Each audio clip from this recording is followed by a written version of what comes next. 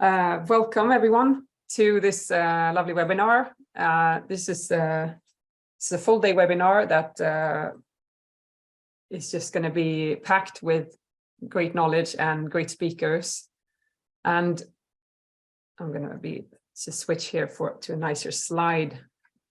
My name is Jenny, and I'll be the presenter throughout the day. Presenting the speakers and helping to pose questions and moderate the discussions that we have. I'm going to talk some more about the practical stuff in a minute, but first I'd like to present the project that we're doing this all in, which is an Erasmus+ project called Craft Skills for Garden Conservation. Now, the thing with garden conservation and heritage gardens is that there is so much in them that is important, and in order to maintain these important values, the natural and cultural capital, we really need to know a lot of things, both pure knowledge, but also skills that need to be passed on to remain. And we're seeing that some of these skills are becoming lost, and some of the knowledge as well. And this is sort of why this project started. The idea is simply to find the best practice in these selected fields of garden conservation that have been identified as crucial and unique to heritage gardens, and also to facilitate good arenas for learning and sharing this knowledge and the skills. This webinar is of course one part of it, but there is so much more. Now, in the project, we have partners from various countries. Let's see here. But sorry, I just got distracted by the chat there.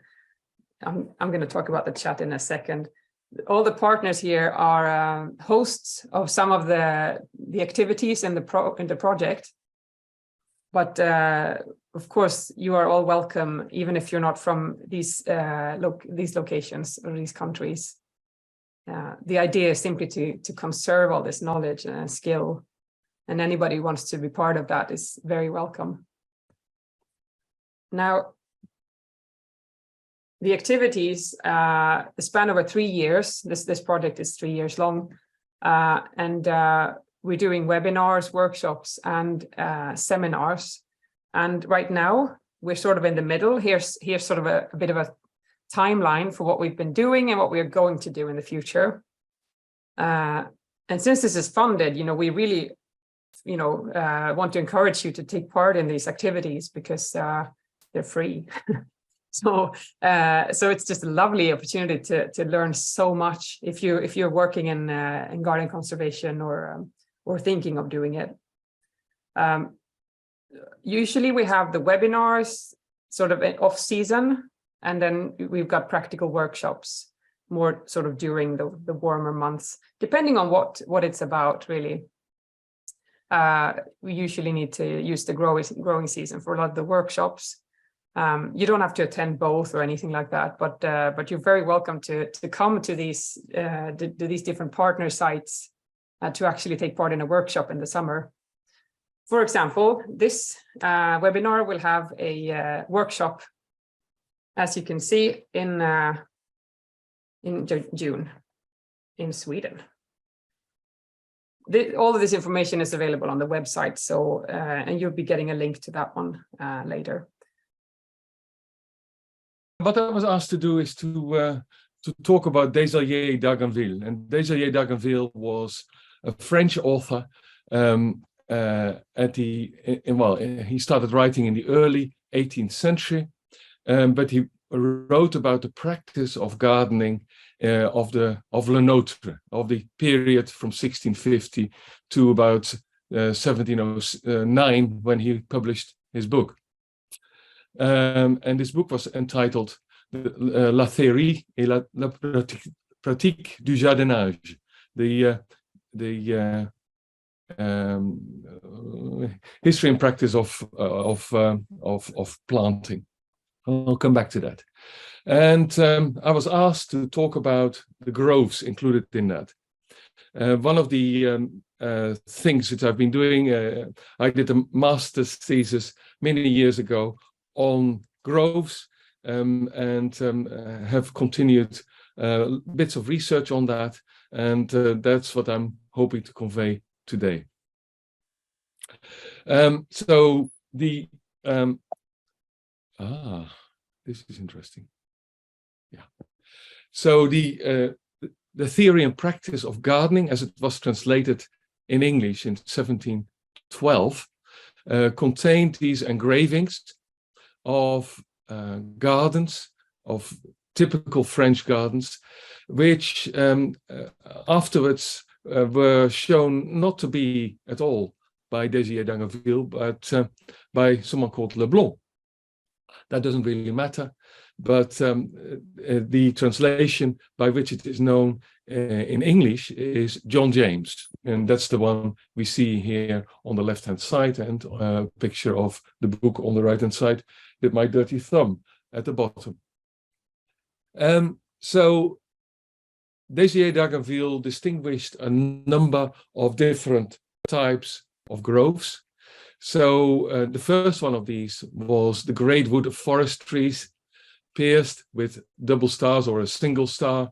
So star woods, as they were referred to, were a popular device of the 17th, late 17th and early 18th century.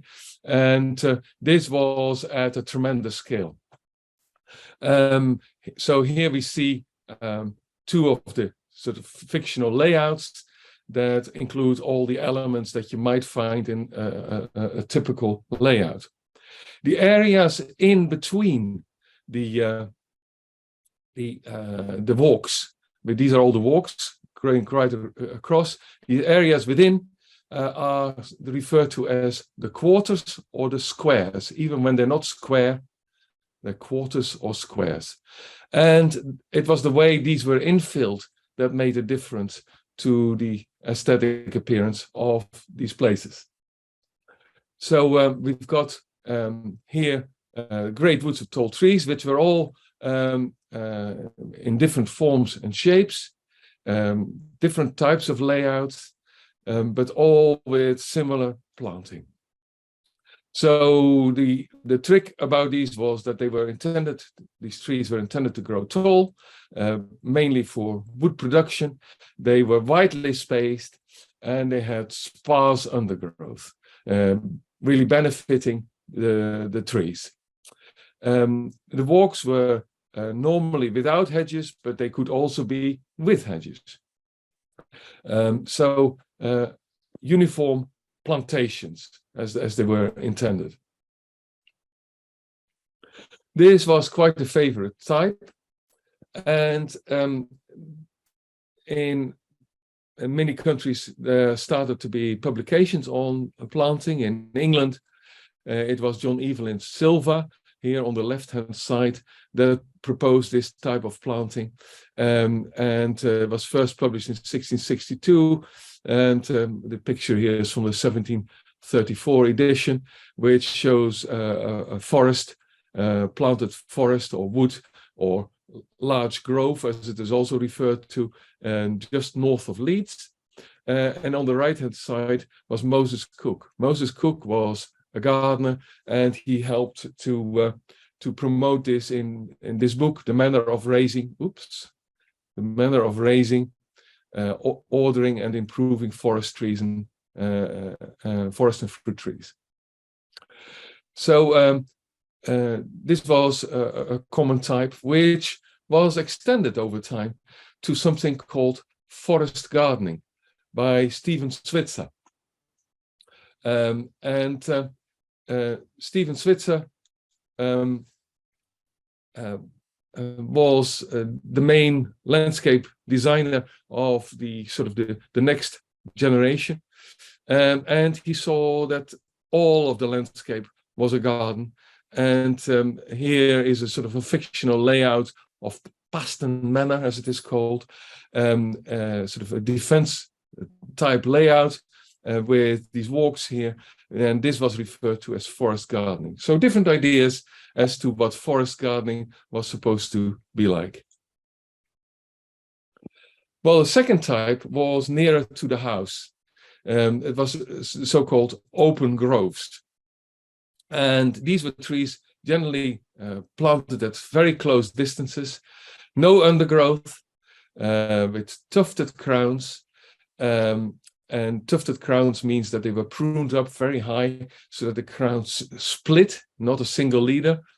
And there were no hedges, and the grass was generally covered. The ground was generally covered with grass, but it could also be soil surface. Later on, Betty Langley promoted it as a mixed range of trees with flowers around the base of the trees and climbers up the trees. So close spacings, 16 to 18 feet, so that is up to about 5 meters. This can be seen in all the examples of the late 17th century. And here you see different types. Here you see an orchard planted like this, and this here is these here are the groves. Here another orchard. This is from John Reed, the Scots gardener, an example. And these trees could be planted in squares, here on the left. Yeah, and that is the manner in which they were arranged in the ground. So squares, or in quincunx, like the 5 of a dice. Yeah, or they might be irregular. And here you see an irregular example, an open grove at Hartwell Manor in Oxfordshire, which shows the trees not in lines and as irregular as possible. So these are sort of the various types. Within that, there might be halls, so-called halls, and open spaces with trees continuing throughout. And here you see different types in which these groves might be arranged. And these groves themselves might also be referred to as quincunx. So it becomes quite confusing with these words migrating, these terms migrating from the manner of planting to the spaces and to the whole of the layout.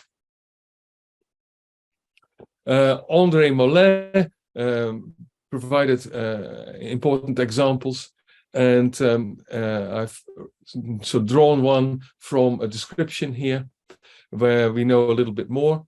This was at Wimbledon, which he designed in the 1640s, 1642. And here we see sort of a reconstruction of that type of planting with hedges of beech, in the middle elm or lime tree, and the centers very densely planted. And densely planted means very close together so that you couldn't walk in between.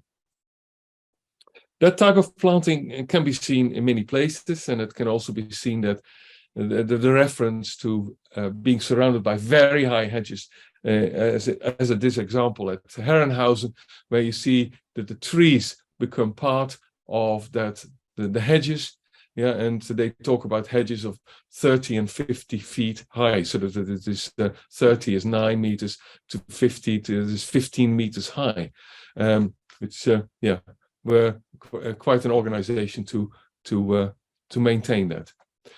Here there were 2 different heights. You had the hedges around the edge immediately, and then within that you did the dense planting with undergrowth and trees. London and Wise also sort of they were the main landscape designers here in England in the late 17th and early 18th century. They were the ones with a large nursery in Brompton, and they provided this example here as and they refer to a thicket of trees resembling a copse. So densely planted that it looked like a coppice would. So that also gives some indication. It didn't really matter what was planted within them. It had to be dense. And sometimes they said evergreens instead of hedges around the edge. Yeah. So always hedged quarters. And it's depicted like this. And that doesn't really represent what it looked like. And that's also quite interesting. Then the other sort of schematic, the other types of wilderness, the wildernesses of fruit trees. Again, this was not necessarily referred to by Dézallier de Argenville, but there were examples given in his volume at Versailles, which were here in front of the berceau, the bower, with sort of trees planted. These were fruit trees, and that was a general part, also part of the ornamental layout. Apple trees were becoming fashionable on dwarf stock during the 17th century, and that became quite sort of an art to plant those within the garden.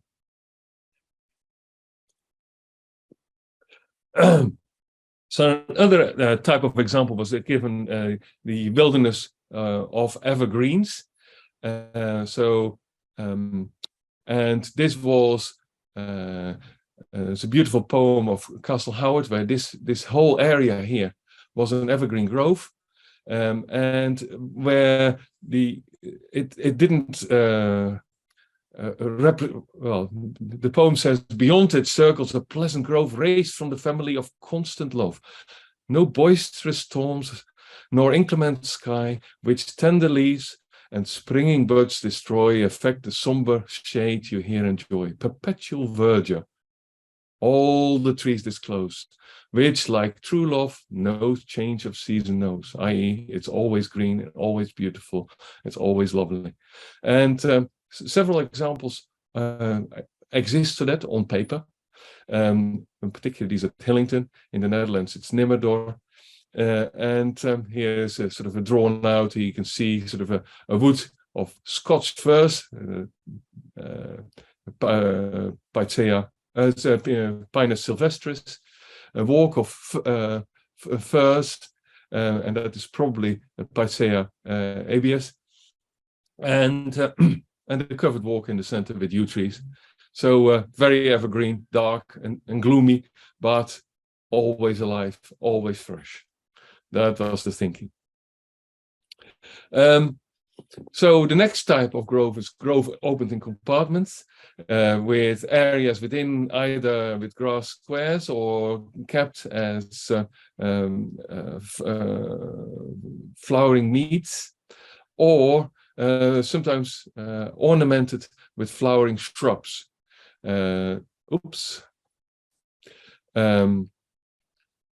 Low hedges over which you would be able to appreciate what was happening within, and small trees, not tall forest trees. An example was given by Dézallier de Argenville as such. You can see the grass areas here, and these grass areas weren't necessarily mown areas, they were sort of enameled, ornamented with flowers. So and no trees in the middle of the squares. Yeah, so that is all around the edges. The hedges, sort of all planted within the hedges, and sort of the shrubs within that in various spacings. So what we see new here is the sort of appreciation that shrubs might be able to contribute substantially to the appearance. But how do you maintain that? And another type that is given by Dézallier de Argenville is the copse. In England, that was referred to as a springwood, tree springing up.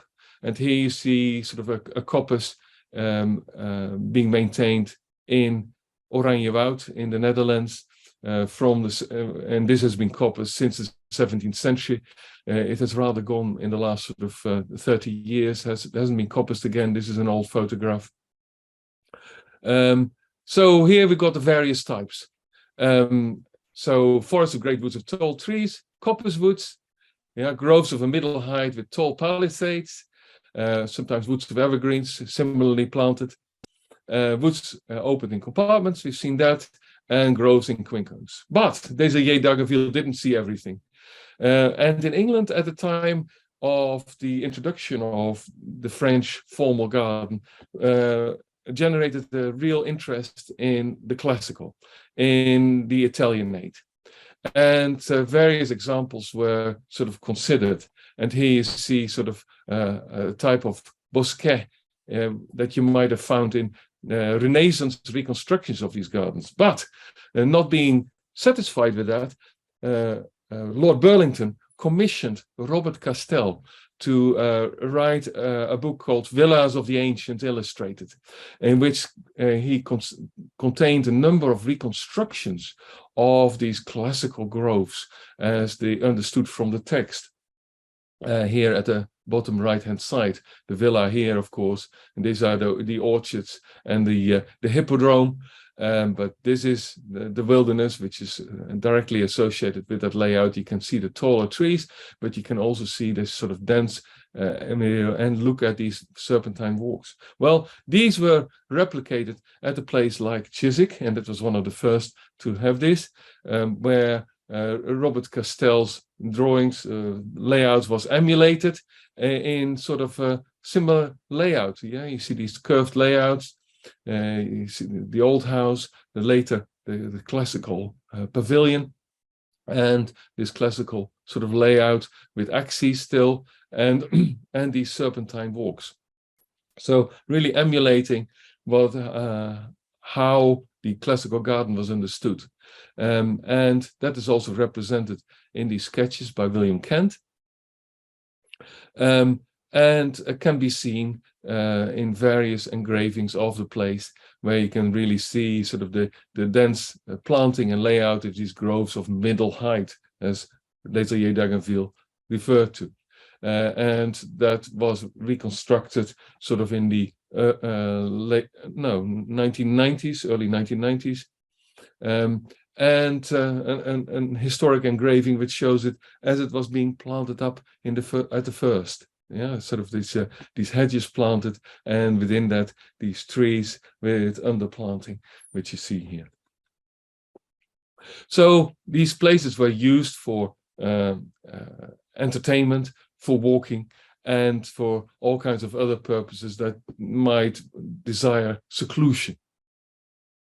But not all the different types that were available at the time were included. And one which comes through in the English literature is sort of a much more mixed and varied growth with open spaces within it. And it was Francis Bacon's notion of the ideal garden, as he expressed it in his writing in 1625, that sort of gives a view of this, which was emulated by John North in Campania Felix in 1700, which generated a mixed planting of deciduous and evergreens, beech hedges, and green walks. Yeah, so and these green walks would be and there would be little hillocks, which you see here on a French engraving with thyme, violets, and primroses. So this was sort of more the type of planting you might understand from this, and you might imagine that a horticulturist like John Evelyn, the famous horticulturist who wrote so much, that his garden would contain this. But that was also, again, a typical wilderness with very dense planting, but it had these spider claws, as he called them, a mount in the center, and you see the typical sort of star-like layout. St. George's Cross, they like to call it in England, with 40 cabinets of alaternus. Alaternus is Rhamnus alternus, French walnuts, yeah, and then 500 standard oak. So here the planting was incredibly thick, sort of 3 foot apart, and then within that a thicket of birch, hazel, thorn, wild fruit, and greens, evergreens. So again, very dense planting. And that is represented here in this layout. And this led to something else, and that was an appreciation of the notion of these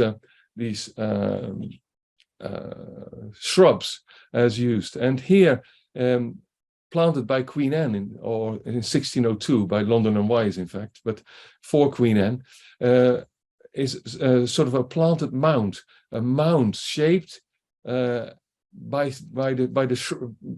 cutting the shrubs, and which later became sort of the bosquet à l'angloise on the continent, or the shrubbery in England.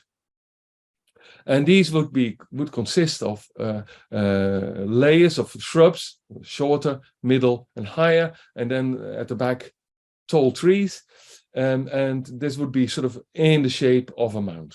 So that is, and it was referred to as graduated planting.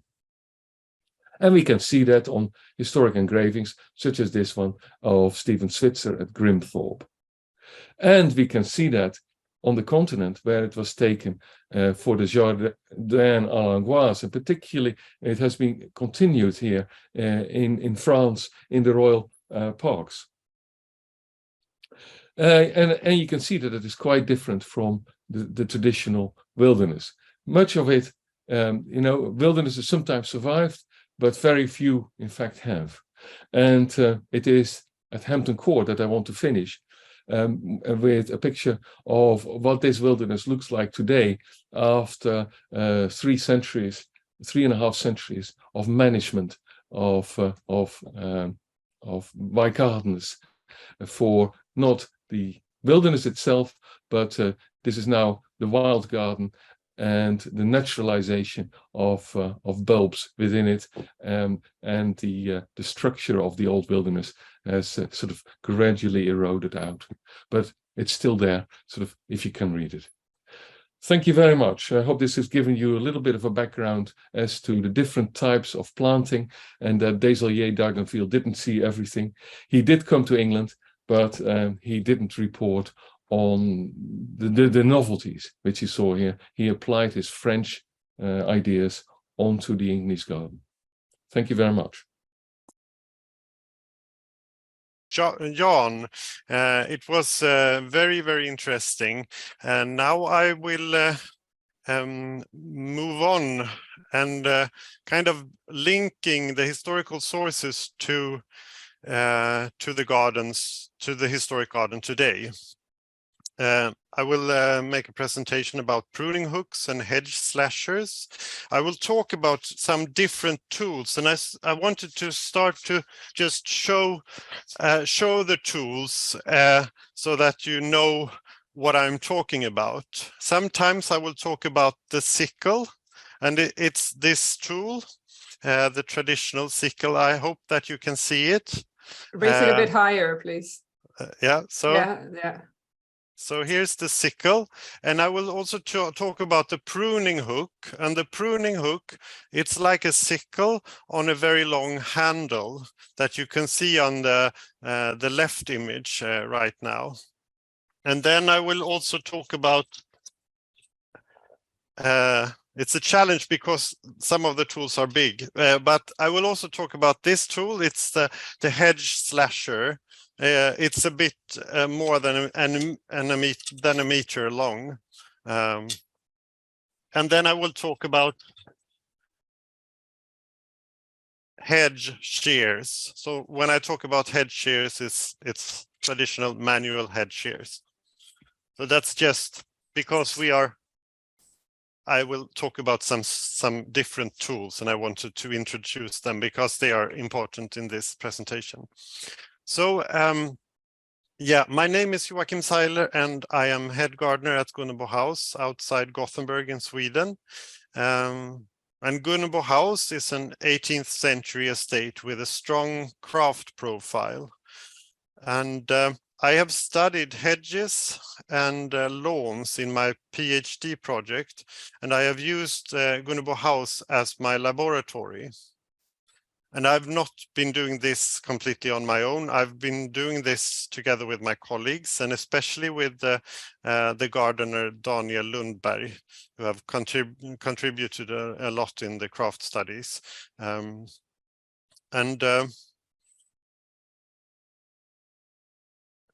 this presentation, I will tell you about the pruning hook and about the hedge slasher. And the use of them, and also in the historic sources. So the research question in my PhD project was, one of the questions was, how did they manage these hedges in the 18th century? And this image shows the grove in the pleasure garden at Gunnebo. And another research question was, and how can we manage these hedges in historic gardens today?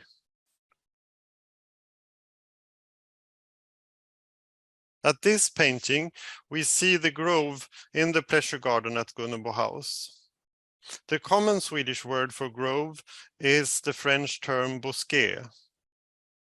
The grove is a garden element, as we have heard about by Jan Woudstra, in the pleasure garden that can be described as a stylized forest, which is usually small.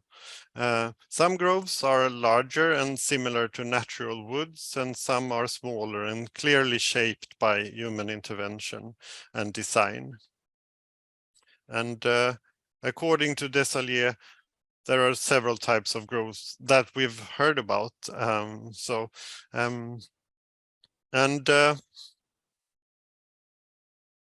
Here we see the original design for the grove at Gunnebo by the architect Carl Wilhelm Karlberg.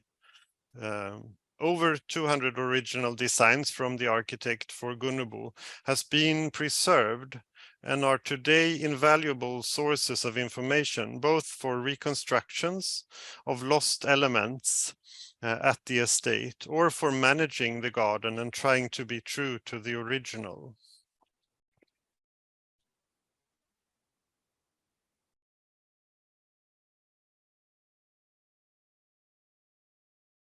The groves at Gunnebo does not completely fit the categories of Dézallier, but they are closest to the category, the woods of a middle height.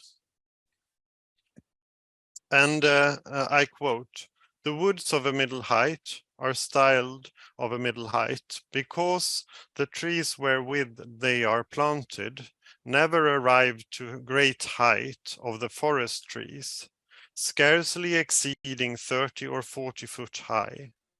These woods are adorned with halls, cabinets, galleries, fountains, etc. The squares are bordered with hedges and lattice work, and their alleys are handsomely kept and well gravelled, which renders them very neat and curious." End of quotation. One peculiarity with the grove at Gunnebo is that it is completely clipped at the top, as you could see in the earlier image, even if it is 5 meters wide. And this is a challenge today, and surely also it was a challenge in the 18th century. In this image, we see another grove in Sweden. It is the grove in the Royal Garden in Stockholm, as depicted in the Svecia Antiqua. And here we see a more typical design for groves in Sweden than the one at Gunnebo House. This grove consists, and I try to point it out here, we'll see if you see my marker here. It consists of neatly clipped and closing hedges, and then inside of the hedges you have a filling of freely growing shrubs and trees. You don't have this completely clipped top. You have the neatly clipped hedges that surrounds the bosquet filling. When it comes to management, this grove is much easier than the Gunnebo one, since you don't have to clip the entire upper side of this grove. So now we will get back to the research question in this craft research. How did they manage these hedges in the 18th century?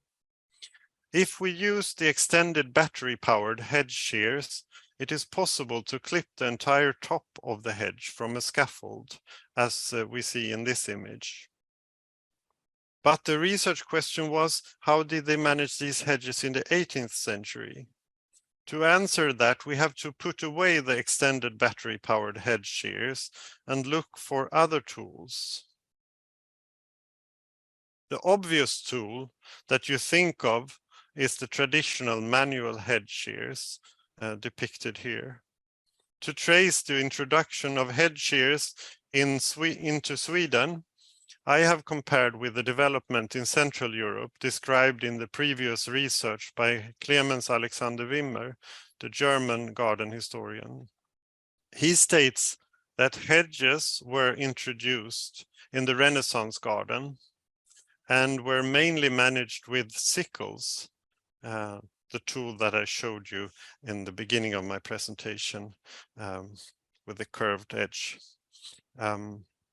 When the pleasure garden developed with elaborate hedge ornaments and topiary, the need for hedge shears occurred, according to Wimmer.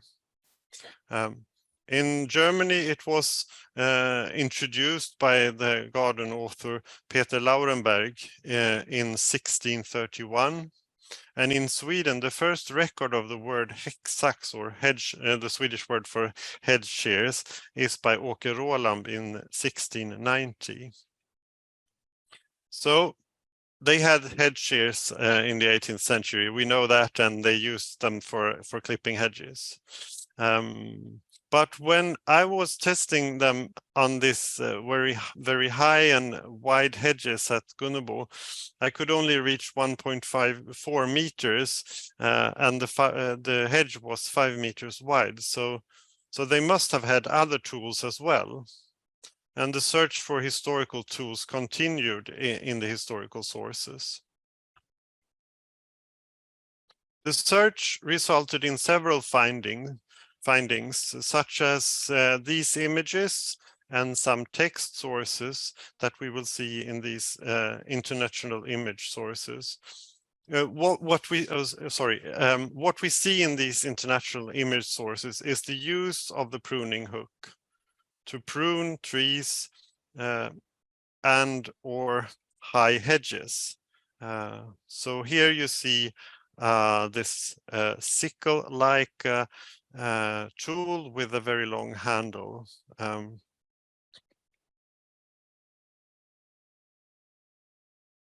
The pruning hook is a pruning tool with a blade in the same shape as a sickle, as I've told you, and with a long handle. It is used to clip or prune high hedges or trees.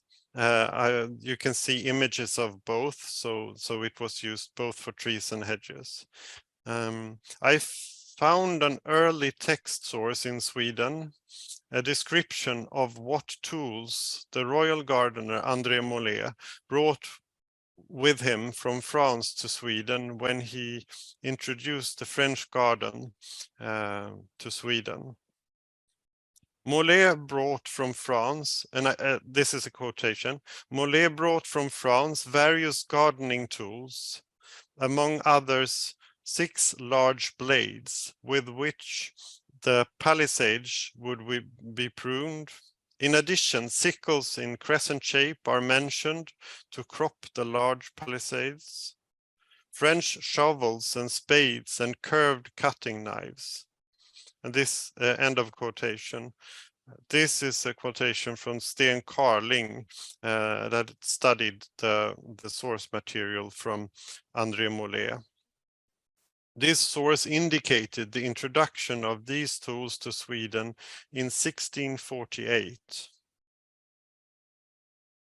The pruning hook was also found in the encyclopedia by Diderot and D'Alembert, as we see in these images.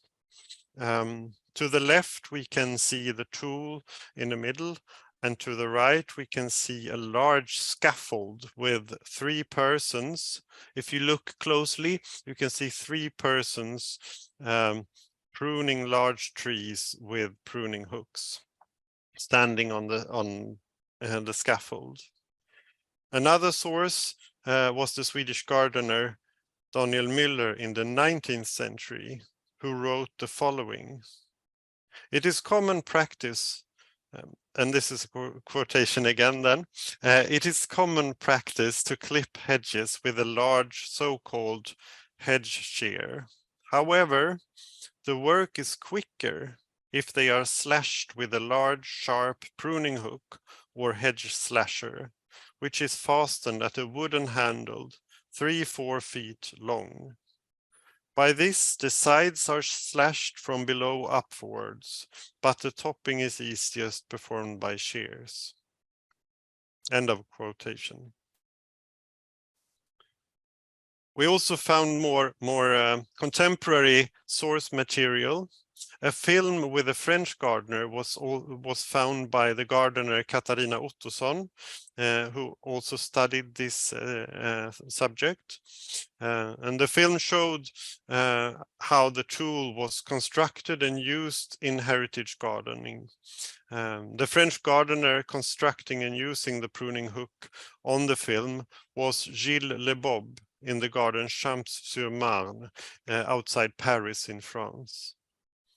And the reconstructed wooden scaffold for clipping hedges and trees was also studied at Schönbrunn, as we can see on the other image here.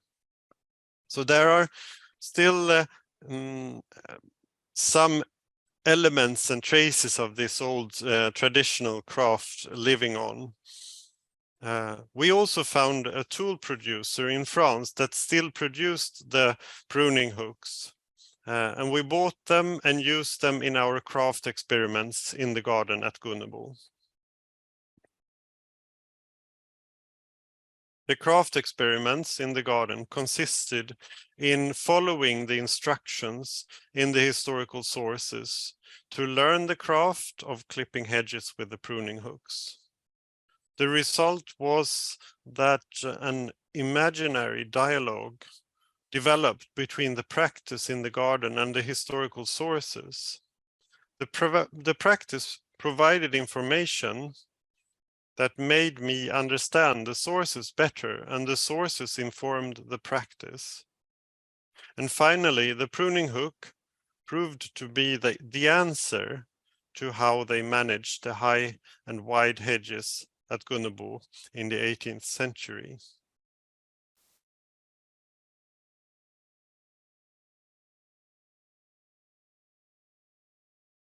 Oh, now we'll see. Yes, I hope it still works with the technicalities. Yeah, this looks fine. Yep. But are you aware of the time? Yes, I am. Thank you. I still have a couple of minutes. Do I? Yep. Yeah. Good. So what about the result with the pruning hook? Regarding the time consumption compared to other tools, I must say that it was surprisingly time efficient. Otherwise, it's a general notion that all old tools and techniques and methods, they always take too much time. So that's why we don't use them anymore. But this was surprisingly time efficient, the pruning hook. Regarding the use of the body, it was more dynamic than with power tools. But it also required some strength and became heavy after some time. With power tools, the movement was more static, the movement of the body. And when it comes to the aesthetic result, the lines were pretty straight, as you can see in the left image here. It looks okay, but it was not the technical perfection that you can get with power tools. The cuts from the tool were sometimes large scars, like the one in the image to the right. So that's some of the results from trying the pruning hook in the garden. What about the hedge slasher? It is hard to divide pruning hooks from hedge slashers in the Swedish sources. But in some sources it is clear, and my research has shown that both tools have been used in Sweden historically. The hedge slasher is clearly mentioned by Anders Lundström and Daniel Müller in the 19th century. Lundström also described several tools of interest, and I quote, "Besides the before mentioned tools, several others are needed, which use one sees as redundant to describe, because that they are commonly known and their mere names shows what they should be used for, such as tree scissors, tree swords, hand saw, crooked knife, and so on." End of quotation. One late source is Fjäderhane and Arvidsson from the 1960s, who wrote that the hedges were slashed with an approximately 1 meter long saber, whereafter trimming was done with hedge shears. So we are in the 1960s with this tool, not only in the 17th or 18th century. During a seminar at the garden Drottningholm in the autumn 2022, a gardener at Ulriksdal described that they had been slashing the lime hedges at Ulriksdal until the 1980s, and that he was one of the persons that had been doing this. This was a breakthrough in my research. Not only the tool had existed long ago in Sweden, the tool and the practice with it in the gardens had taken place from 1648 until the 1980s. And a living practitioner had been found that can teach new generations this traditional craft and safeguard the craft as intangible cultural heritage. This is important because then we don't have to reconstruct the craft. Instead, we can learn from a tradition bearer, a living craftsperson and gardener.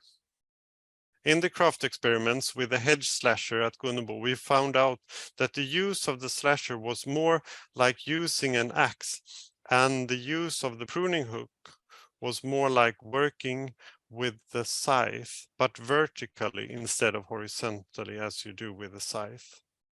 Both tools worked for clipping hedges, but the results were nowhere near the perfect technical result provided by the power tools from today. This could be owing to our short experience with the tools, or it could be actually tell us that the hedges in historical gardens had not been as perfect as we can make them today. In this case, the historical tools and the craft with them can add to the authenticity in the historical garden.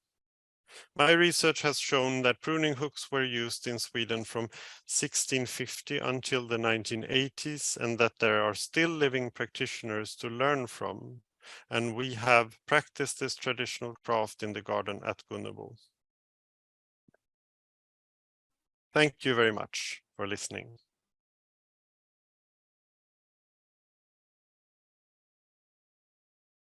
This is actually a good sort of bridge to the first comment in the Q&A section, which is actually for Jan. But, you know, this is also a man called Jan who is asking, or he's commenting. He's saying, I noticed the topic you mentioned about how historical plans and drawings does not really show how the element like a grove really looked like back in the time. I found your presentation very useful to understand this better. I find the same situation in pictures and drawings of other kinds of plantings, and hope that you and others with knowledge will pursue and present your views on how different garden elements was actually planted and what they actually looked like. And I think this sort of touches on your presentation as well, Joakim, with, you know, how we see in an illustration of this sort of perfectly trimmed hedge, and maybe it never ever looked like that. It was just in the sort of the idea of the person drawing, you know, schematics or the painting of this house and the gardens. And so I agree. I mean, it's hard when we're doing reconstruction, isn't it? When we don't actually know how to set the sort of goal. What's a realistic result, you know? Just moving on here through the questions. Claire asks, was the pruning hook used like a slasher, or were individual branches cut with it? It was used as a slasher. Yeah. Mm-hmm. And So you said there was an upward motion? Yeah. Usually? Yeah, we tried both. Maybe you saw that in the Yes. images that we were trying it from above and also from below. And we found out also in practice, it was much better to do it from below upwards. But we also found historical sources telling about that technique. So it was from below upwards. And was it the same with the hedge slasher? Because No. one would think it would be similar. I mean, similarly more convenient because of the angles of branches, but Yeah, you could do it both ways, but it's for that specific detail that you mentioned, the angle with the branches, it's easier from below to be successful. Yeah. So Francisca wants to know, have you observed how the larger scars from these tools affect the hedges in the long run? Do you have any hedges that you've cared for in that way for a long time, or? No, that's the question for future investigations. We don't know that yet. If there's anybody listening to the webinar, please write in the chat if you have experience with this. It will be interesting to hear. Also, in the chat, if you would like to write the Swedish names of the tools for the Swedes, that's just some homework there for you. And I must comment on that, because there are no standardized names in Swedish for the tools. So it's kind of hard to. I will do that, but it's kind of hard because they have a list. Different names in different sources. So yeah. Okay. Do you know if there are any female gardeners involved in pruning hedges? Not that I've seen in the image sources. No. Do you know if there were if this was like seasonal work where you had sort of migrating specialists like you have for fruit tree pruning and stuff, or was it the resident gardeners doing it? It was the resident gardeners. It was something that was done by all the gardeners. It was. So that means that was a very, very well anchored expertise that existed, you know, in all the public gardens, or I mean the big estate gardens, and yeah. Let's see here. I want to ask some questions for Jan Woudstra now, just to sort of mix it up a little bit. I was wondering, Jan, if you're there you are. No, he's here. Who would you say? I mean, would you like to give some examples of like where one could see really good sort of examples of these groves today in a condition that you think would be sort of representative of what the designer had in mind?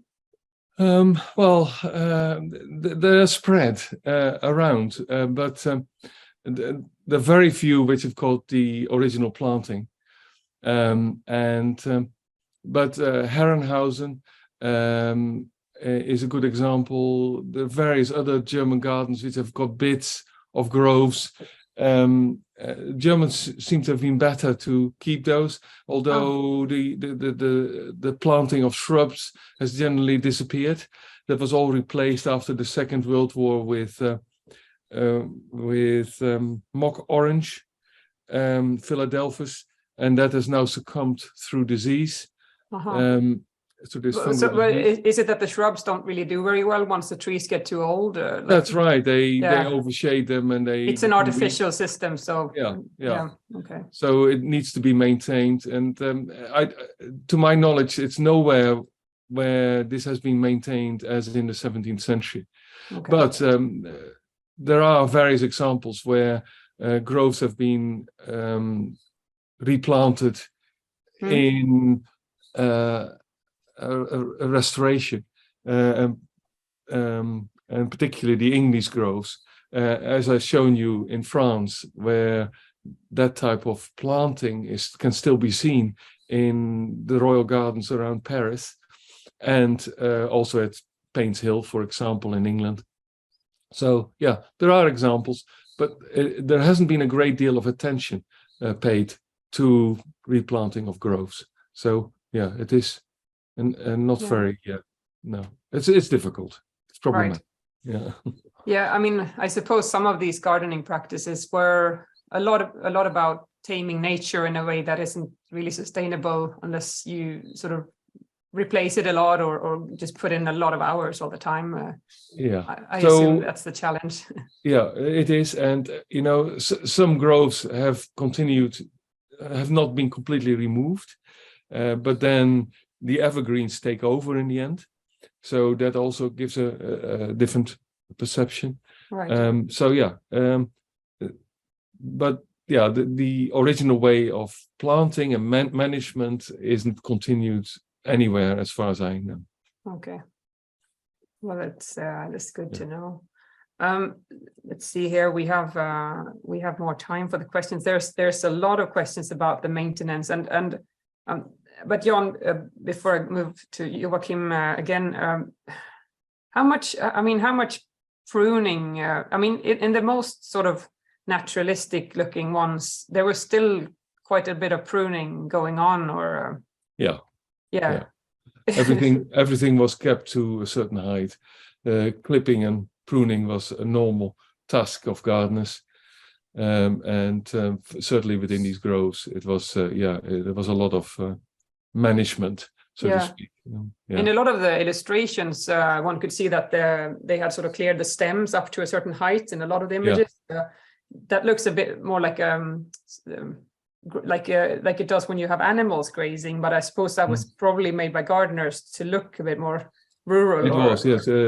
And there were criticisms by the next sort of wave of gardeners, which talked about a parcel of naked stems.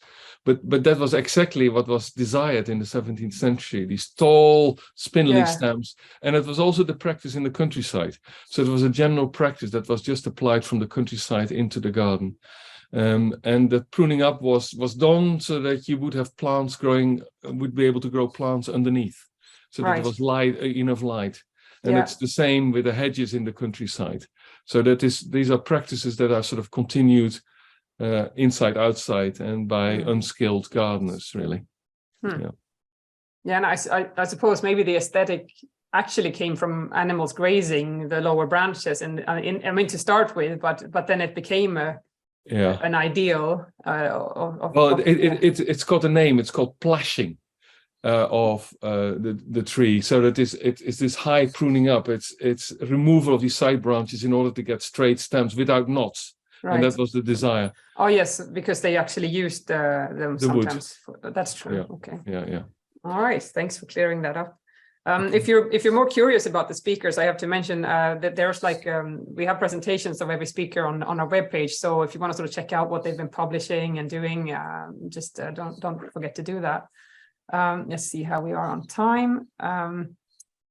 We have more time for questions. Okay, back to all the pruning stuff.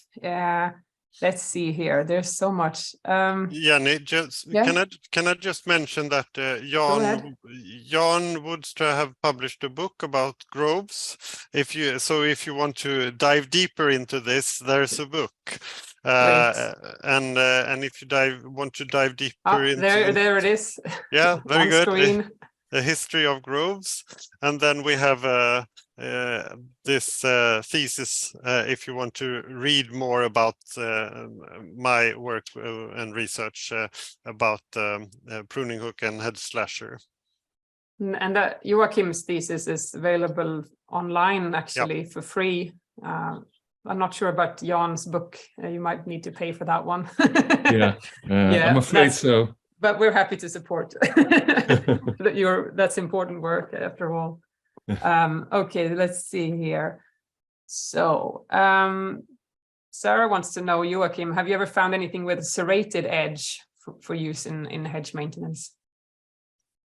Serrated edge. Yeah, so or like something with teeth or no.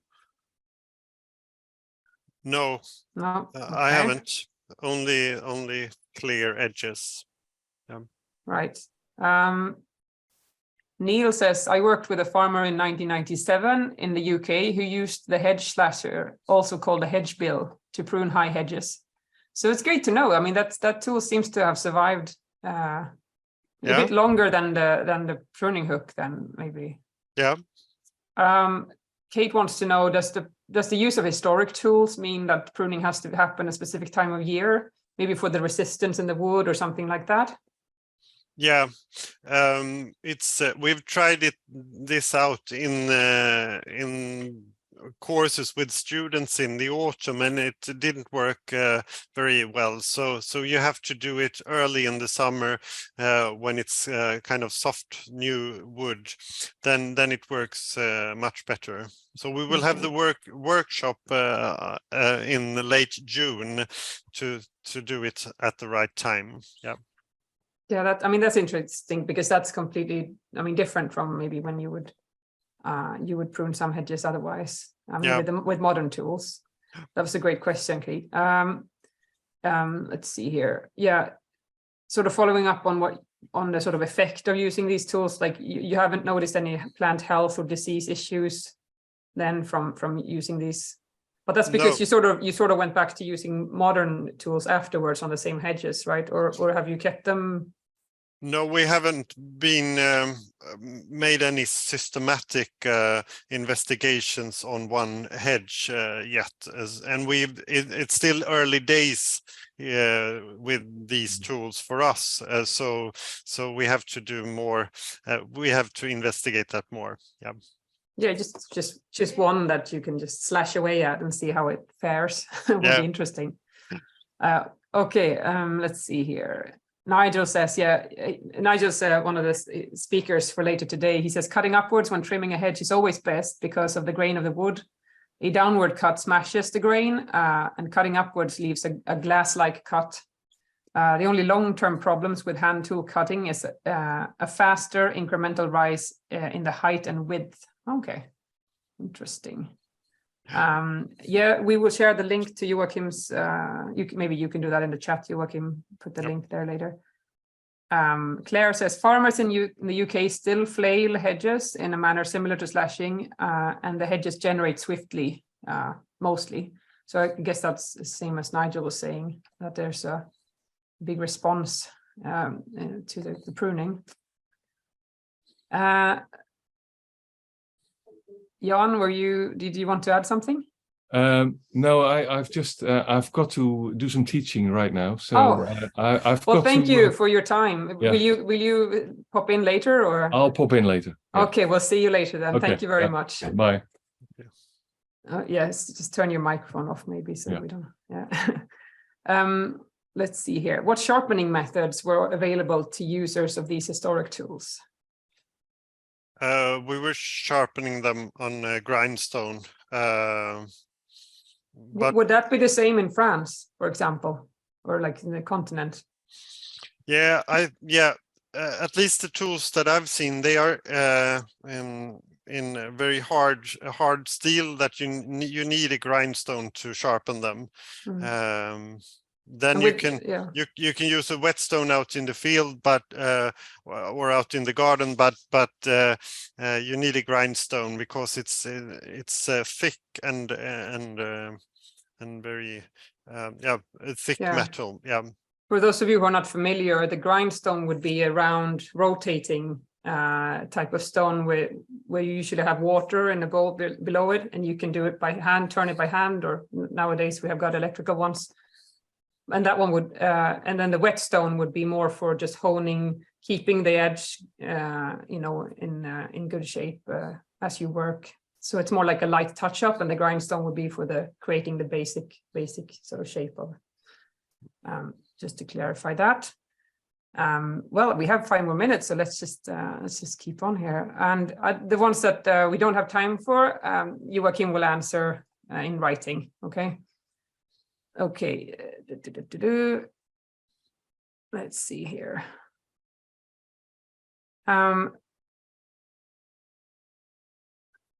Let's see. Oh, this is hard to sift through. You're so talkative. Neil says the farmer I knew used a round stone held in a piece of hose with water in that he kept attached to his belt. Yeah, you'd usually want to. I mean, the wet stone for sort of light touch up of the edge. You would want that to be wet usually. Now it's starting to show that I am also a scythe mowing instructor. I think I'm very keen on sharp edges. Let's see. Could you repeat where in Stockholm they used the pruning hook until 1990, and any reason why they stopped to use it that you know? Yeah. Well, it was until the 1980s they used it.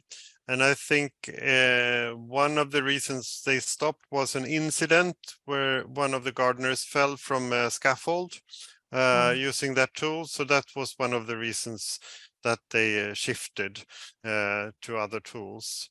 But they have generally, at the Royal Gardens in Stockholm area, they have generally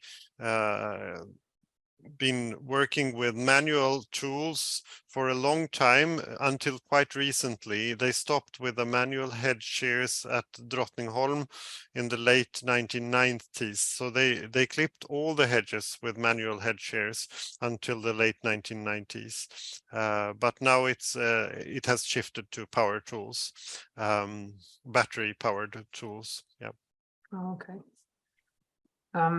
There's a comment here from Nick that perhaps using a slasher leaves more dead wood habitat or material for nature. And I think that's something that we're going to touch on on the hedge laying talk later this afternoon, because I think you might be onto something there.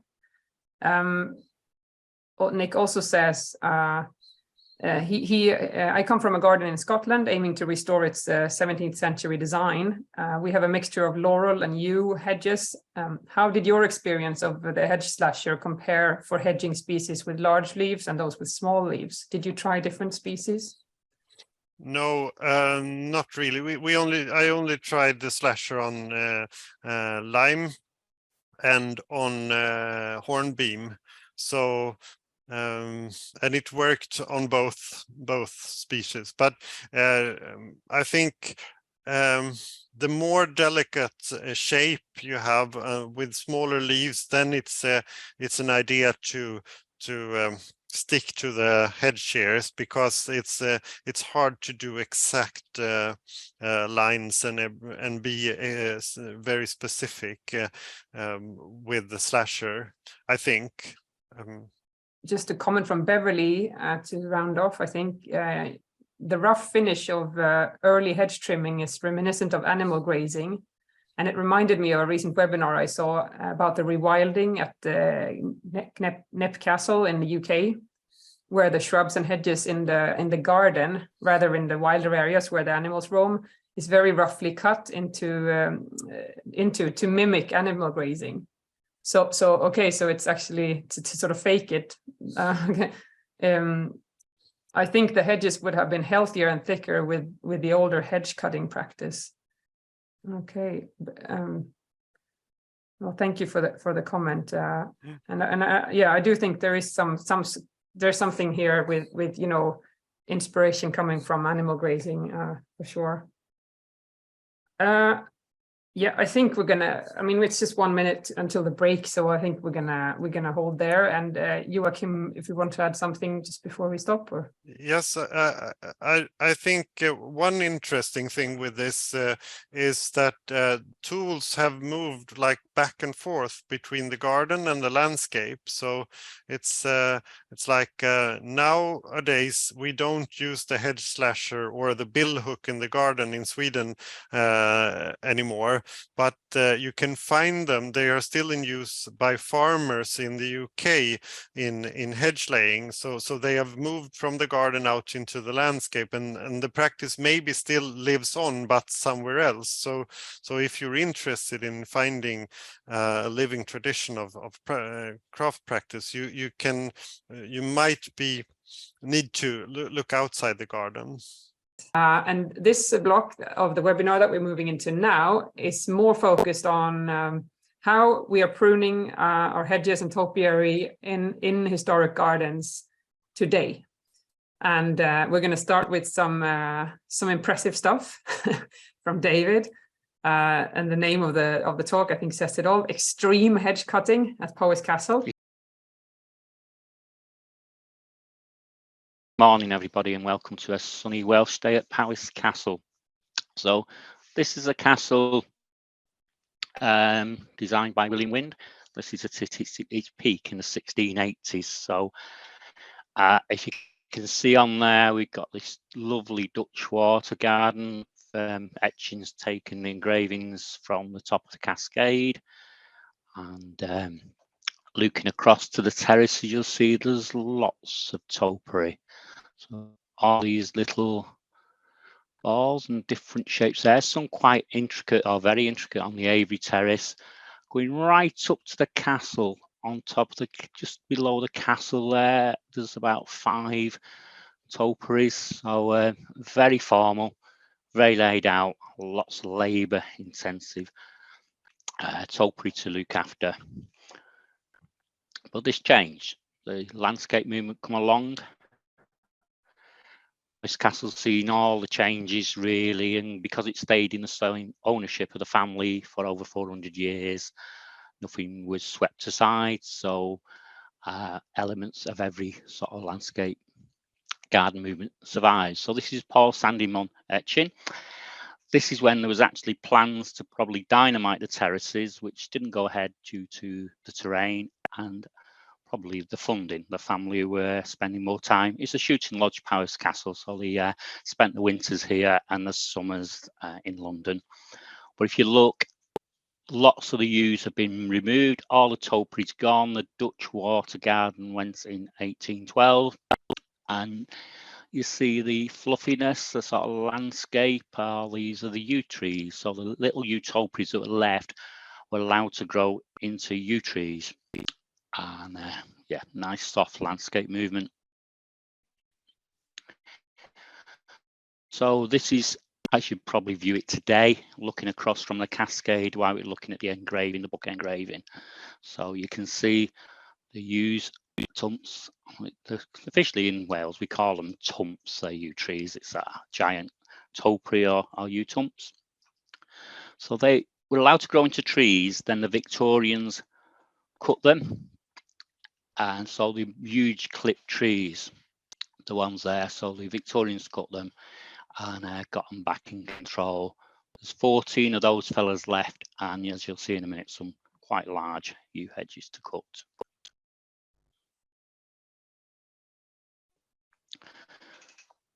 This picture is part of the Country Life collection. So that was taken in the early 1900s. It's actually standing in the formal garden. These trees in front are apple trees, mainly apples, there's a couple of pears in there.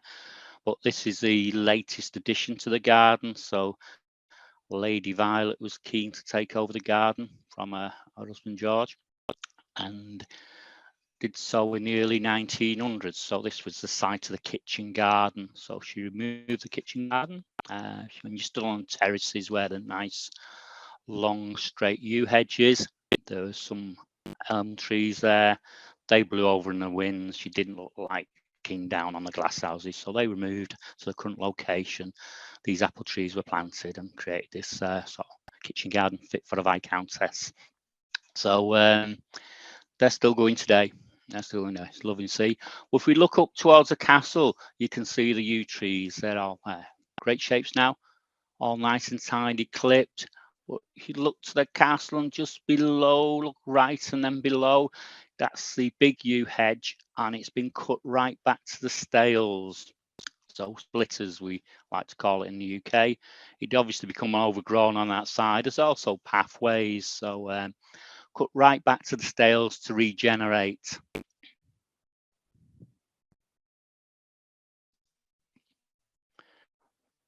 And that's the current view of it today. So you can see the apple trees are still there. Keep them going as good as we can. So over 100 years old, still fruiting quite well.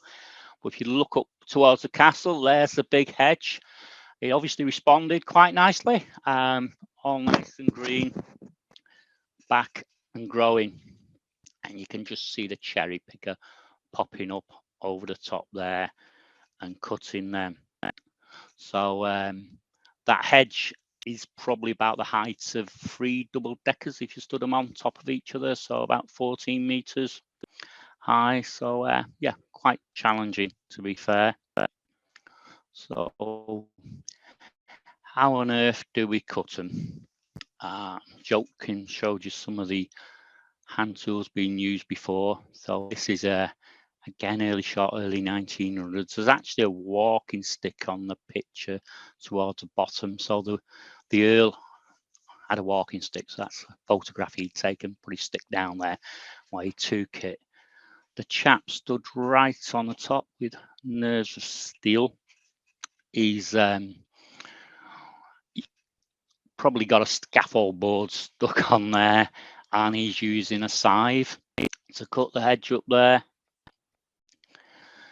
Also, you can see through the hedge, you know, when it was split on the earlier photograph, so you can see the daylight through it there.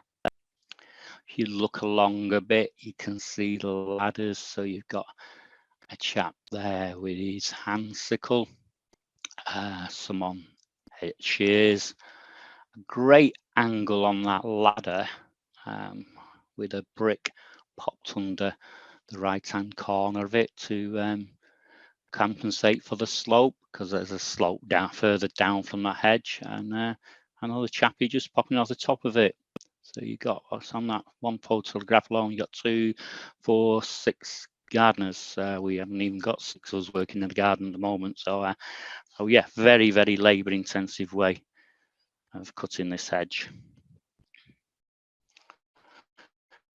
So when I had to look at it, I had to look at ways we could do it, and obviously comply with health and safety. Maybe that's something we could have tried for you guys there with shears and a great ladder arrangement. That's actually not a Powis castle. That's somebody sent me that one in, but decided not to go along with that, truth be known. So we came to this method first of all. So one of the lads, when he's cutting the hedges, get your photograph taken, probably more than you'd ever do on your wedding day if you're not cutting these hedges. Most commonly asked question in the garden is, how on earth do we cut them? And they're just mesmerising, to be fair. But that's the side that was split. You can see it's smooth. Somebody asked before about the ladies do their hedge cutting. If you notice, there's a lady halfway up the ladder cutting the hedges with a small little wonder hedge cutter. It's sort of the old one, so you could just add one button on it, so you didn't have to use 2 hands. If you look down along the ladder, you can see there's a couple of ratchet straps. They're fastened onto metal pegs, so the ladder's going to stay put. And Ruth follows. Yeah, she's got some, hasn't she really? But she's got a harness on and a rope for the rest system. So if she did slip, she shouldn't go too far. Drop the edge cutter to one side would be probably the best bet. The interesting bit when you go up on that ladder near that section of hedge is the bulge sticks out. The ladder weighed 85 kilos, treble extending ladder, so quite a challenge pushing it up and bringing it down. But you obviously had the ropes, but even still, quite a lot of strength to put it up. But when you got onto the 3rd section past that bulge, one part of that didn't quite touch the hedge. So as you walked up the 3rd section of the ladder, it dropped into the hedge, dropped forward into it, and did the same as you back down to you go on the 2nd section. So a bit of seesawing on a ladder, eh? So how do we cut it today? We use cherry pickers. So that's part of the hedge on the opposite side of where Ruth was just cutting now. So that's Dan in the cherry picker. He's been all over cutting on these, but you can see the clipped branches. So you could call it cloud pruning. The living sculptures, really. So you'll see all the different shapes.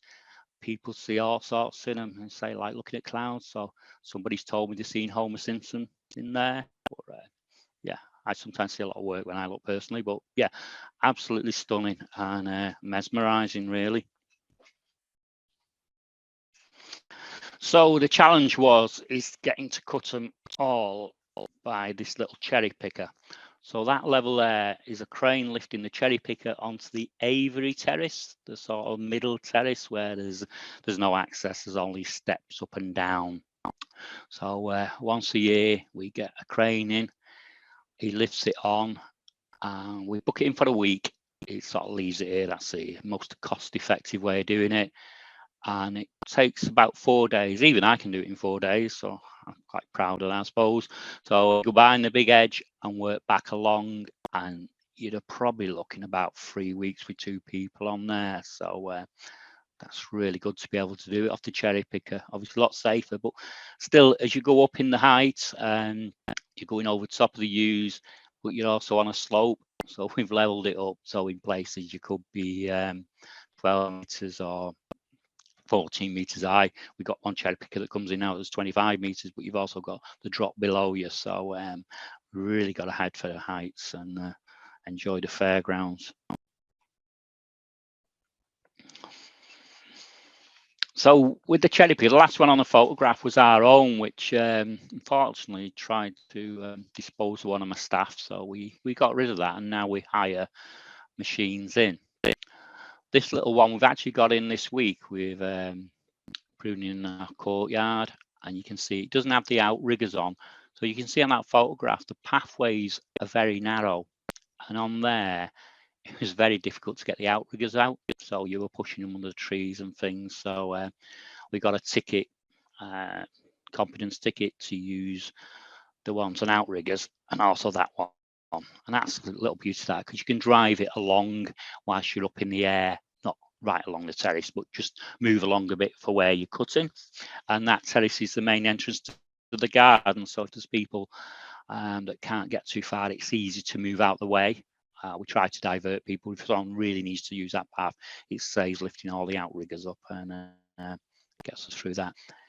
If you look closely at that yew stump, you'll see there's quite a lot of holes in it on that one, and that's due to mouse damage. Traditionally, they've always been eaten by mice, to be honest with you. The mice live in there. We might take steps to discourage them, but they ring bark them further in, and that's where he's cut dead wood out, and it gets old. So the edge clippers we use now, the modern ones, you have to have 2 hands on them because of dead man's handle, which obviously wouldn't have worked on ladders because we wouldn't have been able to load them, the damn things. So we can use it out of that. But these holes, as they respond, they always regenerate. They're obviously changing the shape as well. And what I was getting at by using the electric shears, or they also with having 2 hands on, you can't quite follow shapes as well. So they're always evolving. Sometimes if you get snow damage as well, we get a snowfall, it might move some of the branches around. The wind can change them, but that was particularly bad because it was after COVID and furlough when we didn't cut them for a year, and yeah, so we had to cut a lot out in one go, where each year we tend to take a small amount out.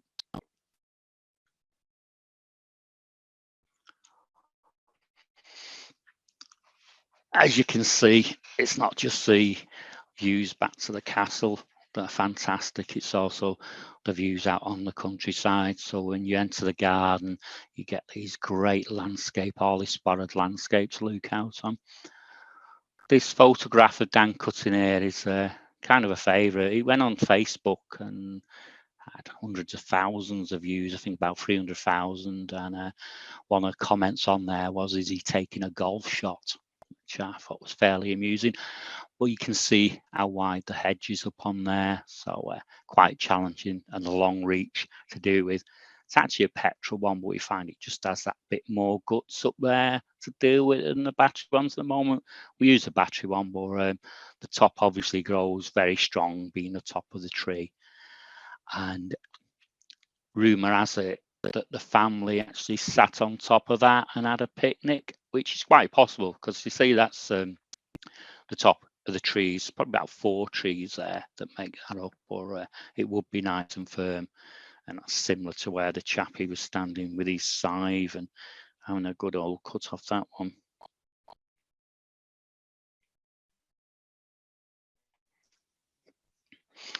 So what a fantastic view, eh? You can see it a bit in its glory there. So the garden, although it's such a huge garden, there's a chap there, one of the gardens, Neil, cutting the great lawn where the water garden was with a small Kubota G23, boxing it off. It's just, we struggle to get things in. The big site with not the greatest of access, to be honest. So that's a hectare that lawn is cutting. And if you look up, you can see the big hedge there and the cherry picker right on top of it there. That's ones we started ironing in now, as opposed to that yellow one. I say that's got 17 metre reach. We actually get a 23 metre in that we bring in, and we can go over the top and cut as well, get down a bit and finish it off like that. So I'd like to end on this lovely evening shot of the photograph now. That's from an illuminated garden event that we used to do. So probably just to prove the point that the garden even looks beautiful of an evening, doesn't it, eh?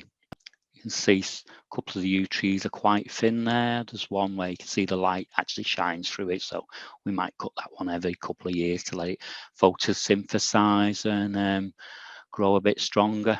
Or that's my talk about done. So thank you all for listening and sharing.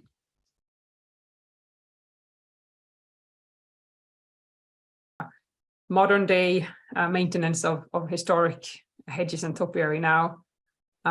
So we're going to move on to Chris now, who's going to give a bit of a sort of a general presentation of topiary and hedge maintenance in historic gardens. And Chris is from the European Boxwood and Topiary Society. So he's a bit of an expert on this. Yeah, as Jenny says, my name's Chris Poole. I'm the former chairman of the European Boxwood and Topiary Society in the UK. EBTS is a non-profit organisation that aims to encourage the appreciation, cultivation and knowledge of boxwood and topiary. We have groups in Belgium, France, Germany, the Netherlands and the UK, but our members are based all around the world. And for the next 20 minutes, we're going to look at some of the very basic, and I feel compared with everyone else who's spoken today, this is incredibly basic stuff, but it's my view that the basic stuff is absolutely necessary in maintaining topiary and hedges in historic gardens. First, we'll look at the kit that you need for working on topiary. We'll major on plant health, particularly buxus and the box tree moth and caterpillar. And we'll end with some simple but effective tips that will make your life easier and help your plants. It'll also make your visitors love your historic garden even more than they no doubt already do. So let's start by taking a look at the kit. And obviously the most important thing is your topiary shears. These are my favorites. They're the ARS K1000s, but in a poll of our members, they also came out liking the Nowaki and Okitsanu shears, all basically because they have extremely good sharp steel blades. Also, you'll need a very good pair of secateurs. I really can't recommend enough that you try out different sizes of secateurs to make sure that they fit with your hand, because it makes a huge difference. And bearing in mind you'll be using them pretty much all day, really important thing to do. You also need, for the detail work, some topiary clippers, and you'll need a pruning saw for when things get slightly out of hand, although maybe a slightly bigger saw than that if they get as out of hand as the ones that David was just showing us. For cleaning, you need, for good cutting, you need good clean cuts, and for good clean cuts, you need sharp blades, so you'll need yourself a whetstone. Oil for lubricating and stopping rust, and you'll also need disinfectant plus string to pull things into the right position. Definitely not wire, gets forgotten, then rusts and causes issues with your plants. So you've got the right kit. You need to have clean kit, not just the right kit. And sadly, this isn't something that, in my experience, happens enough. Tools quite often look more like this. I'm sure none of your secateurs look like this, but they're quite often way too muddy, caked on with resin and rusty, which means there's plenty of places for fungal spores and other infections to hide. Tools should look like this. These are mine. Clean tools mean that there are fewer places for diseases to lurk, which means the material you're cutting into isn't going to get infected.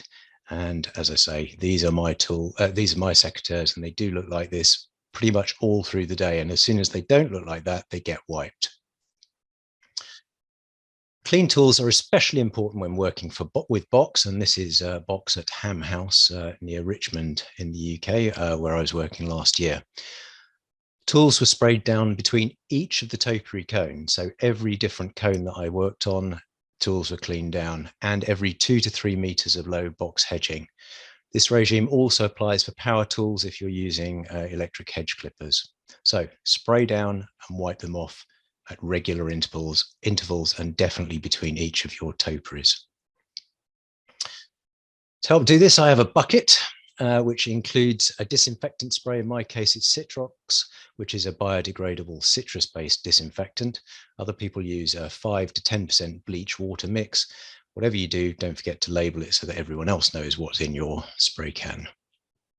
You obviously need a cloth for wiping off the resin and any debris that builds up.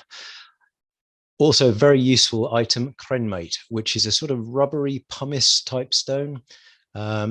And it will rub off any stubborn resin that you might get as a build-up. You'll need oil rather. Some people use camellia oil. Others will, like me, use either veg oil or olive oil rather than petroleum-based oils.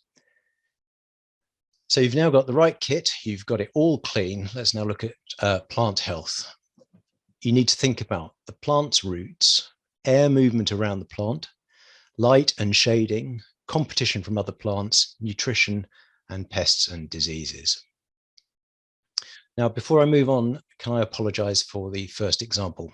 What I'm about to show you isn't the biggest issue, and I'm about to talk to you about isn't the biggest issue in the picture, as you will see from the photograph, but it does demonstrate it quite well. We all like nice, clean grass edges. Well, in this example, they've got a clean edge, but they do rather seem to have forgotten the grass. But what's it got to do with roots? Well, in this case, if you zoom in here, as you can see, the edges have been cut and exposed the roots. And in box hedging, the box roots are within the top 200 millimeters of the soil. So basically, every time they're doing the grass edges here, they're effectively root pruning the plant. This doesn't mean you can't have nice, clean edges. Just don't push your tools too far down like they have here and expose the roots within the soil. This applies to planting annuals and bulbs in beds next to topiaries or hedges. Before you start, just think about where the plant's roots are. The potential damage that you could be causing to them by digging up close to your hedge or topiary. Try not to root prune them every year. This isn't something that happened in the next example. Here, the hedge is being used as a wall due to mulch and compost being built up year after year. As you can see, there's the mulch and compost halfway up the hedge. This has reduced the air movement around the hedge, and the soil has blocked things. It's also exacerbated by the fact that they plant annual bedding plants right next to the hedge, which of course, again, disturbs the roots. And the plant was already badly stressed as it was also suffering from blight, probably caused by the lack of air movement. And this is what happens if you let the soil build up too high. You get secondary roots higher up the stems. If you then try to rectify the soil height by removing the excess, the roots then die. The plants become even more stressed and more susceptible to problems, as it needs the moisture and nutrients that the extra roots had been providing to it. So try not to let the soil build up in the first place.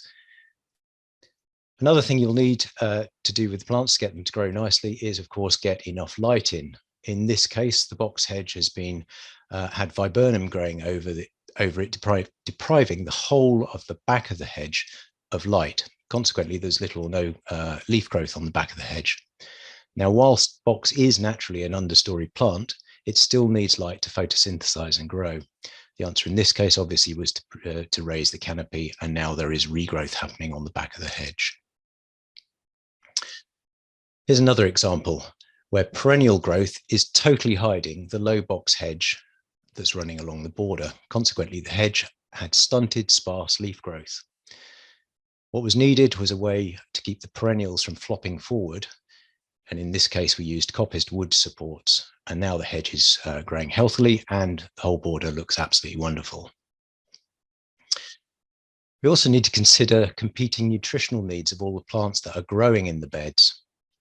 Make sure the soil is healthy and apply additional fertilizer where they need additional fertilizer to support all the plants. In the case of box hedging or topiary, if nutrients are needed, then add a dried seaweed fertilizer in the autumn. This allows it to be absorbed slowly over the winter. If you apply it in the spring, you will achieve lots of leaf growth, but this isn't how box normally grows. It's naturally a very slow grower. Quick growth induced by fertilizer is weaker and more susceptible to disease like blight. So let it grow naturally and apply it in the autumn. It's also important to get light deep into your plants, and regular pruning and clipping of hedges and topiary causes a very thick outer surface and light can't penetrate. Once you do get light into the plant, you'll get new growth, as is shown here. This is important in the case of box, as each leaf you cut off has used 2 years worth of energy to grow. So every time you're clipping off the outer leaves, you're basically slowly depriving the plant of its ability to produce energy. So if you haven't got leaves inside the plant will go into long-term decline. To get light deeper into the plant, you can use a technique called thinning. This is the removal of around 10 to 20% of the dense outer growth. Now, done correctly, it won't leave you with a load of holes, and it won't leave you with a loss of definition on the plant surface, but it will let light deeper into the plant. It's back-breaking and tedious work, but one that's incredibly important for the health of our topiaries, and we really don't do it often enough. So please take the time to train up your people on how to do it so they can help you do it and share the work around.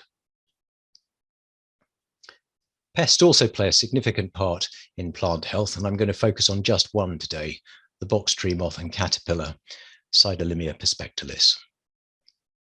Unchecked, the caterpillar wreaks havoc in our parks and gardens. However, box is resilient, and assuming the bark isn't eaten off the stems, the plants aren't defoliated too often, they will grow back. You can help this happen by applying nutrients, water, and removing debris caused by the caterpillar. And most importantly, stop further infestations. Repeated defoliation will cause plants to die of exhaustion. So remember, treatment is far cheaper than replacement. So to help understand how to stop the infestations, let's take a look at the life cycle of Sidelimia perspectilis, the box tree moth, with the help of some amazing video footage by Dr. Richard Roscoe.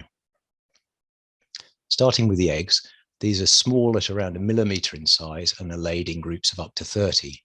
After 3 to 5 days, they hatch, and the caterpillar transitions through 7 instars over a period of about 3 to 4 weeks, depending on temperature and light. They then continue feeding for about 2 weeks before they pupate. This process takes about a week or so, depending again on temperature. When they then emerge as a moth, and the whole process, with a little interlude, starts all over again. Now, female moths start laying eggs around 2 to 3 days after their first flight, and each female can lay between 700 and 800 eggs over a 2-week lifespan. In the UK and Europe, their life cycle will then repeat 2 to 3 times a year. Now, a key point to remember is the pest overwinters as a caterpillar nestled between two leaves stuck together by its own webbing. It doesn't overwinter as an egg or a pupa. Why is that important? Well, if you can eradicate the young caterpillars in September and October before they overwinter, then they don't cause damage in the spring.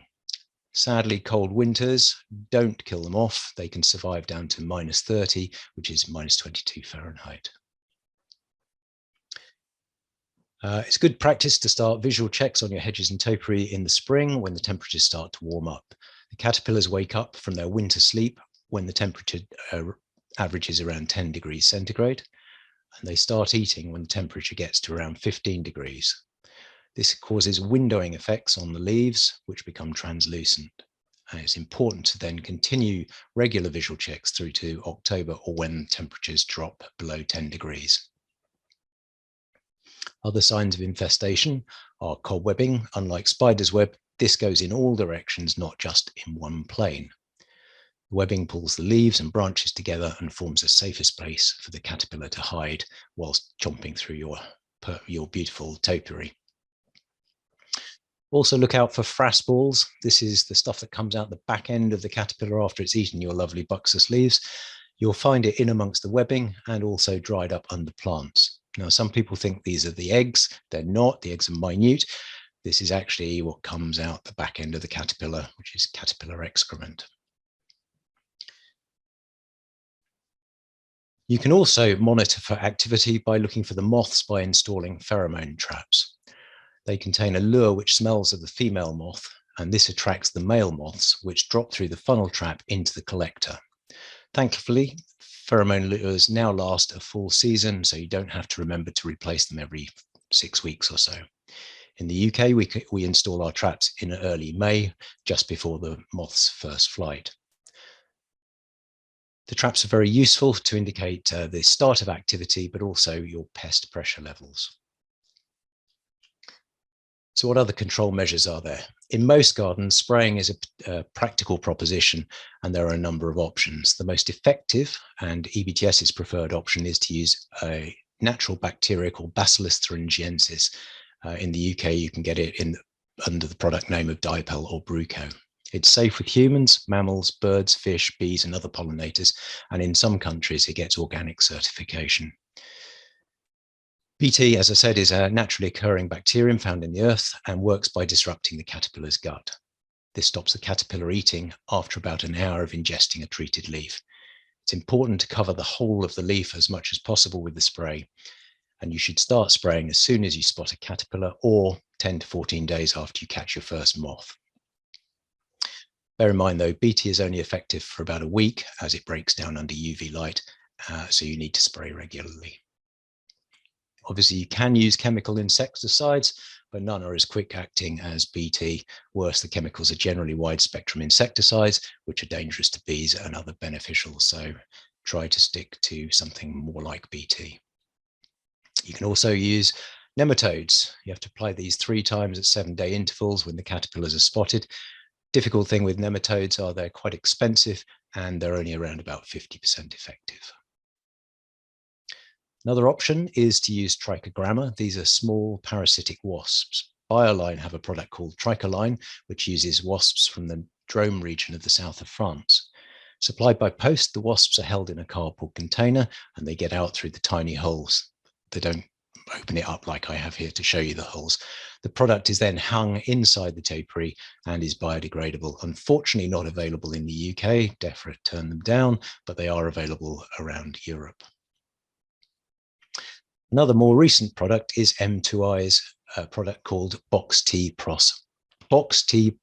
Press. This is a mating disruptor that uses the same pheromone that's used in traps, but it's 7 times stronger. And when it's applied, the whole area in which it's been applied smells of the female moth. And this means the males can't find the real females to mate with them. Consequently, fewer fertilized eggs are laid, and therefore there's fewer caterpillars and less damage. You apply the product twice a year, first before the moths fly in May and again 3 months later. And in the trial we did at Ham House in the National Trust's property, it was significantly reducing the level of damage that we saw, and additionally reduce the number of spraying of BT that we had to do from 8 down to 3. So are there any natural predators? Blackbirds, blue tits, jackdaws and others will eat the caterpillars, but only when they're easily visible. This means the caterpillars are quite large and therefore have already caused quite a lot of damage. There have been health concerns on birds feeding on caterpillars that have eaten leaves treated with wide action chemical insecticides. However, if you spray with BT, there are no adverse effects to adults or fledgling birds. Wasps have also been seen attacking caterpillars, as you can see here in this video that we were sent by Louise Nichols. It looks like it's slightly chewed off the head of the caterpillar. Finally, something useful for wasps to do. And finally, I'd like to talk about some simple actions that have a disproportionately large effect. When planning your garden, don't just think horticulturally. Focus on the areas that count and that your visitors see. This can include entry areas, anywhere where people congregate, in and around cafes, for example, or photo opportunity points. These are the areas where people will spend time and will see the detail of your work. And one really good thing is to try walking through your property as if you're a visitor and see what you notice, what comes to mind, and not just the horticultural things, because some of your visitors won't notice those. And if you can, you've got to try and appeal to all of your visitors. You can raise the canopy of your topiaries or hedges. This has two useful effects. One, it makes clearing away the leaves much easier, which makes things look neater and smarter. And the hedge and topiary will stand out more because you'll see a shadow underneath it, which gives it definition in the ground. In the case of Buxus, there's an additional incentive to doing this, as it significantly reduces box blight infections because it stops spores splashing back up from the ground when it rains. Now, the other thing is, don't try to do everything all at once, particularly if you're in a garden where people are paying to enter. Create a rolling program of works and limit the number of areas that are impacted, so there are still areas of the garden where no work is happening and visitors can just see it as it's supposed to be. And very importantly, explain what you're doing so people are informed and don't make up their own ideas about what it is you're doing. And almost certainly, you can't afford to be a perfectionist, much as we'd all like to be. So use the 80-20 rule if your resources are limited. It's better to have 80% of the garden looking good rather than a couple of areas perfect and the rest looking rather rough. So divide your time wisely. And finally, enjoy it. It really does show in the plants, and believe me, your visitors will notice the difference. Thank you very much for taking the time to listen today. I hope at least some of those practical ideas were useful, if not as highbrow as some of the earlier speakers. I've got somebody, Inger Lovise, who's got a question about a potential pest that she hasn't been able to identify. She says for 2 summers she's had something like a cotton-like white on her box, and she hasn't seen any insects. Do you have any idea what that could be? Yes. Yeah, David, you go first, David. Yeah, go ahead. We get that on our box hedge. It's an aphid, Boxwood, isn't it, Chris? So yep. Doesn't actually do any damage if you got your hedge to the height you want, but it'll wash off in the rain. It's not much you can do to treat it, so it's not very nice when you're cutting it, because edge cutters get all tacky off it as you cut. But and as you walk past, it'll brush onto your clothing. But yeah, it's off the Boxwood. Is that right, Chris? And you can, if you do just wash it off regularly, try and wash it off as you first see it, then you will reduce the aphids getting any larger. Okay. Would you mind, Chris, writing the name of that in the chat? I will find it. It's always hard with the Latin when you speak it. Yep. Thanks. The sparrows like eating these aphids, says Kate. Good. Yeah, the only thing is, certainly with the box tree moth, the birds don't control any little helps, but the birds don't control it. So certainly native animals are not controlling in the UK anyway, and most of France and Germany as well. They really don't control it. So even when you try and encourage birds into your areas, they won't control the caterpillars, but every little helps. Right. Jan, he adds that, no, sorry, no, it's Amy. Amy says that they also use pheromone traps at Anglesey Abbey and find it very effective. So that's good to know. You have to bear in mind with the traps, they are only indicators. There are twice as many male moths as there are female moths hatch.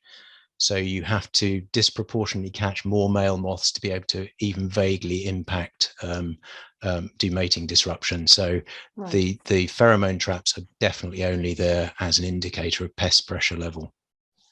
Okay. Kimberly asks, do any other pests make the windowing effect? If you can't spot the caterpillar, could it be another pest? I've not seen anything else that causes the similar effect. The caterpillar is the only one that seems to cause that sort of effect, and the only caterpillars you get on box are the ones you don't want. Right, right. Do you know how far it's spread? Like, has it reached all of Europe? Scandinavia, Kate asks. I'm not sure actually. I don't know if Joakim or any of the Swedes know. Okay, in southern Sweden, it's been found. Okay. I was going to say, to my knowledge, it's verging on there. We're getting up in Scotland now, so it's right. Slowly moving further and further up. Yeah, I have a report here from outside of Gothenburg as well. So yeah, that's quite far up. And all that happens if in the colder climates is that you'll just get fewer life cycles around. So you may only get one life cycle through the year. They'll just slow their life cycle down to go with the amount of heat and light that is available. Right. How big is the risk that the visitors carry this pest home? You know.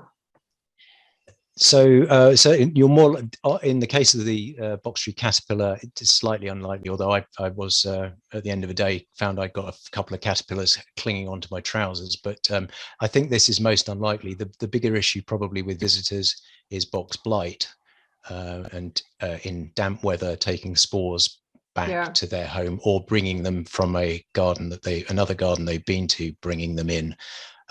But we can't close all the gardens to visitors, so it's something we just have to deal with. And with box blight, as long as you're keeping your plants healthy, most of them will be able to fend it off with a little additional help anyway. Yeah, because this was another question in the Q&A. Is box blight no longer an issue, or like, because there was a big scare and now we seem to know how to handle it, or what would you? Our view certainly at EBTS is it's entirely manageable if you have good plant health, and that it's probably one of the biggest issues. Is we've been for years and years and years been clipping our plants and clipping and clipping and clipping, which basically gives that very dense outer layer that I showed with no growth on the inside of the plants, which means you're basically slowly killing the plants because you're taking the energy out of them. And then along comes something like box blight, which drains the plant even further, and then they keel over. So if you can get the light into the plant, get the leaf growth inside the plant will have more energy and more vigor then to fight off the issue of box blight. The other thing is getting the air movement through the plant, so you don't have hot, warm, humid conditions for the spores to sporulate. Right. Yeah, and I know that here in Sweden there are companies focusing on soil health.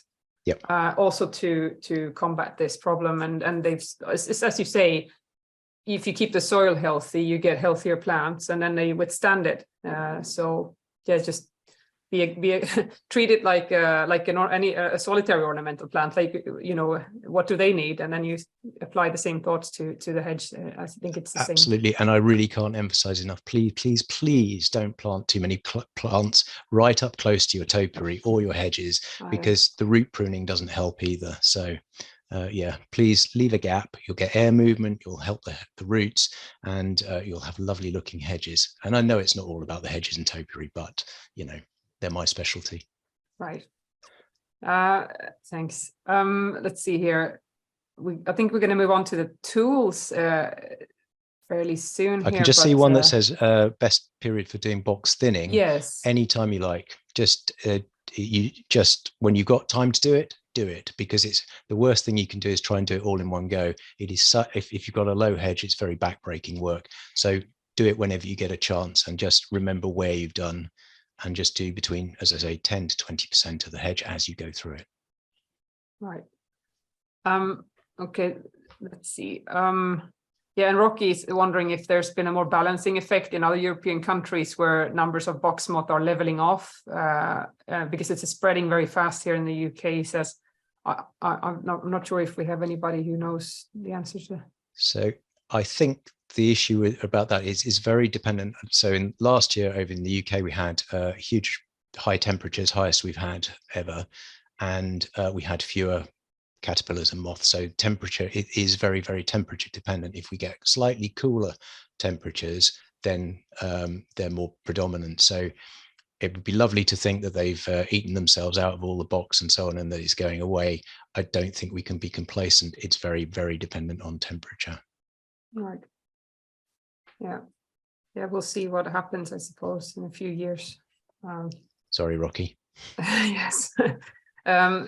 And I was thinking, because you both touched on, a lot of on how to practically do these things, I thought we could discuss some tools. But also, there's a question for David.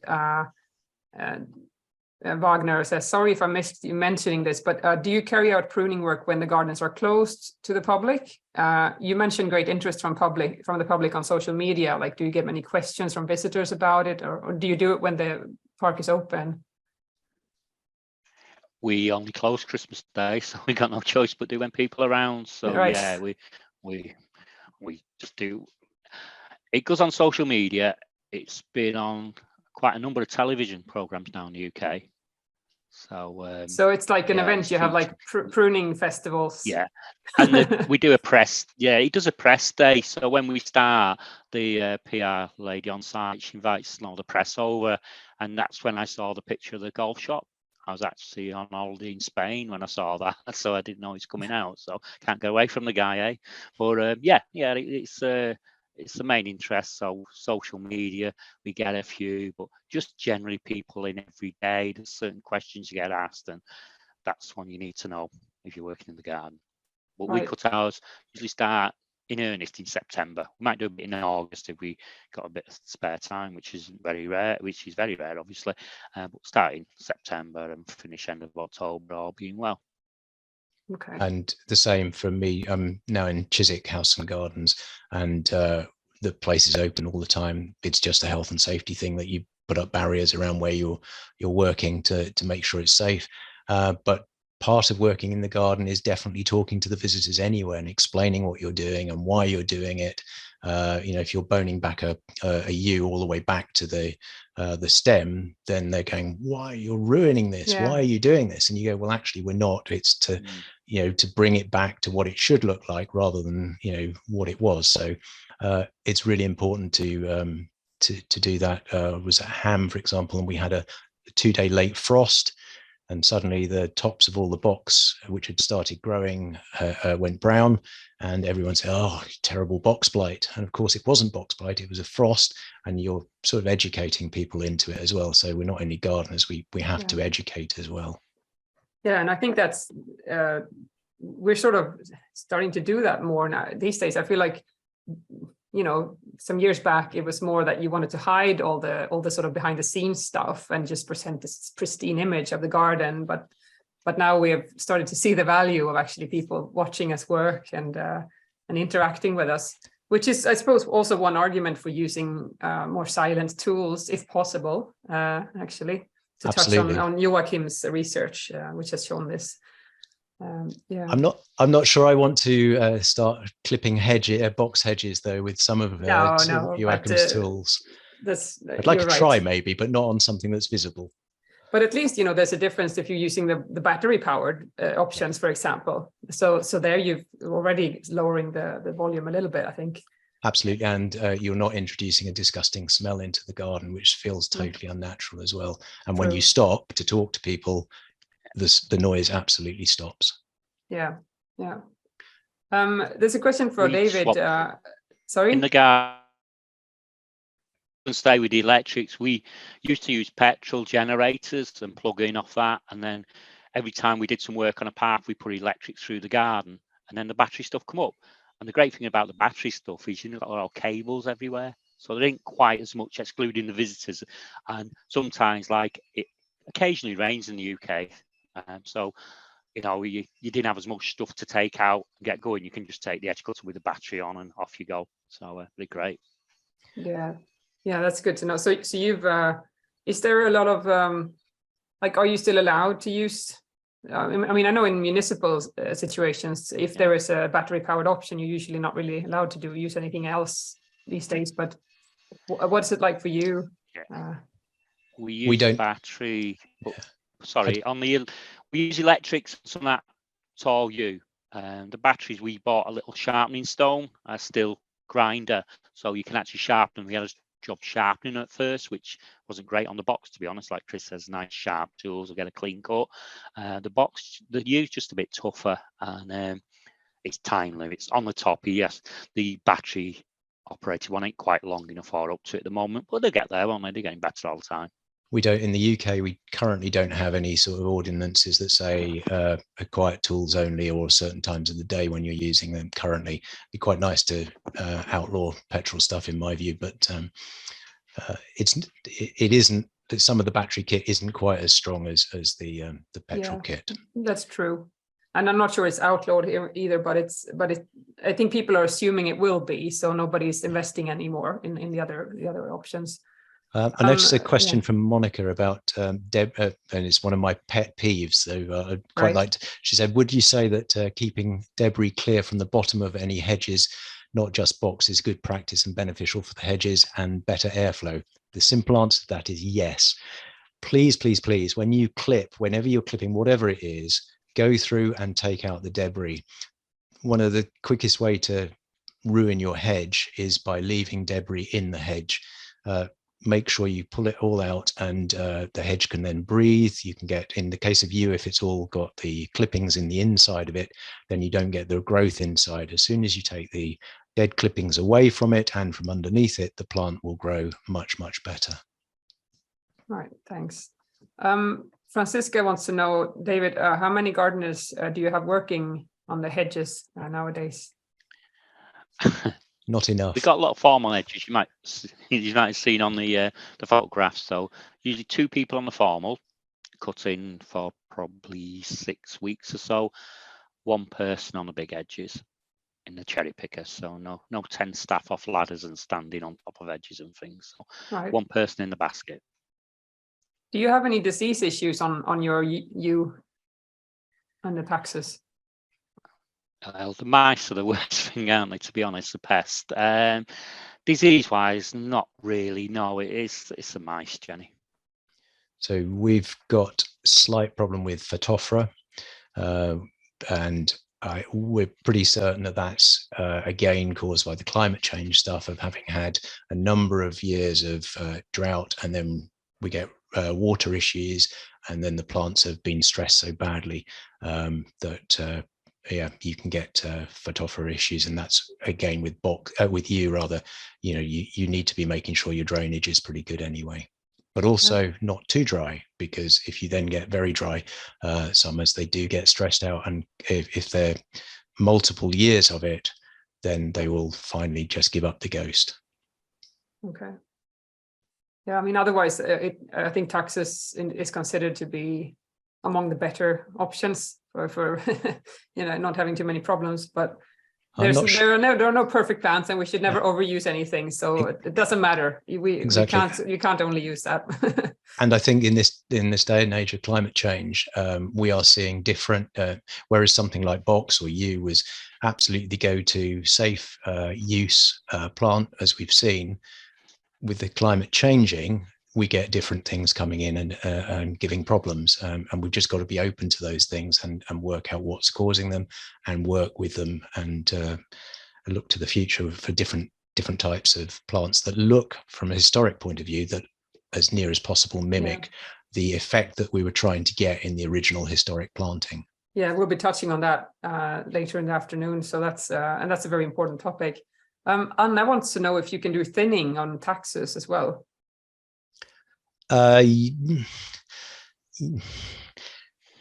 Yes and no. You shouldn't on taxus. You shouldn't cut back further than you can see green growth. If you do, you'll end up with a stick. So if you need to reduce the depth of something, then you need to watch where the last bit of green is. You can thin to let more light in, but what you will then get is growth from right back at the main stem.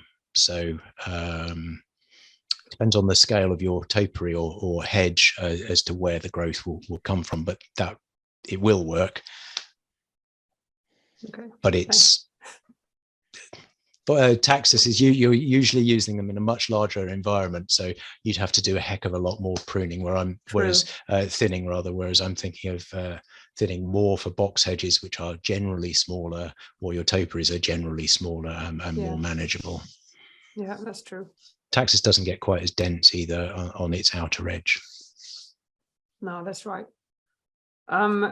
We've got not so many minutes left, and I've left a lot of the questions in the chat because those are visible to all of you. So both you, David and Chris, you can sort of write the answers there. But I know you, Joakim, had a question for David. Yes. Yes. Do you hear me now? Yeah. Yep. I was wondering about. I'm absolutely fascinated by the hedges at Powis Castle, and it was very nice to see your presentation, and also the historical tools on the ladders. Really exciting stuff. But I wonder, is the hedges, are they protected like in some way? Legally as listed monuments or something like that? Is there protection for the historical plant material in the garden? The garden's grade 1 listed, but that's really because of the statutory and the buildings. So no, not the plants are not sort of protected legally like that, no. In fact, when I said the lad waved to somebody happened to be health and safety, that time they were talking about cutting them down to a manageable height, because we priced scaffolding, and scaffolding, last time I priced it to get around this ladder to prove that we've been in that direction and to get the go ahead for the crane, you're looking at about £12,000 to £20,000 a year. You know, and all the disruption of bringing in all the noise and the racket and things like that. So lifting a cherry picker for £2,000 is obviously a bargain compared to all that stuff. It keeps Hedges going, but no, there's no legislation. Sadly, our garden listings don't. My career depends on it. Our garden listings only do the structure of gardens rather than the plants, which is always a bit of an issue. Yeah, so no matter how old a plant will be, it's not protected. No. Specific. Okay. Yeah.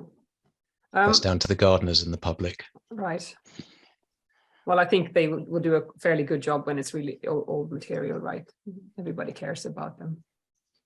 It's time for lunch. Unfortunately, there are more questions, but we'll have to deal with those in the chat.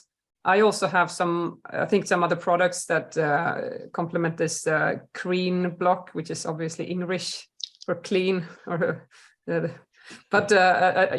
I'll post those in the chat. Other versions of those that you could use for cleaning, and there's questions about oils to use and stuff. So just sort of once you've had your lunch, have a look in the chat. There's going to be quite a lot of content there, I think, once we've answered everything. And after the lunch break, we're going to move on to looking more at our friend the box and also its alternatives. So that's what's up after lunch. And the lunch break is 1.5 hours, so it's quite a long one. You'll have time for cooking if you're so inclined. And I'll see you back in 1.5 hours. Section here on the box and the box alternatives. And starting off is Willem Stieleman, who is who's the former head gardener at Hedge Palace and works as a garden advisor. And he's going to present us with a lot of great box info, I think, and some very looking forward to some lovely images there. Well, we're at Het Loo at the moment, Het Loo Palace in the Netherlands, Apeldoorn, almost in the middle of the country. Former royal residence, but the estate is much older. It started as a medieval estate, and it was bought in 1684 by William of Orange, who made this posh summer residence, this large hunting and summer palace with an enormous garden, one of his palaces. Well, it's still a royal residence. It's not only a museum. The old castle is a royal residence at the moment, and there is another villa where the sister of the former Queen Beatrix is living, and the entire royal estate covers more than 10,000 hectares. And the formal garden, which is most famous with public and others, it covers about 7 hectares. So it's only a small amount. And the entire Royal Park, which is fantastic, covers 650 hectares. So it's worth a visit. A little bit about myself. I started as a gardener in 1983. I've been assistant head gardener for a long time, and since 2007 I was head gardener until recently. Well, I'm a bit older, as you can see, and now I'm a garden advisor, but still on the run. Well, let's start. I'd like to start with my presentation, and it will be mainly. It's called the Quest for a Hedge. We started with of course, with hedges, 27 kilometers. And we have learned a little bit about it, and we had to experience diseases and the attacks of the box moth, etc. So, well, it was not always an easy path. I always say a garden like Het Loo is like riding on a wild horse. The next slide. Well, we are in the around 1980, the end of the 70s, and the palace.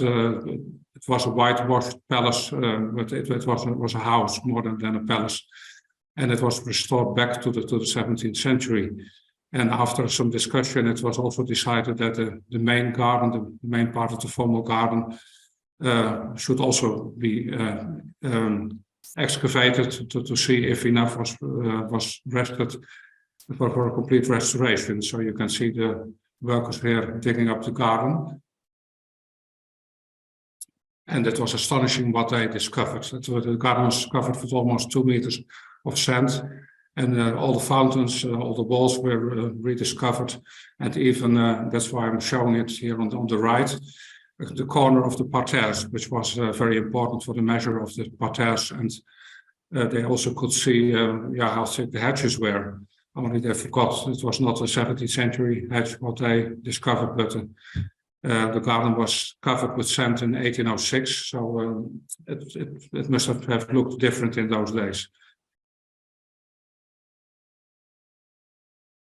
Yes. Oh.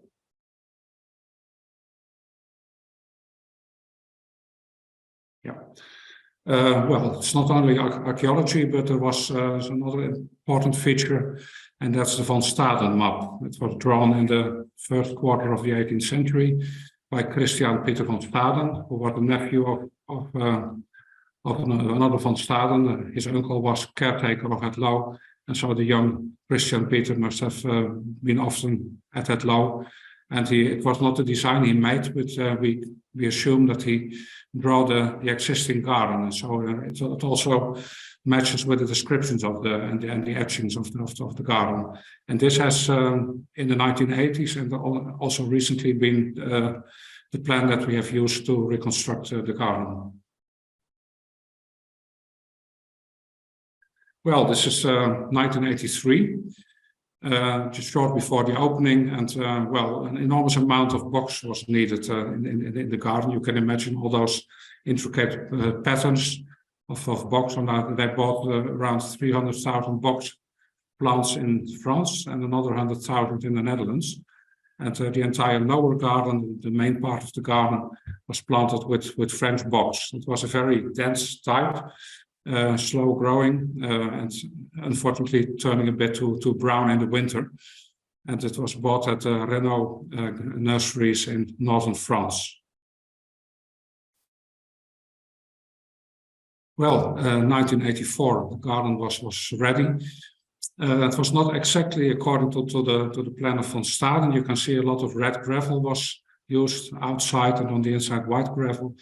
And the hedges were much thicker as they were shown on the map of von Staden. It was at the choice of the architect and of the garden committee that was involved in the restoration. Well, here you can see the opening in 1984 in June. It was a very warm day, and of course a big feast with sparkling fountains. They worked after more than 200 years, and well, it was a fantastic day. And you can see Queen Beatrix was happy with the result. She was one of the promoters of the restoration, and she played quite a role in the preparations of the reconstruction. Well, this was what it looked after some years. You see those box hedges often planted in 3 rows. Well, we heard this morning that boxes needed light, and well, if you plant them so close together, the inner row of box suffers for a lack of light and a lack of nurture. The soil in Apeldoorn is also a topic. We have a sandy soil. And yeah, you really have to feed the plants, not only the box, but all the plants to keep them alive. And you can imagine that that box with the clipping every year, it needs a lot of manure and so on. So after several years, we really had a problem with keeping the box in a good condition.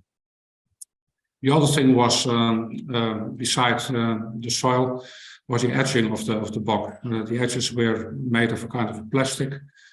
We call it hostaliet, to keep the box in the right position and to keep the earth divided from the gravel. But well, this plastic it doesn't fit very well with the soil, and every year it came up a little bit due to frost, and it had to be beaten back. And after some years, plastic is deteriorating and it's falling apart. So, well, after several years, we had a reason to replant the garden. Well, in the upper garden, this is the upper garden, the northern part of the garden. Some remains of the landscape park were left, a lot of trees, and after 20-30 years, most of the trees were in a bad condition and were removed. So we had also a reason to recreate the upper garden, which turned out to be mainly a grass garden, grass patterns. It was the height of fashion in the late 17th century and the early 18th century.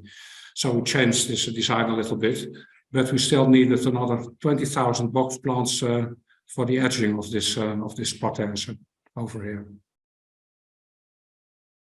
Well, learning about plastic hostaliet edges in the garden is one thing. I said I never want to see plastic again in the garden, and we have to go for a more sustainable solution.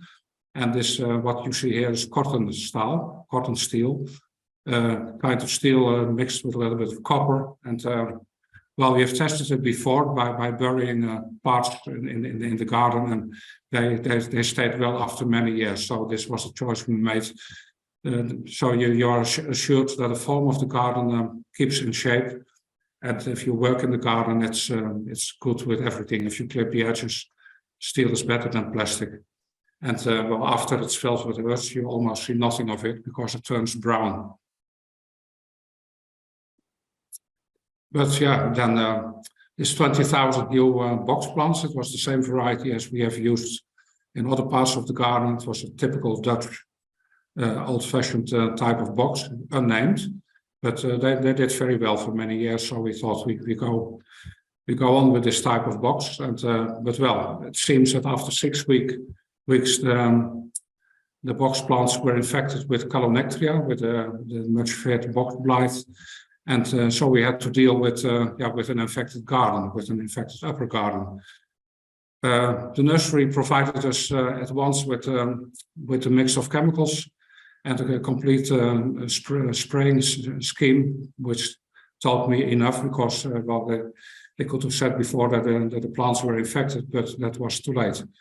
They reacted well on this chemical treatment, but the spores were still alive, and we had to fear they went on further. And we, of course, we didn't want to go on with the chemical treatment of the box. Well, the next disaster happened 1 year later. It was 2009 in July. It's a very hot day.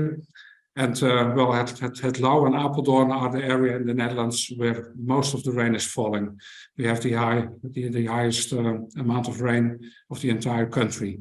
But this was extreme. In 1 hour, 150 millimeters was falling. The entire garden was flooded. You could go through it with a canoe. And also the basement of the palace was completely filled with water. So it was there was a lot of damage. And well, though the water in the garden disappeared quickly after a few hours, and of course a lot of rubbish was left in the garden. But the worst thing was all the spores from the upper garden had infected all the other box plants as well. So we had to deal with that, and at first we started to do a little bit more spraying. Well, a closer look at the parterre of the box parterres in the garden. You can see the thick planting and also some of the infection. This is not Calonectria, this is a Volutella. It's a secondary infection, and it has something to do also with plants in a bad condition. You can see the deteriorating plastic edges. You see the Volutella, and you see also the result of many years of clipping, and the plants did not grow very well anymore. So, and the next disaster was also on its way, still in France, in the southern Netherlands. It hasn't hit Het Lauw yet, but only 1 year later we had to greet the box moth. Well, as you have heard this morning, it's not that difficult to fight the box moth with Bacillus thuringiensis, the name of the product of the stuff that you can use here in the Netherlands is Turex, and it works very well if you use it on the right time. But well, we kept on searching for alternatives for box. We are still 27 kilometers, and also spraying your garden is an enormous job. And if you have to do that several times a year, it's very labor intensive. Well, we searched for help, of course, and we ended up in Bad Zwischenahn in Germany at the Lehr- und Versuchsanstalt für Gartenbau und Landwirtschaft, so to say, a research station for agriculture and nurseries. And Heinrich Belz was a fabulous assistant for us, and he helped us to look for alternatives. And they also had a test ready in their premises with, I think, 40 or 50 types of box, and also other evergreen hedges. On the background, you see Ilex crenata, and on the foreground, you see many types of box. They published it all, so it was a fantastic help for us. We also visited nurseries in the Netherlands. On your right-hand side, you see the Buxus Green Velvet, and it looked promising. It's a Sempervirens type. It looked promising in the beginning, but and we planted a pilot piece on our own nursery. But after 2 years, they got infected as well.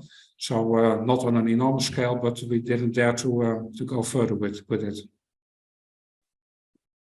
Well, the decision was made to continue with another plant, with Ilex crenata, the Japanese holly. And there is a Dutch nursery, Stolwijk, and they have produced a new variety called dark green, which looks almost similar to Bock. Well, as I said, every cloud has a silver lining, and it was also an opportunity to look at the design of the garden.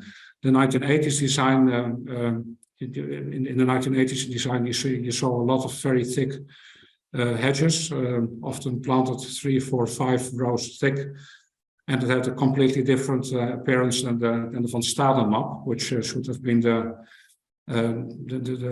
first thing to look at. So we made a design based on the Van Staden map, but of course it had to be translated to the size of the garden and to the measurement of today. That's what you see on the left.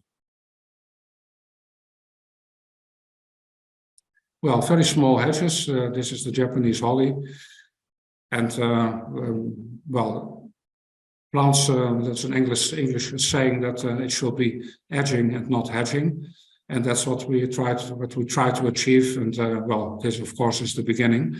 And well, our garden looked much different than before after the treatment. Here you see the difference. The old garden, more or less the red garden with a lot of red gravel and quite thick hedges.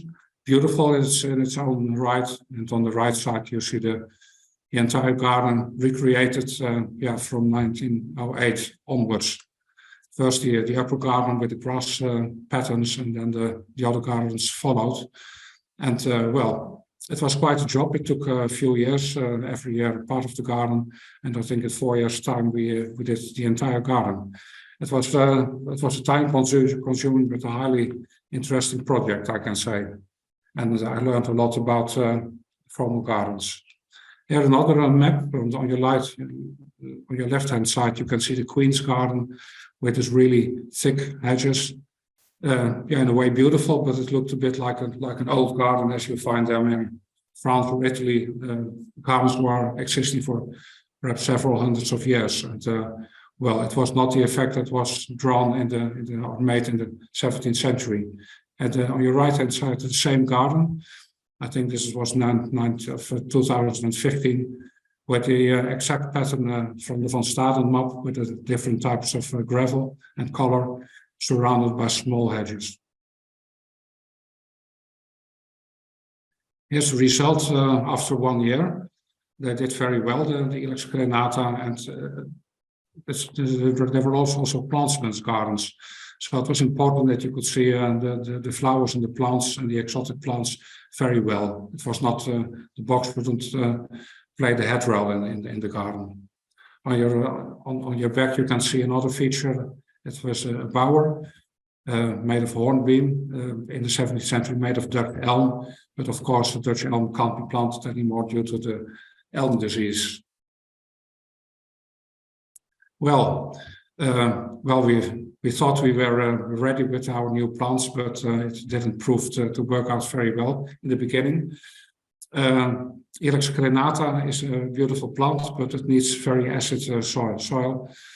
And it hates chalk, and it also hates wet feet. So your garden needs to be very well drained, and you can't plant them in soil with a lot of chalk. So you have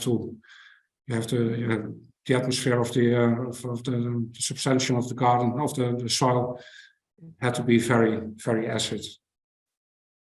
So we redug all the plants, and we retreated the soil with white peat. And the drainage was improved, and so after this treatment, well, the plants were happy, and now they are looking fantastic. This was the first year after planting, and well, you can see this Ilex crenata is they're growing like madmen, much faster than both. And that's what I can say about this type of Ilex.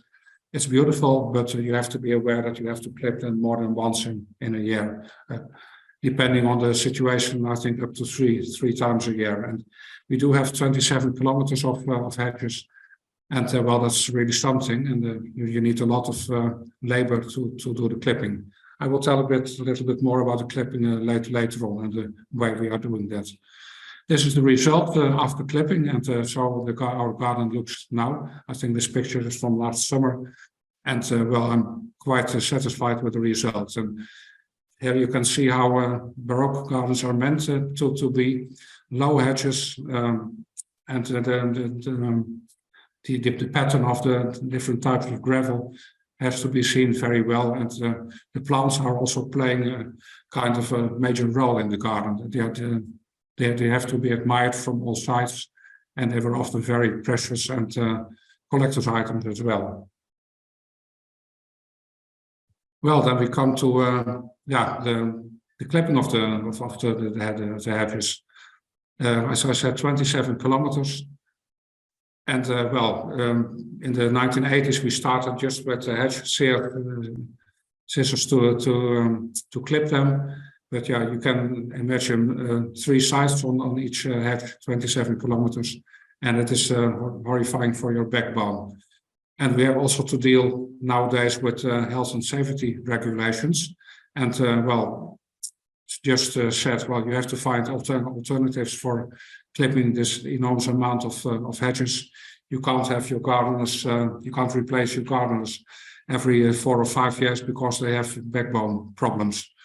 So we have developed a few types of gear. Before this, the types you see here, we had a larger machine with the hedge shear placed on a kind of a pole, which was moved up and down with the gravel. So it didn't went with every stone, but it stayed in a horizontal position. It worked quite well, but it was also quite a large machine.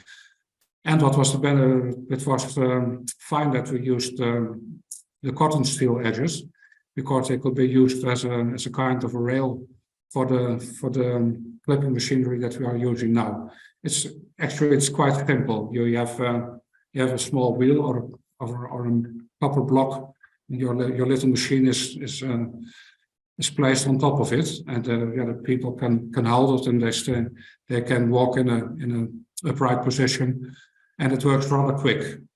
And we have 2 types, one for the horizontal position and one for the sides of the hedges. And the benefit is also that people who are not completely skilled gardeners can work with it, and they can work with it safe. It's all electric. Of course, you need a lot of batteries, but you can have a set of batteries behind the screen and replace it, well, I think twice a day. And then you can continue to work for the entire day. And well, it works much quicker than the old-fashioned clipping with your hands. Let's have a look. Yeah. Well, the old garden still fantastic, especially from the top of the palace where you can see the pattern. And here they are still clipping with hedge scissors. And it's also important to remove the leaves and the branches that are fallen down. And so the gardeners developed a kind of a Hoover machine by themselves. You see this lorry, and the leaves are hoovered from the parterre. So it leaves the stones, but it takes away the leaves. So it still works very well. Yeah, you see Italian colleagues from the garden from northern Italy, La Venera Reale, and we explain how this machinery is working. And of course, you need to do some maintenance on the machine. You have to be cleaned intensively every day, and also they have to be sharpened quite often.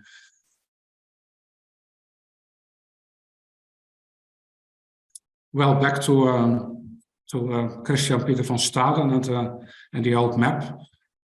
Here you can see more closely how the pattern of the gravel, the hedges, and so on is divided in the garden. And well, this map is translated into a modern design, a modern working map. And then the next development. I think many people have heard from the Herplant nurseries in Belgium. For many years, I've kept contact with Didier Hermans, the owner of the nursery, and he has almost on a scientific way. He has been crossing and interbreeding with box plants, and not the common box Luxus sempervirens, but many Asian types of box. And the idea is that the Asian types of box are aware of the box moth, who's also originates from Asia. And these box, they have quite a thicker layer of wax. And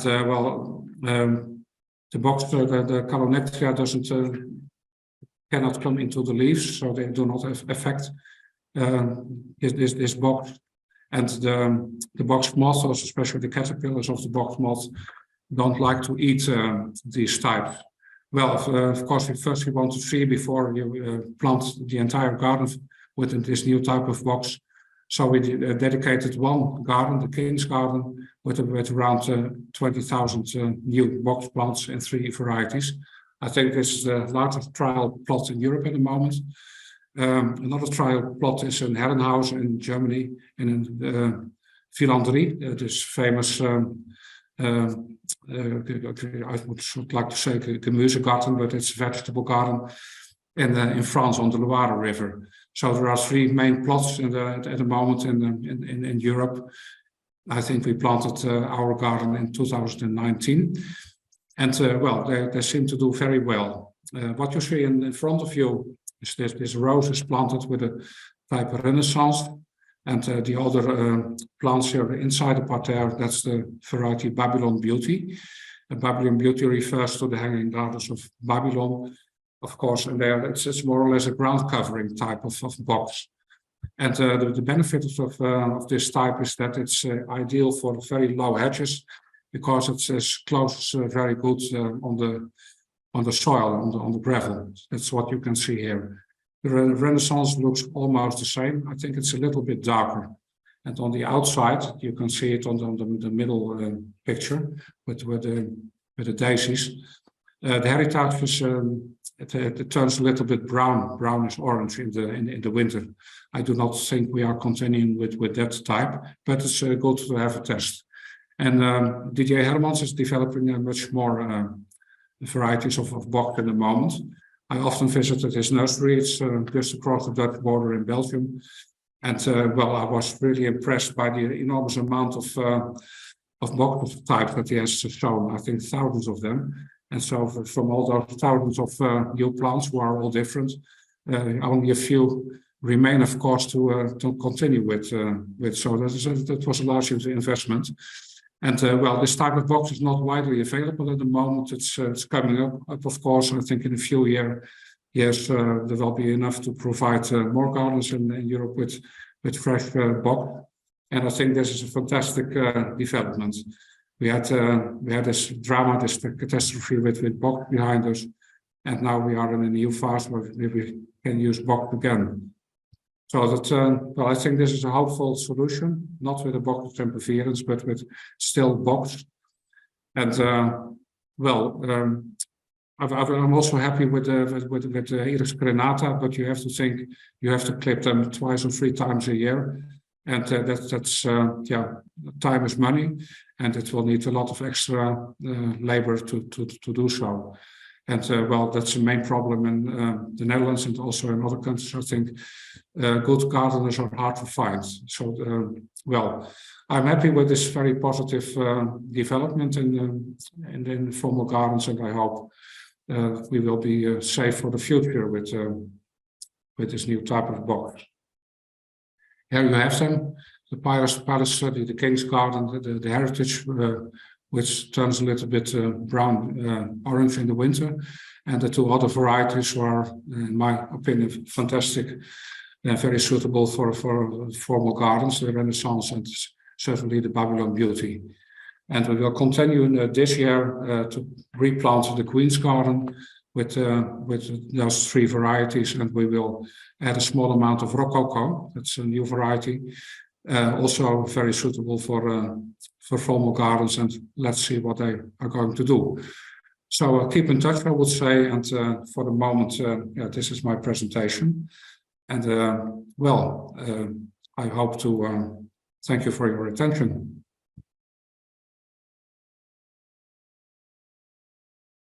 I'm Joakim Seiler. If there are any new participants in this webinar, I will present myself shortly. Joakim Seiler, head gardener at Gunnebo House in Sweden, and also partly a teacher at the University of Gothenburg. And I will present historic box alternatives and historic management of low hedges, mainly edging box. A short presentation with looking into the historical sources. And so I work at Gunnebo House, and it's kind of nice to compare the large garden Hetlo with the small garden Gunnebo.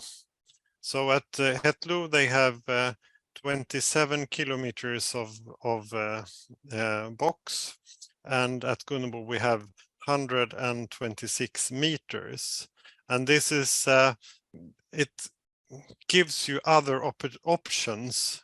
So you can, it's when you have a small garden, it's possible to do experiments with craft methods, and I think that would be really hard if you have 27 kilometers to prune or clip. So there are advantages with a small garden, I think, and so yeah, looking into the historical sources, they indicate that box was introduced in Sweden at Vramsgunnarstorp in the 1630s or 40s, and by André Mollet to the Royal Garden in Stockholm in the 1650s. 2 or 3 types of box are recorded in the sources in Sweden. The small, they speak of the small box, the large box, and the gilded box. And planting is suggested to be done in May by most authors.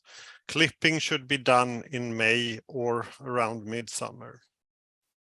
And clipping could be done with a hedge shear or with a thumb and the index finger, as described by Fjäderhane in the 20th century. That's really, it's true.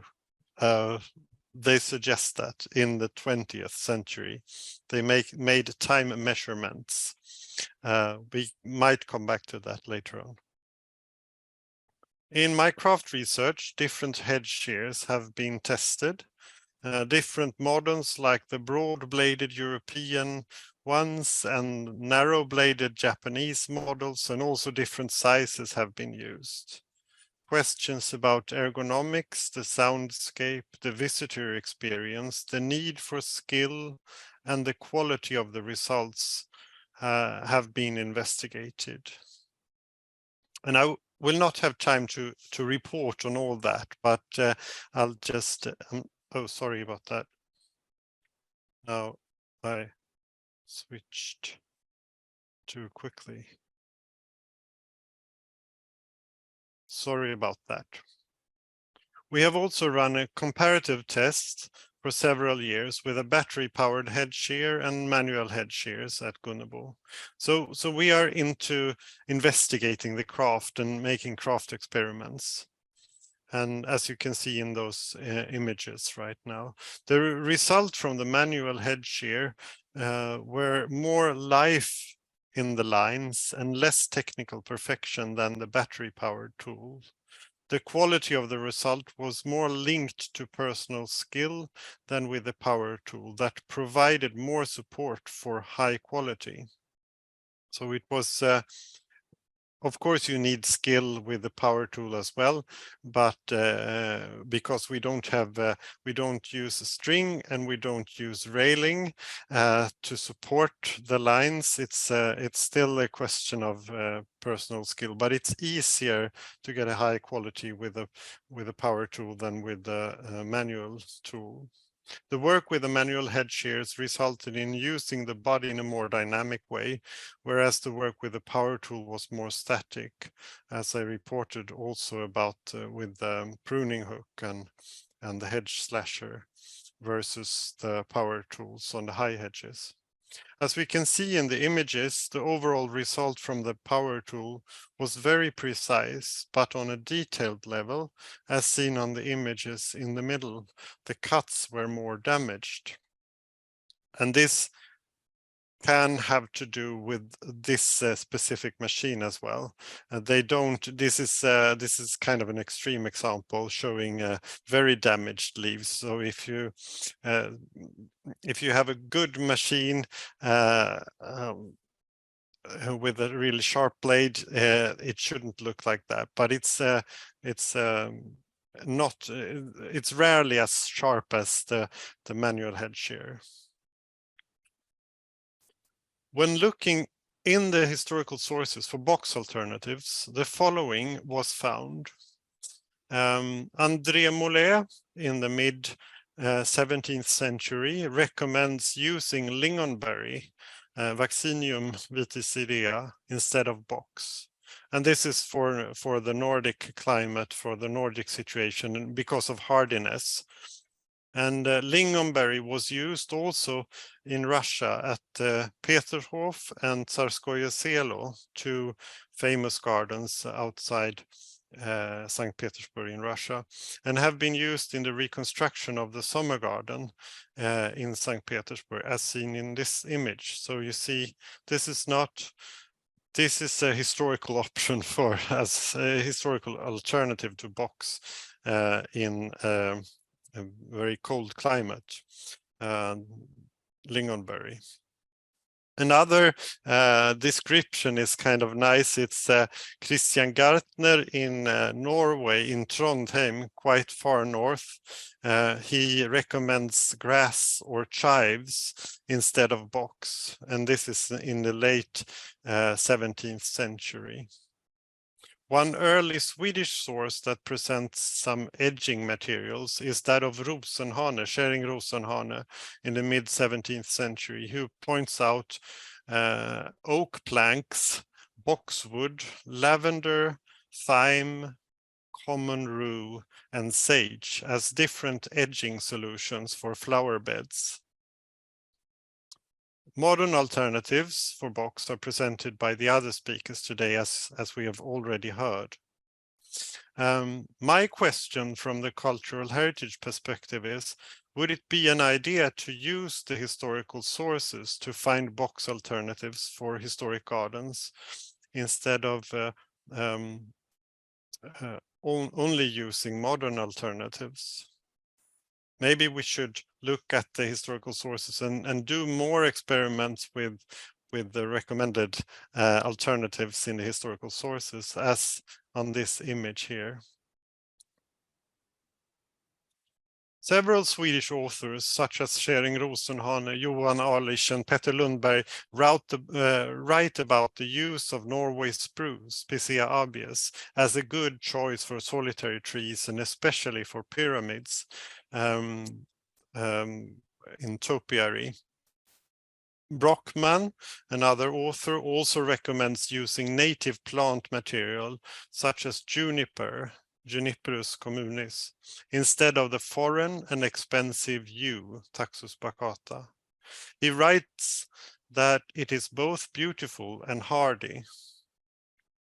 Petter Lundberg, which is a famous Swedish gardener from the 18th century, provides a thorough description of the Norway spruce, Picea abies. One should look for nice plants in the forest and start to clip them there around midsummer for some years. When they had got their intended shape through clipping, one could move them into the garden in the winter when the ground and the root ball was frozen. They needed to be carefully placed in relation to each other, with their topiary forms corresponding. To be successful with the Norway spruce, Lundberg argues that planting with a root ball and not bare-rooted plants is crucial. Norway spruce have been a very common and popular plant throughout history in Sweden until today, both for hedges and for topiary in private and public gardens. Now Norway spruce is becoming more rare in favor of hornbeam, beech, or privet and other plants.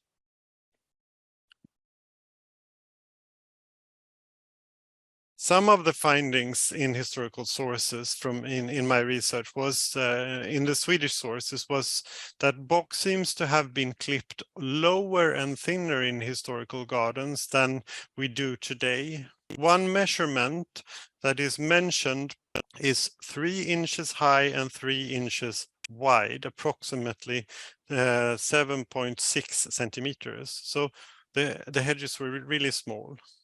And box seems to have been seen as a plant that needed transplanting often. Johan Alisch describes that it could be working nicely for as much as 6 years before it needed transplanting. At the same time, there are other sources like Linnaeus, who describes the 100-year-old and very large box hedges at Vramsgunnarstorp in southern Sweden.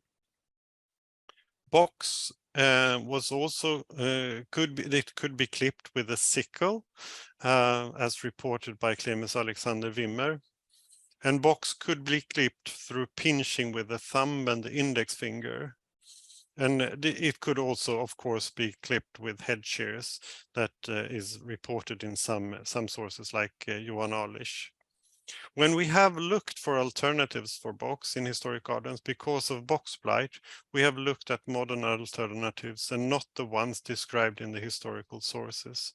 So here I see an option to do some more experiments in historic gardens with the historical alternatives. Now we will move to Italy. This image shows the parterre at Castello Ruspoli in Italy. And as I will repeat just a short description from Clemens Alexander Wimmer that I gave this morning. The German garden historian Clemens Alexander Wimmer states that hedges were introduced in the Renaissance garden and were mainly managed with sickles.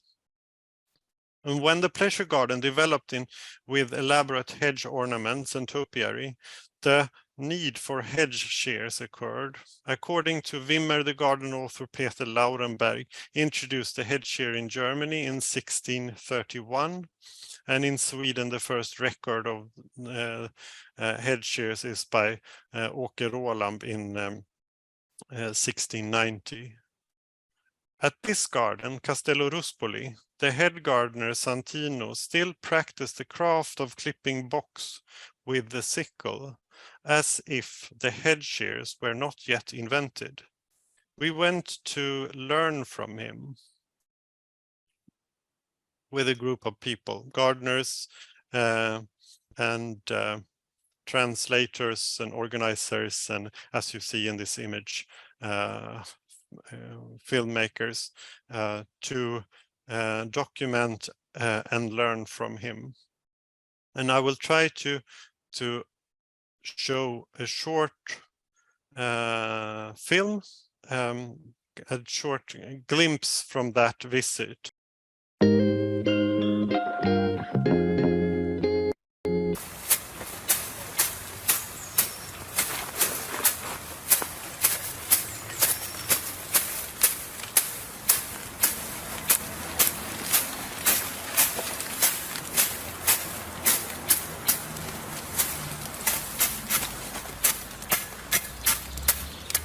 Poi sopra.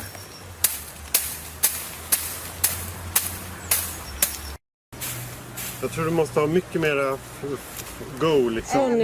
Katarina behöver lite hjälp här hur man gör på över, så tänkte kanske få en liten instruktion. Kan han visa hur man står på ovansidan? Santino, gli fai vedere come fai la superficie questa piatta questa? con il falcetto? Sì. Questa era un... C'ha ragione, questa Che cosa? taglia Non poco. va bene? Taglia Den poco. klipper inte bra. Den var dålig. Det skulle förklara. Så. Qual è la quindi? Era un'altra che Quindi andava qual è la ce l'ha lui. Quindi qual è la tecnica? Vai praticamente Basta brucia forte. forte? Forte. Grazie. Ja, så man måste Ser också att han står lite snett. slå liksom. Han står inte så nära häcken, han står liksom så att han står längs med häcken med benen. Så man inte slår på sig själv. Man kan vända den både till en Ja, det var andra intressant. hållet. Si può girare quindi Santino la falcetta? Si può girare? Man kan vända. La usi come vuoi.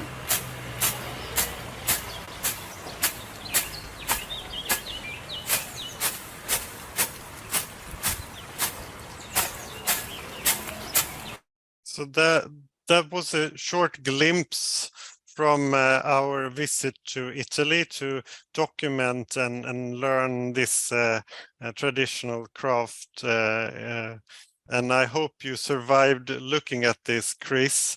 It must have been hard to see one clipping box like that. I was just about to say it was very difficult how you would explain that level of clipping technique to the general public when they're used to seeing such precision hedges, but it's just a different way of doing it. Yeah, thank you very much. That was all for me for this presentation. My name is Lenka, and you will later hear from my colleague Jenny. We are both horticulture advisors for the Royal Horticulture Society. Just in case you didn't know what the Royal Horticulture Society is about, it's a gardening charity. We have 5 gardens and over 600,000 members. We both work for the advice department. We offer face-to-face advice to the members as well on the phone and via online queries where the members can send it. But we also cater for the more wider audience, for the general public. We write for the websites, give advice at our shows. You probably heard about the Chelsea show, which is the to say most famous gardening show. So just by the need for the research, because we get as well lots of queries from our members, from amateurs as well as professional. So about what is the alternative to box? Because many, especially private gardeners, they don't want to continue with spraying, so either with garden pesticides or even biological controls. So just they wanted something that they can just plant and clip ideally just once a year. On the top of it, in the UK, the amateurs got limited availability to biological controls. They do not have access to Bacillus thuringiensis, which is very effective against bugs, which makes the control a bit trickier. So just when we were looking at the alternatives, so just we couldn't quite say we can advise it with entire confidence, because we didn't nobody really research about the response to the hardiness even within UK, though we've got milder climate than Germany and Sweden. So the climatic differences between the north and south and in the towns is quite reasonably big. So just some of the plants which do in one climate may not do with others. We wanted to see how adventurous people are with box alternatives, because though obviously it's not as costly as in public gardens, even also on domestic scale, so we're replacing entire box hedging and topiary can be quite costly exercise, and so that people are a bit scared to try something which was not properly tested. So we wanted to update our information on website, so we can people can find our findings and make more informed decision which type of box replacement they would choose. So, and as we look, this very similar work, as far as we know, hasn't been carried out. There'll be lots of research from other box alternatives. So just it's not all bad for box as we had before. So just from our research, for example, the National Trust Gardens, National Trust, so looks after about 118 parks and gardens. So, and from our research, it turned out that where 1/3 of the gardens do not actually have problem with box blight or box tree moth. So, and there is a lot of research in this new we had in the new box cultivars and biological controls. Actually, the RHS is part of taking part in a international research about the box, and they will be surveying the box for natural enemies, and it's part of the project. So this particular pictures is actually from a small public garden near where we live, and as you can see, the box looks actually quite good.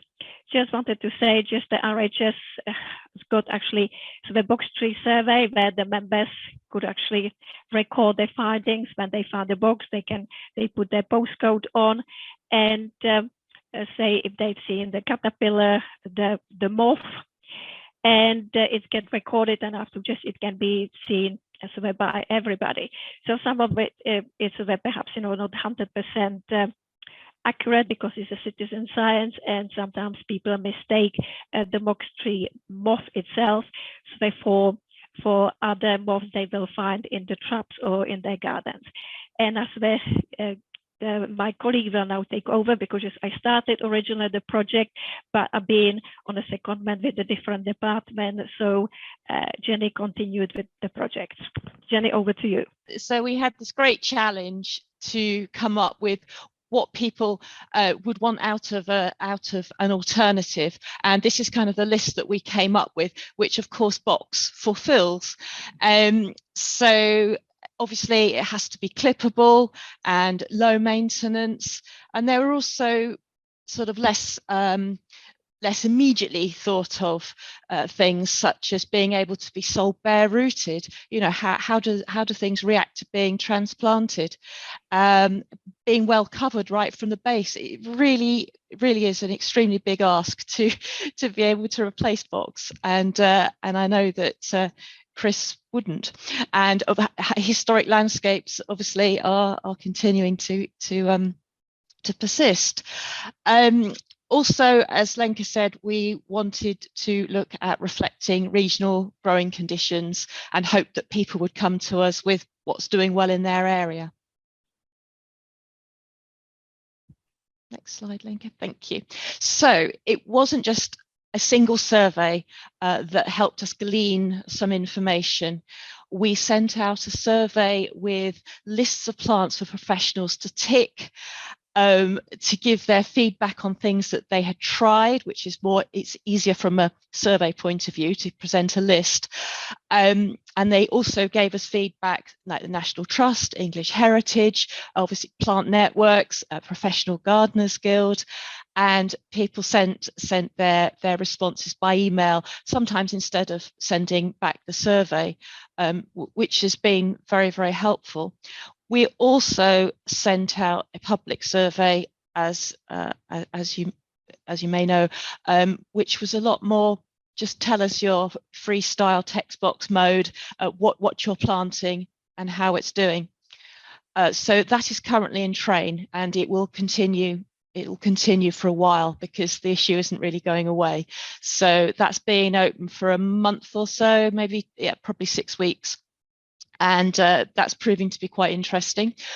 We also have been speaking to our trials committee.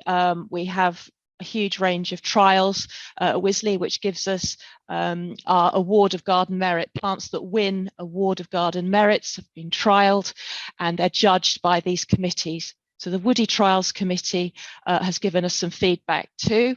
And we've also been looking at a demonstration garden within Wisley, where since 2016, we've had a range of shrubs planted there, and just to see how they do over time.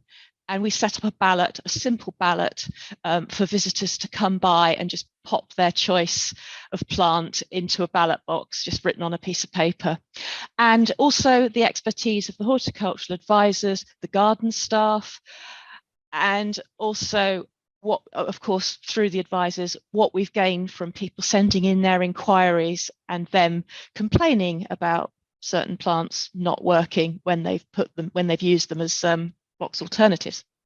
So these are some interesting pictures of plants that we have or have had in the wall garden. And as you see, they're very, very brightly coloured. And these were taken a while ago, as you can imagine. And the winner was Berberis. So it's deciduous, but it had lovely autumn colour. People really, really loved it. And Pittosporums were top notch. They came second. And Podocarpus was very popular as well. But I think what I really wanted to bring out here, as you can see in the photos, is that people, the public, don't necessarily have to have a lookalike of box.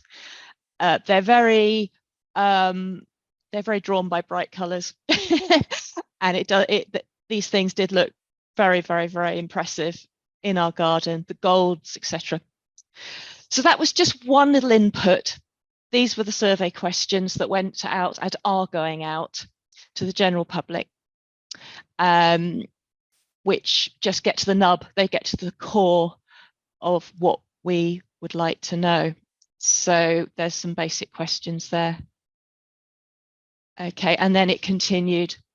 We particularly wanted to know about Ilex crenata, because we've had some very, very mixed feedback on it, and we wanted to look into it a little bit more. We actually wanted to get a picture of regionality, as which parts of the country find that it is less or more successful, which has been, we're still building up a picture on that, and we just wanted to hear their general comments.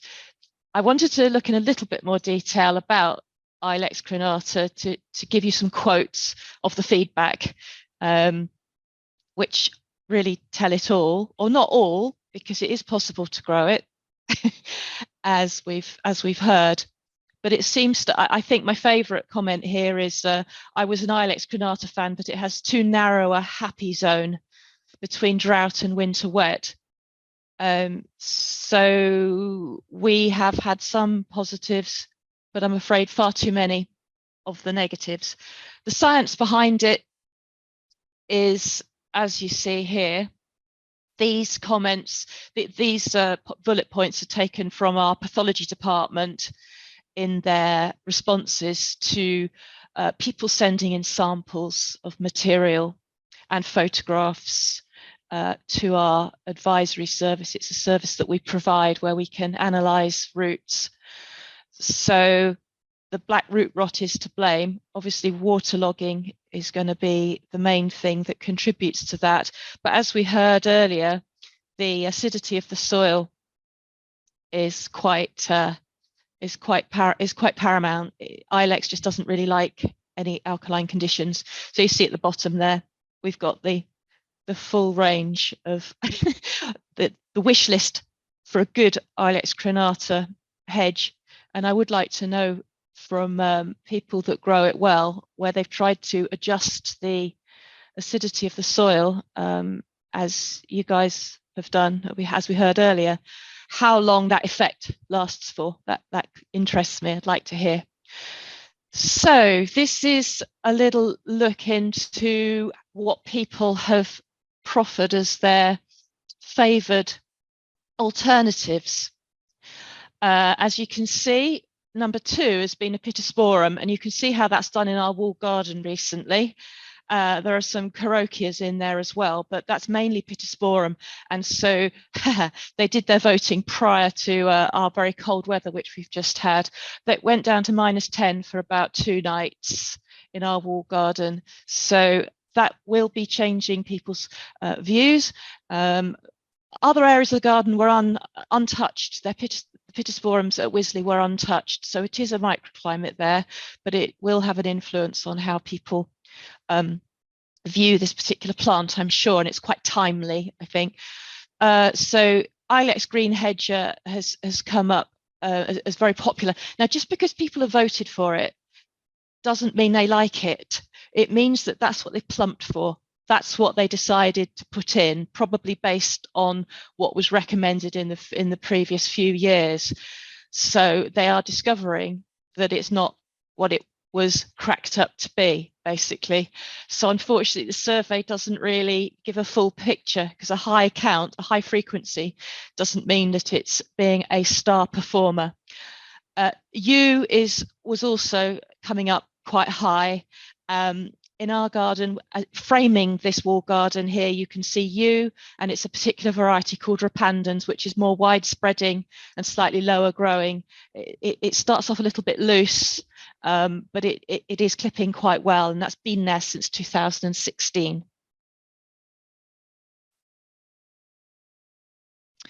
I have received some quite nice feedback from people in the Professional Gardeners Guild, and this was one of them.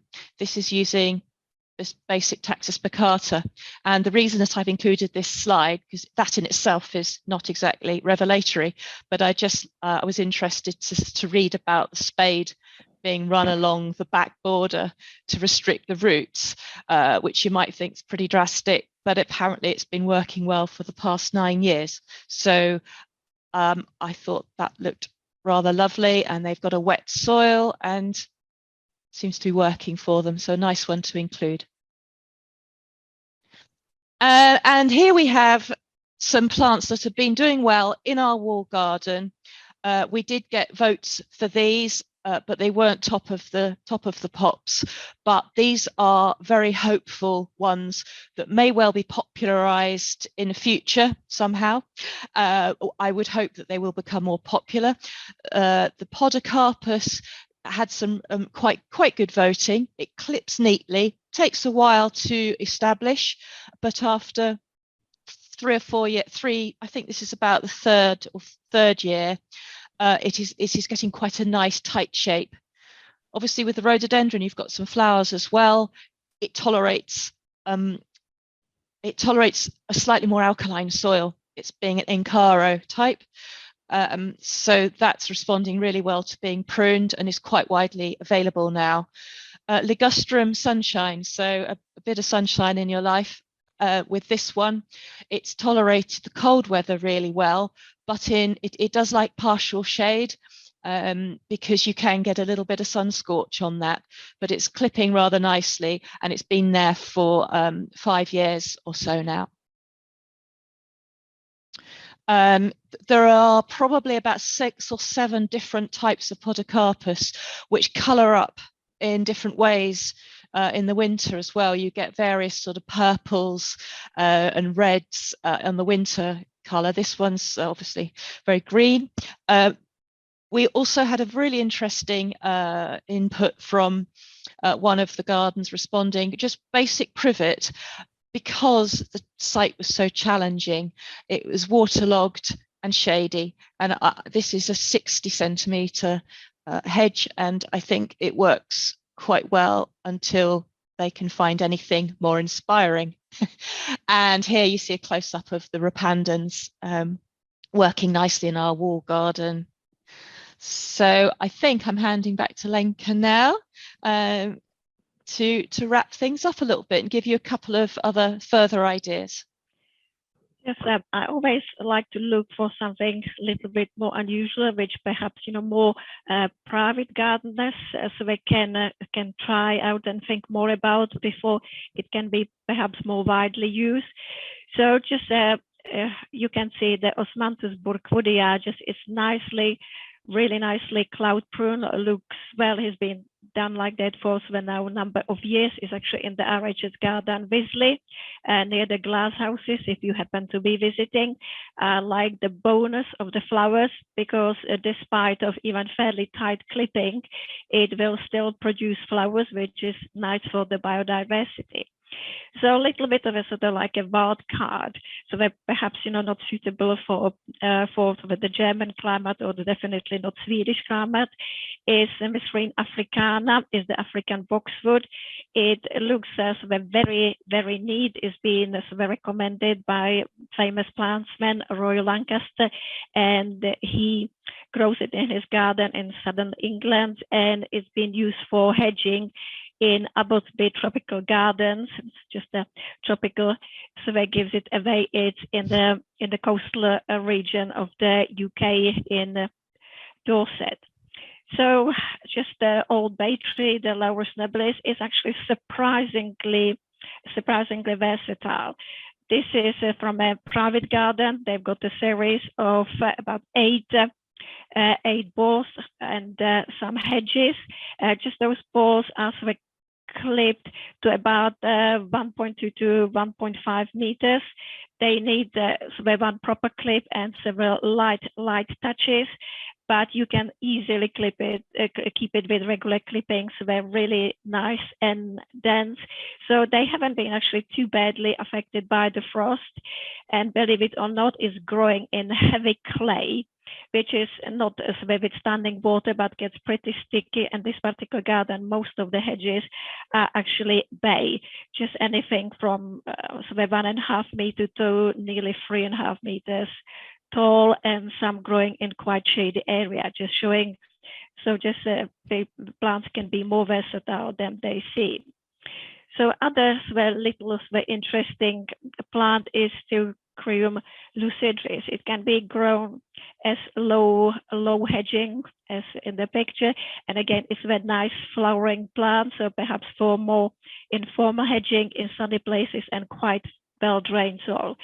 So one of the ones that I actually quite like is the Sarcococca confusa because of its tolerance to shade, but it also can tolerate sunshine because we've got it originally planted, not as a hedge, but as a more or less ground cover. So in a very sunny position, but I've seen a few nice hedges from it and actually planted it at home, and it seemed to be doing quite well. So just some of the understated things like the Lonicera nitida and Lonicera pileata can be grown as fairly dense hedges, but the disadvantage is they need quite frequent clipping, but they are not fussy about the growing conditions. So it would be one to perhaps consider as well. So just this is from me, and maybe Jenny'd like to say a few words. Yeah, so yeah, thank you very much for listening. And just to say, if you have any observations or anything that you'd like to share, you can write to me at the address below and fill out our survey. You can just Google RHS help our research and it'll come up top, and it would be lovely if you filled that out. Thank you very much indeed for listening.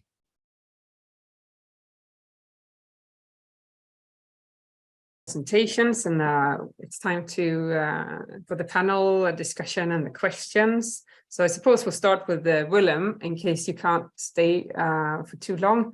There was a question. Let's see if you're. Yeah, Willem's there, and Anastina, can you turn his camera on? There he is. Yeah. Hello.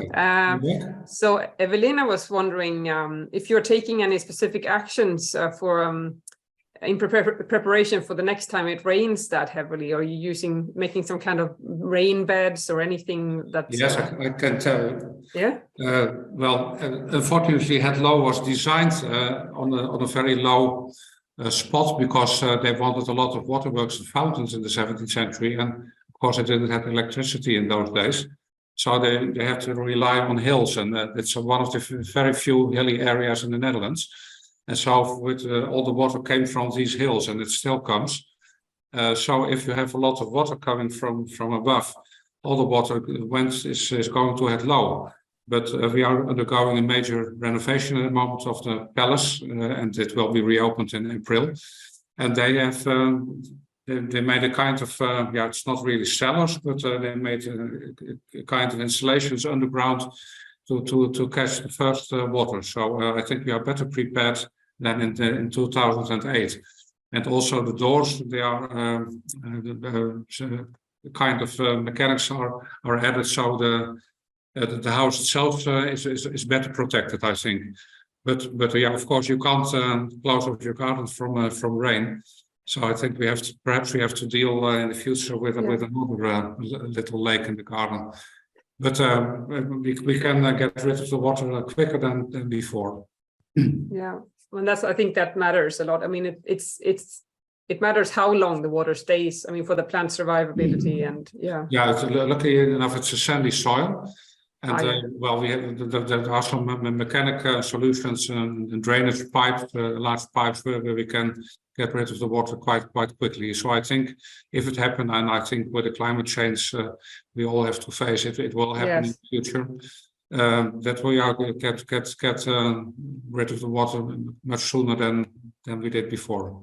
Okay, great. I know Renske probably answered this in the chat, but there was a question about the corten steel.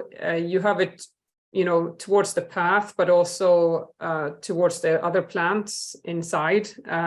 And the question was: is that to keep the roots from the hedge to sort of grow into the bed, no, or is it to keep different soils in it? Yeah, but what I didn't tell that we have two types of the use of cotton steel.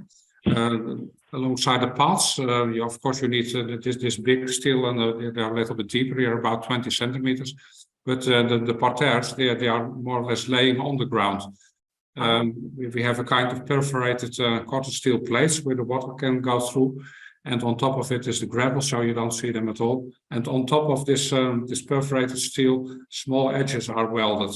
And so if we have planted the hedges in where they should be, but the hedges they can spread out their roots freely also under the cotton steel. So I think that's better for that they aren't locked up in the steel. Yeah. But in the case where you have Ilex crenata and you're affecting the acidity of the soil, that would affect the plants inside as well, wouldn't it? I mean, do you need to sort of adapt the plant material?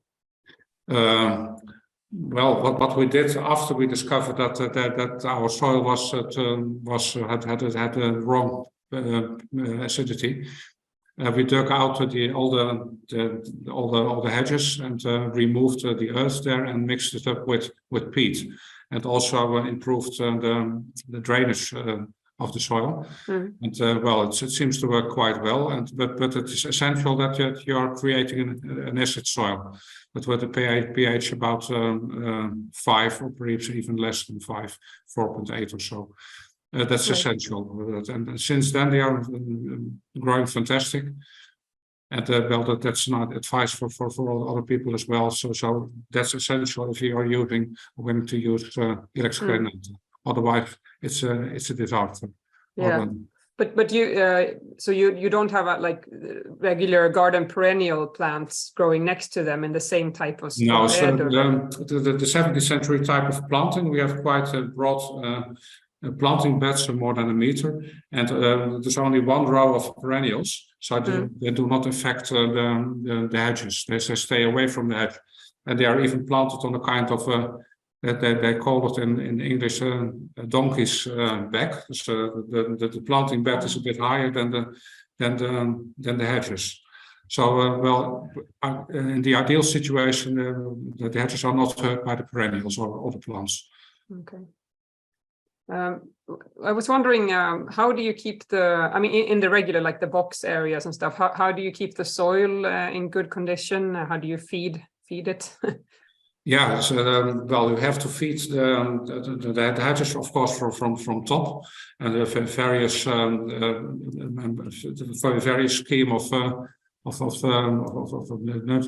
nutritions, and often it's how to use coated. I can't tell all the types we are using, but often they are coated, so they are losing their nutritions quite slowly. And well, if you give them at once, then you will have peaks in the doses so that you're getting. So I think that this works better. But also the watering is important. You saw our garden; it can be extremely hot in the summer, and so even Ilex doesn't like too much water. But of course, they are in need of water. So the watering system is essential as well. And of course, also to solve the nutritions. But you don't, in addition to the fertilizer, do you add any organic material like compost? Or that's what you have to add at first if you are improving the soil. Well, the white peat is organic, of course, And well, but you have to be careful with organic material because it also can block your soil, and so you can create a watering problem. And that's what also happened in the 1980s. They mixed the soil. You saw our garden; it was dug out almost 2 meters to recreate a formal garden. And well, you have, of course, we had a bad soil at that moment, a bad sandy soil, and they mixed it up with a lot of cow manure. Well, what happened, and with all the big machinery that worked in the garden, that the entire soil structure was completely destroyed, and with the wrong type of box, this French type of box, well, then you see a garden that doesn't look very well, and also with the drainage problem. Yeah, I think just touching on the first question about like whether you have a rain bed or not, that this is really what people have found is that you should. If you got problems with flooding, stay away from organic material in your planting beds, basically, because it clogs everything, like you say. You also need a bit of organic material, but it depends on what type of. It should be well composted, and well, certainly not cow manure anymore. That's what I would say. You can use it in a flower bed, but not so much in with your hedges. And you can get serious problems with botrytis and so on as well. Yeah. So Jenny was curious about whether you have to keep the acidity down with like regular intervals, because I know this is something you have to do when you grow blueberries, for example, in regular soils. You have to sort of replace the soil now and then because cultivation raises the pH level again. But have you had to add some more peat or? No, at the moment they're doing very fine, and what the nurserymen say is they are creating their own acidity after some time. If they are doing well, the acidity around the roots, and that's a bit science, it seems to be okay. So, and well, in the future, I think we are well. Our garden is looking fine now, but for perhaps in 10 or 15 years, I think we will go further with a box that I explained about. Yeah, doing very well. And well, it's a serious thing that if you have to clip 27 kilometers twice a year, that you can just calculate what this is costing. And yes, well, and of course, what every gardener learns is to pick plants that are suited for the location. And obviously, if you have to replace the soil, that's maybe not true. So yes. I'm truly happy. I told you a little bit about it, but we are still in this pilot project. But I'm extremely happy with the development with the new box types. I think that is a great relief for gardeners all over Europe and perhaps further. That we well, we have to perhaps say goodbye to the Box sempervirus, at least for some varieties. But well, new developments are hopeful. Thank you. Okay. I have some questions here now about sort of alternatives, box alternatives. So I guess that's for you, Joakim, Jenny, and Lenka. Does anyone have any experience with Kaluna, like heather? Is that something that's you've come across at all? Certainly, nobody's suggested it as an alternative. I guess if you kept trimming it on a very regular basis, it would be fine. But it gets woody quite quickly. I would think it would exhaust itself. But it's a nice idea. Especially the winter heathers, they're sort of tolerant of slightly more neutral to alkaline soils as well. Yeah. Sorry, the winter heather, is that the Erica or is that the Kaluna? Yeah. Okay. Yeah. I mean, I don't know. The Kaluna is native here, and is of course it's kind of adapted to renewal. We sort of burn it, and it's grazed when it's young and stuff. So I guess it sort of tolerates pruning, but I don't know to which extent. And this is obviously also another plant that requires acidic soils. It's in the same family as the lingonberry. Joakim, another question about the lingonberry. Jan says it would be really interesting to test how it would be to use the lingonberry, especially in the northern Scandinavian area. I guess there could be some challenges related to growing conditions and the need for the right acidic soil. Do you know about any tests being done in Sweden with the Kaluna? Oh, sorry, vaccinium, I mean. I don't know any tests in historic gardens or public gardens, but I know that we have a nursery, a small nursery in Gothenburg, Djupedal, and he grows the lingonberry and sells it. So it's available at the market, and he has been growing it for a very long time, and also different varieties. So and it works very well. But the larger experiment, the larger tests that I've seen are in Russia, in St. Petersburg, the summer garden. May I say something about that? I was involved in the reconstruction of the summer garden in St. Petersburg with the Dutch Heritage Board. As it in the first garden was a Dutch garden, and there we saw the use of this vaccinium, and it looked out well. And I know a description from Sweden, from Nicodemus Tessin. He also visited Hedlow, that vaccinium was used in former gardens in Stockholm in Sweden. So that must have been widely spread, the use of vaccinium. And considering the winters in the 17th century, it was the Little Ice Age. I think a lot of box was in many places not hardy enough to use in Nordic gardens.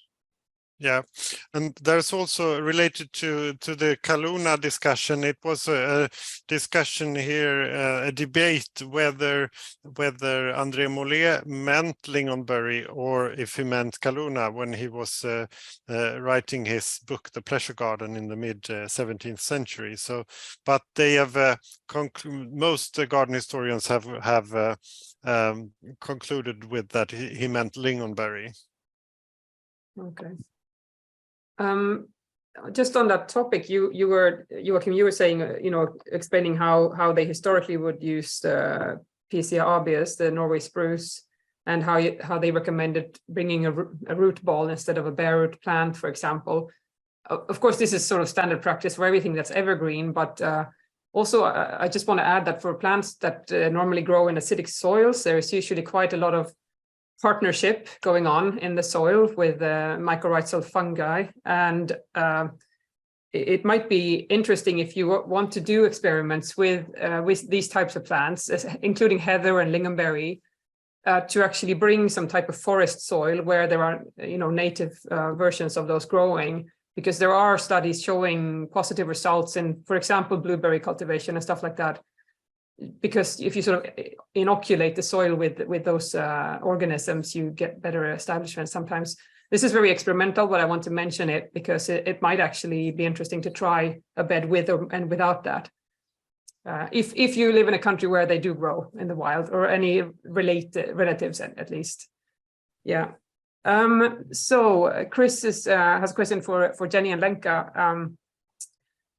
What are the thoughts on how thick the stems are growing of some of the plants in the walled garden test there compared to box stems of a similar age? But just with a Pittosporum, for example, you tend to get quite thicker stems with thicker branches, and the Pittosporum doesn't always respond well to renovation pruning into the older wood. So it's quite important so that you keep it trimming. It needs trimming at least 3 times a year, because just you don't want to let it grow long, get the branches thick, and have to just try to prune it. So just it will be a quite interesting experiment if it actually will regrow from the older wood, because as you've seen in the pictures, so it was quite severely damaged. So in the walled garden, because it's a public display, is going to be removed, but I'm sure we will get plenty inquiries from our members. So we're asking us and showing us pictures of damaged plants, so we should get quite a bit more information indirectly from our members. But definitely the main stems are going quite thick, and so hard renovation pruning is generally not an option.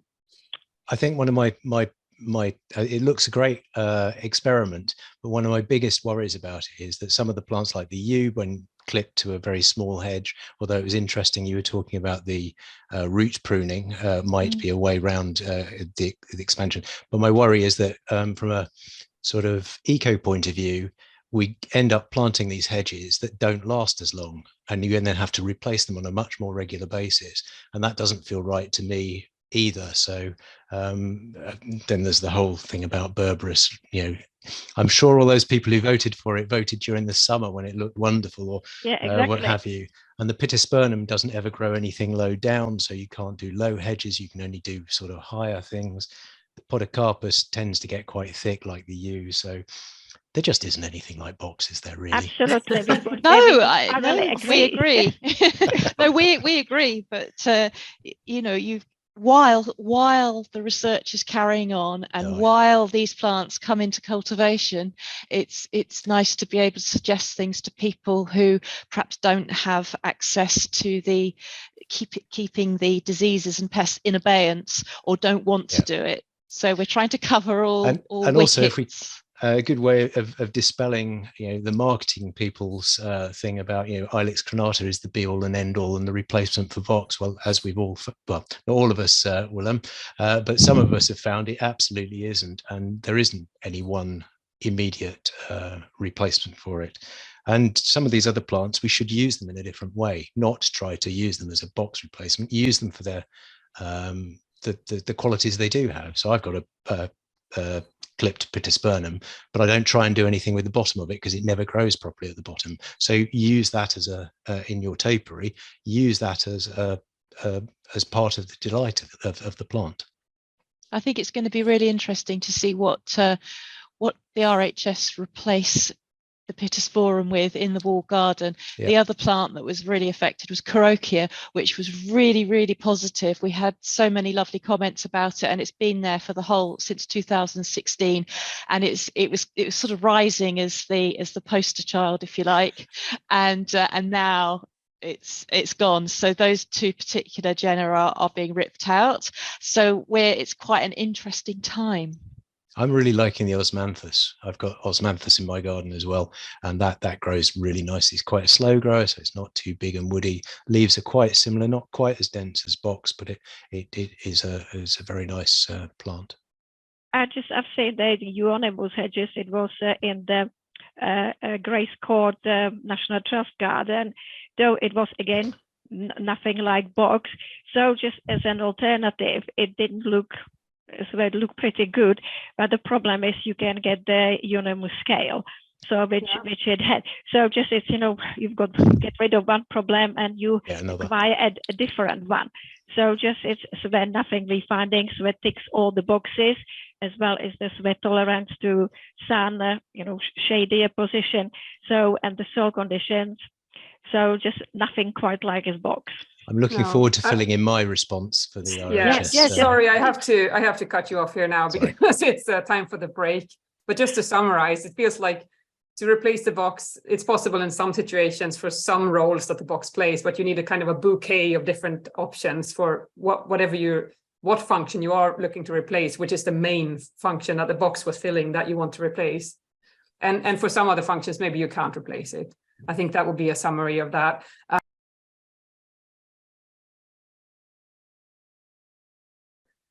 Is to, in a way, I suppose, look towards the future. I want to draw some parallel to the other webinar we had with lawn and meadows, where we can see that our former lawns are being converted all over Europe to tall grass and meadows, sort of assuming a wilder look, you could say. And one inspiration for doing a similar thing to hedges in situations in historic gardens where maybe they don't upset the aesthetics too much, so sort of in the fringe areas perhaps, is to look at the practice of hedge laying, which is not something that all of us know so much about if we're not from the UK, but thankfully we have Nigel here who's gonna give us a tour of what hedge laying is and why we should do it more. Thank you very much indeed. So my name is Nigel Adams and I'm talking today from Oxfordshire.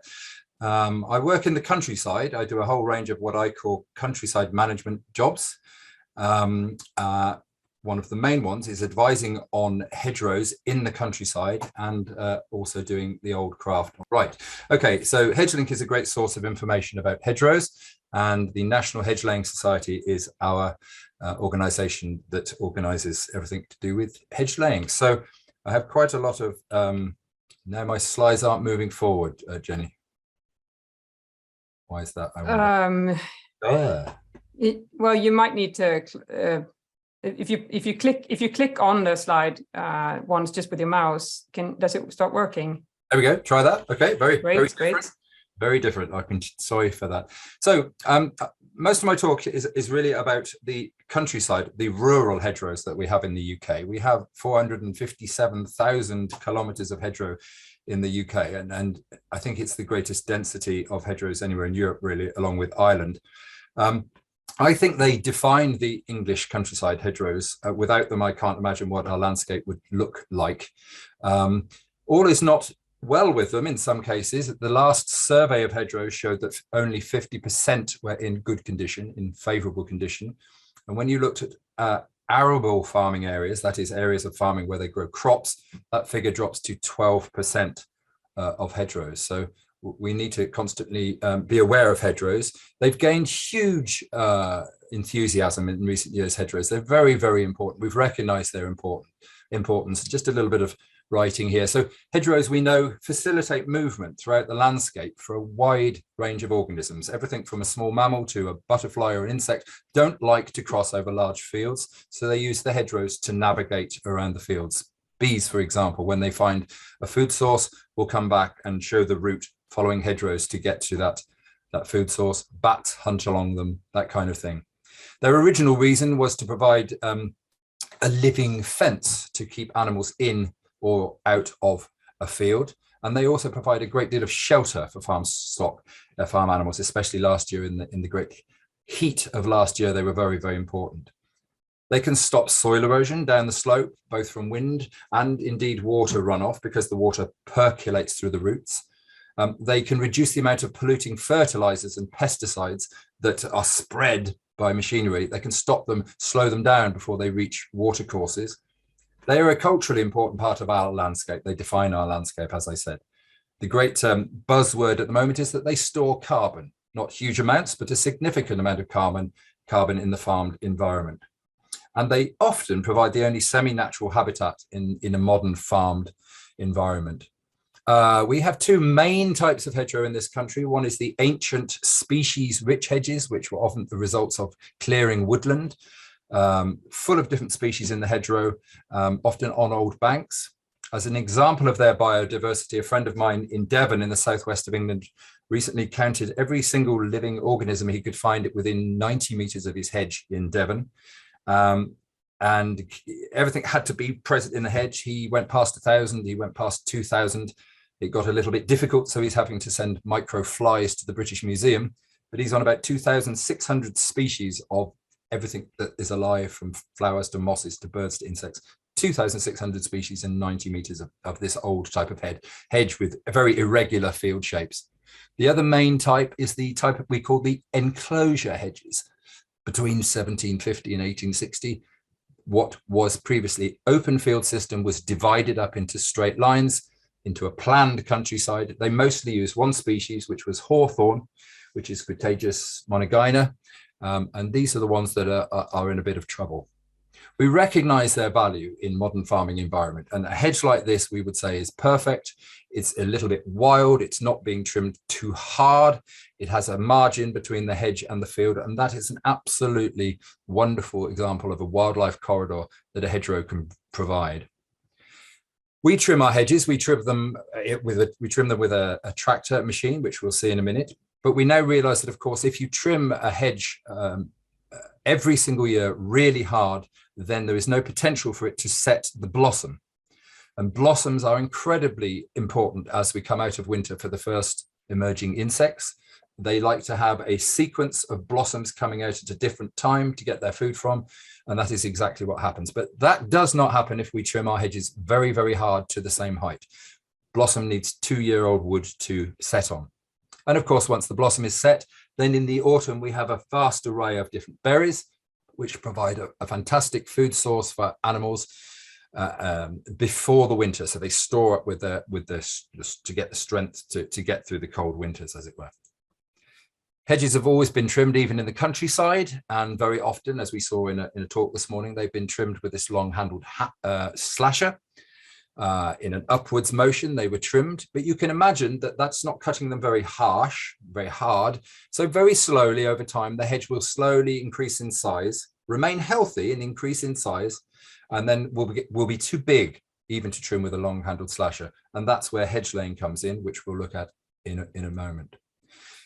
The 1940s, we had lots of different machinery inventions to take away that annual task of cutting by hand or laying hedges. Every farmer had 1 or 2 hedge layers on the land, and hedge laying was winter work.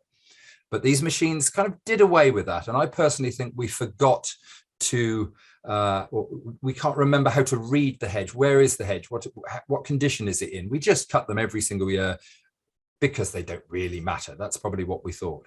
And now we have the tractor flail machine, and nearly all the hedges in the countryside are now cut with this tractor flail. The tendency is to cut to the same height every single year, and it's really it really forces our hedgerows to be in bad condition. And this is a good example. This hedge has been cut at the same height for probably since the 1960s. Also, it has sheep eating underneath the hedge, but this hedge really has no future. It's very old, it's very unviable going into the future. And that's caused by over trimming. This is another example, something I would call a ghost hedge. Again, has been cut at exactly the same height since the 1960s, produces no berries, no blossom, because it's cut to the same height every year. And even at the base of these hedges, this is hawthorn, these will be old and rotten and very little future. And this, I think, is what is happening if you use your imagination. If we plant a hedge and put a steel cage around it, and every time a small branch comes out, we trim it, then for the first 25 or 30 years of its life, I'm sure the wire cage will be full and be lovely and green. But after a time, if we keep cutting at the same height, the stems become sort of twisted, looking for light, the greenness, the green small leaves go up to the top. And really, it's no habitat for animals or shelter to animals or anything. And I think this is what we're doing. We're imagining we can keep something, a living bush, at the same height forever, and it just doesn't work. And this to me is a sure sign of that happening. At the cut line, it's what I call a knuckle, like when you close your fist on your hand, it's like a hard knuckle with a stress reaction there happening. And that's a message from the hedge to us, I think, to please back off, please relax now and let me slowly develop in my natural life cycle. Some machine cut hedges look absolutely fine. This is, I like the word clipping, really. It is sympathetically trimmed. The person is allowing the hedge to slowly develop in time, keeping the hedge nice and thick, but never trying to stop it at one height. So that we've just looked at over trimming, which has caused a lot of our hedges here to be in poor condition. The other dynamic which affects change on our hedges is total neglect. So man, obviously nature really wants to become a line of trees. If you leave your lawn alone, in 200 years time, it will become a forest. It's the same with hedgerows. If we don't rejuvenate the hedge from the base by some method, then it's going to start falling down, collapsing. These things will die, or nature takes its course and it starts to turn into a line of trees. So I developed this 1 to 10 scale by which we can actually place a hedgerow at any given time in a number from 1 to 10, which we'll look at in a minute. And really, when a hedge reaches this stage of being a line of trees, there's nothing much we can do with it. It's a line of trees, very important for bats and for other animals, but it's never going to be the thick, dense hedge which small birds, for example, like to live in. And this just sums up, I think, not all, but some of my scale of 1 to 10. And number 1, when you look at a hedge in the winter, is an old, decrepit, been cut at the same height, going downhill. That's the worst kind of hedge. It's full of gaps. That would score as a number 1. Number 3 here has lots of stems in it, so it has potential to be allowed to develop onwards. But if we keep cutting hard, it will go down to number 1. Number 5 in the middle of the 1 to 10 scale is a healthy hedge with lots of stems, lots of potential. But we know that if we left that alone, it will start to develop to a number 8 over time, getting a bit too big there to do any management on it, and eventually will be a number 10. So this is a useful scale. You can find it on the HedgeLink page. There are 1 to 10 scale to look at our countryside hedges to see what position in the life cycle they are. And this sums up what I see to be the life cycle. The top right-hand corner is a healthy hedge with lots of stems. But if we trim it to that height for many, many, many years, it goes down to the top left, becomes a very gappy, old, dying hedge. Bottom left, there's our healthy hedge, lots of stems, doing really well, providing lots of ecosystem services. And then if we neglect it, it will become this line of trees or start to fall down. This hedge would be somewhere in the middle. This would score a number 7. And if you look about 1 meter above the ground, you can see a sort of, I'm not sure you can see my arrow, but you can see a sort of shadow line. Well, the hedge was trimmed at that height for a long, long, long time. And then the landowner allowed it to come up. Now, one of the main reasons for hedges was to stop animals getting in or out of fields before wire was invented. And here you could see that an animal could push through those vertical stems. So this is a perfect hedge in which to lay hedges. Now, I show you this picture as something that might represent what early hedge laying throughout Europe might have been. This is actually in France.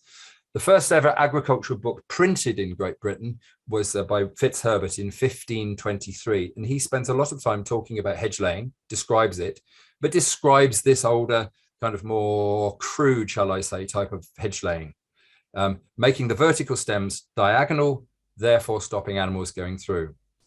And you'll see this with this style, which I think is the Belgian plaque hedge style, that it's tied on with small pieces. The diagonals are tied to the living stems with small pieces of willow, which they still do now. Very, very complex knot tied with willow to hold everything together. This is a hedge from northern Germany, the cross hedge, the Kreishag. These often were with hornbeam, for example, where at a young age, each plant was taken across diagonally and some plants taken the other way, formed this cross hedge, which was lots of pictures of it all around Schleswig-Holstein and around churches, actually. And when you do it with hornbeam, they actually grow together, which I believe is called inoculation. They actually bond together and grow, forming a long-lasting hedge in itself. This is a very rare type of, I'll call it hedge laying. It doesn't actually involve cutting, but they bend them over. This is in an area in Germany called the Nieheim. This is the Nieheim hedge, kept alive by one man. There's just one man was left doing it until recently. And these are all bent over. They're not cut, they're sort of bent over at an early age, still again forming that barrier to keep animals in or out of fields. So hedge laying developed all over Europe. Not so common at all in mainland Europe, but in Britain we've kept the craft, the skill going for many years. This is an early picture in the 1920s of someone doing some English hedge laying, digging the ditch, throwing the soil from the ditch up on the base of the hedge, and where the man is standing, of course, the animals would be in that field on that side now. And I suppose it can be said that in this country we've perfected the art of hedge laying. We've made it a work of art, if you like. It is becoming very popular. There are government grants to carry this out, and people love to see it. The members of the public absolutely love to see this old craft still being done. So what is hedge laying? Well, hedge laying, as I said, before wire was invented, you needed some way to keep animals in or out of fields. And so each of the stems along a hedgerow was individually, one at a time, cut diagonally down, leaving not very much at the bottom of that axe, maybe 1/10 of the wood, just enough of the cambium layer to take the sap up and down, so that is living. The French word for this is plessage, or we call it pleaching sometimes. Very old word. It's an plex. It was the Latin word, and it was an Indo-European name, forgive me, which actually plex meant to make something complicated, to weave together. That's where we get the word complex from. They're actually talking about hedge laying. Plex means this weaving. So we cut nearly all the way through and then lean that over. It's still attached. Here again, you can see these pleachers, as we call them, from the word plesser. And that all that's above there is living. It's a living barrier, and we will get new growth from the base there, from those cut bases. That's very important. It's a form of rejuvenating the hedge as well as forming a barrier. And these days we don't need the barrier so much. We have wire fences, but hedge laying is seen as providing a fantastic habitat for birds and insects. These are the tools we use very commonly, the axe and something on the left there called a bill hook, of which there are many, many different types. The types of bill hook all around the country, developed very, very locally and often made locally by what we call blacksmiths. And here's a small map showing only some of the types of bill hook from around the country. There are literally hundreds and hundreds, and everybody has their favorite. So very quickly, the quick process of hedge laying. As I say, we take each individual stem going along a hedgerow. First of all, we clear the top. That's me looking up into the top to make sure the top of the stem is free, because I want to do that before I start cutting at the base. Make sure the top is free. I then start to cut through the stem diagonally on the opposite side that I want the stem to go. And you usually start cutting about 2 to 3 times the diameter. So if the diameter is, say, I don't know, 8 centimeters or so, then you start your cut 3 or 4 times that high, and you come down diagonally, cutting down diagonally so that it's flexible and you can then take it over. When the hedge plant comes down, there might be branches going in all directions, in which case I do another of these special cuts here, just thinning it down and then bending it into the hedgerow to make this solid barrier. We bring in these, what we call stakes. These are made from hazel, and we put those and we knock those into the ground along the center line of the hedgerow to make everything completely strong, so that animals can't push it over. The whole thing is alive and very, very strong. So quickly on some of the different styles, this big strong hedge here is called the Midland style, from the middle area of England. It's a hedge which was against cows, for example, and you can see it's laid back over to the backside, and all that thorn is on the backside, and in that field behind, that's where the cows would be next year in the field rotation system. That's called the Midland style. There are about 30 styles that could be described, and probably about 18 styles that are still used around the country. This is North Somerset style. The cutting on all these styles is exactly the same. This is Welsh styles. There's a lot of Welsh styles, and they actually put a lot of deadwood into the hedge. It's a typical hedge for a country where there's lots of sheep both sides. Same cutting effect there. This is rather unusual in that it has a top rail along the top. This is from Yorkshire. That's the Yorkshire style. Devon style is very different again, because in Devon in the southwest, they have these massive banks, really, really big, maybe sometimes 2-3 meters across. And they lay a flat hedge along the front of each side of the bank to stop the animals getting up and over. Again, the cutting method is the same. This is south of England, and this has the brash or the branches both sides. And you can see there, that's at a competition. We actually have competitions around the countryside. Here you can see, this is my son. He's putting on the what we call the binders, the top binders. These are woven along the top. These things are cut off. We buy them from somewhere else, and he's just binding along the top, which again makes the whole thing incredibly tight and strong. We're very lucky to have as the patron of our society King Charles, and believe it or not, hedge laying is a passion of his. It's a hobby of his. It's probably his main hobby, and certainly before he recently got promotion, he would be out hedge laying every Wednesday afternoon or Saturday morning. I'm not joking. And he would probably lay in a winter, he'd probably lay maybe 150 meters by himself. He's absolute passion of his. So he's a patron of our society, just here having a chat and admiring my son's work at a competition. So those materials that we bring in, the stakes and the top bindings, we buy those from a coppice woodland. Across the country, there are these wonderful ancient coppice woodlands. And these areas, you can see the cut stumps in front. These are cut on a 7-year rotation to produce these incredibly straight binders, as we call them. They produce lots of things like bean sticks, pea sticks, all sorts of things for thatching the straw roofs of houses. So we're supporting the secondary industry of rural craft. After you've laid your hedge, it is the time when you can trim it really, really tightly to encourage it to fill up. And if it's a short section, I often use these long-handled hedge trimmers. And by that way, I can start to train the hedge into this kind of like a letter A, a letter of the actual, the letter A. It's a good way to make a hedge grow becoming narrower at the top and thicker at the base. So cutting the hedge after you've hedge laid is very important. So I've talked mostly about hedges out in the countryside. Very often I am asked to do it in gardens, especially on that kind of border between the formal garden and the countryside, the estate out the back. This was an example of a lovely big house, beautifully designed behind here. But this kind of semi-formal, the laid hedge, this inter boundary between the two areas works, I think, really, really well. Again, here, this was a house. They had a hedge with it. Didn't know what to do with it. It was actually laurel that had got really, really tall, and I laid it over, and it will be absolutely fine.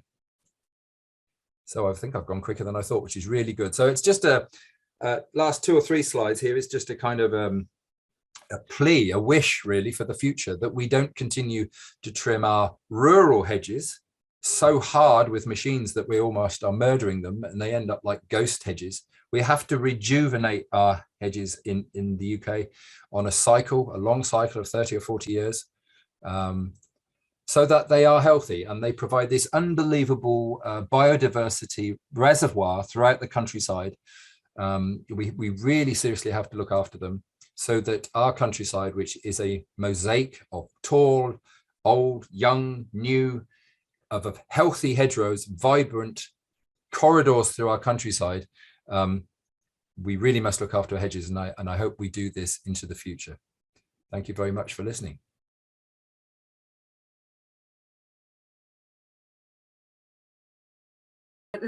So all of us work for the Royal Horticultural Society. We are UK's largest gardening charity, and they're on the advisory side of things, but we collaborate very closely.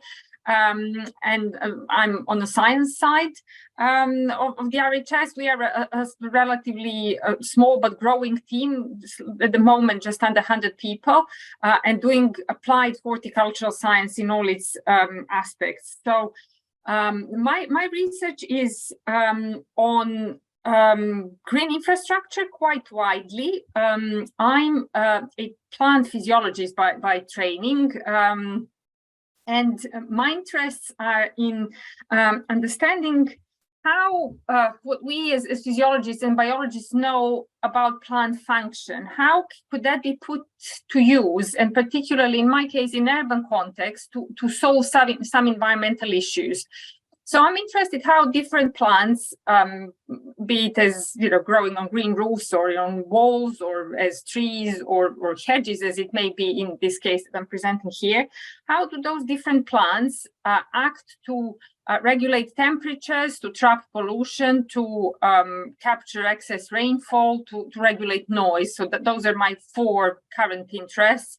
Obviously, green infrastructure and various plants within it do a lot more things, but that's where over the last 15 years or so I've been working. And then probably for the best part of the last 7 years, I've used hedges as a model to study those 4 services.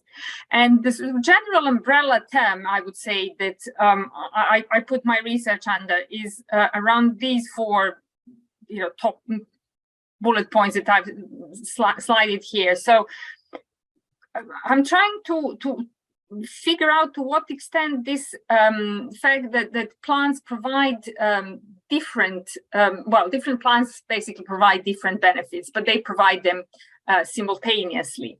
And as scientists, we tend to study usually these individual services or benefits in isolation. So when I first started my research, I was really interested in how plants regulate temperature.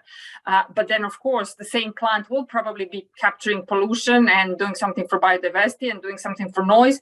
So it's then how do you put all these various services together and how do you rank different planting?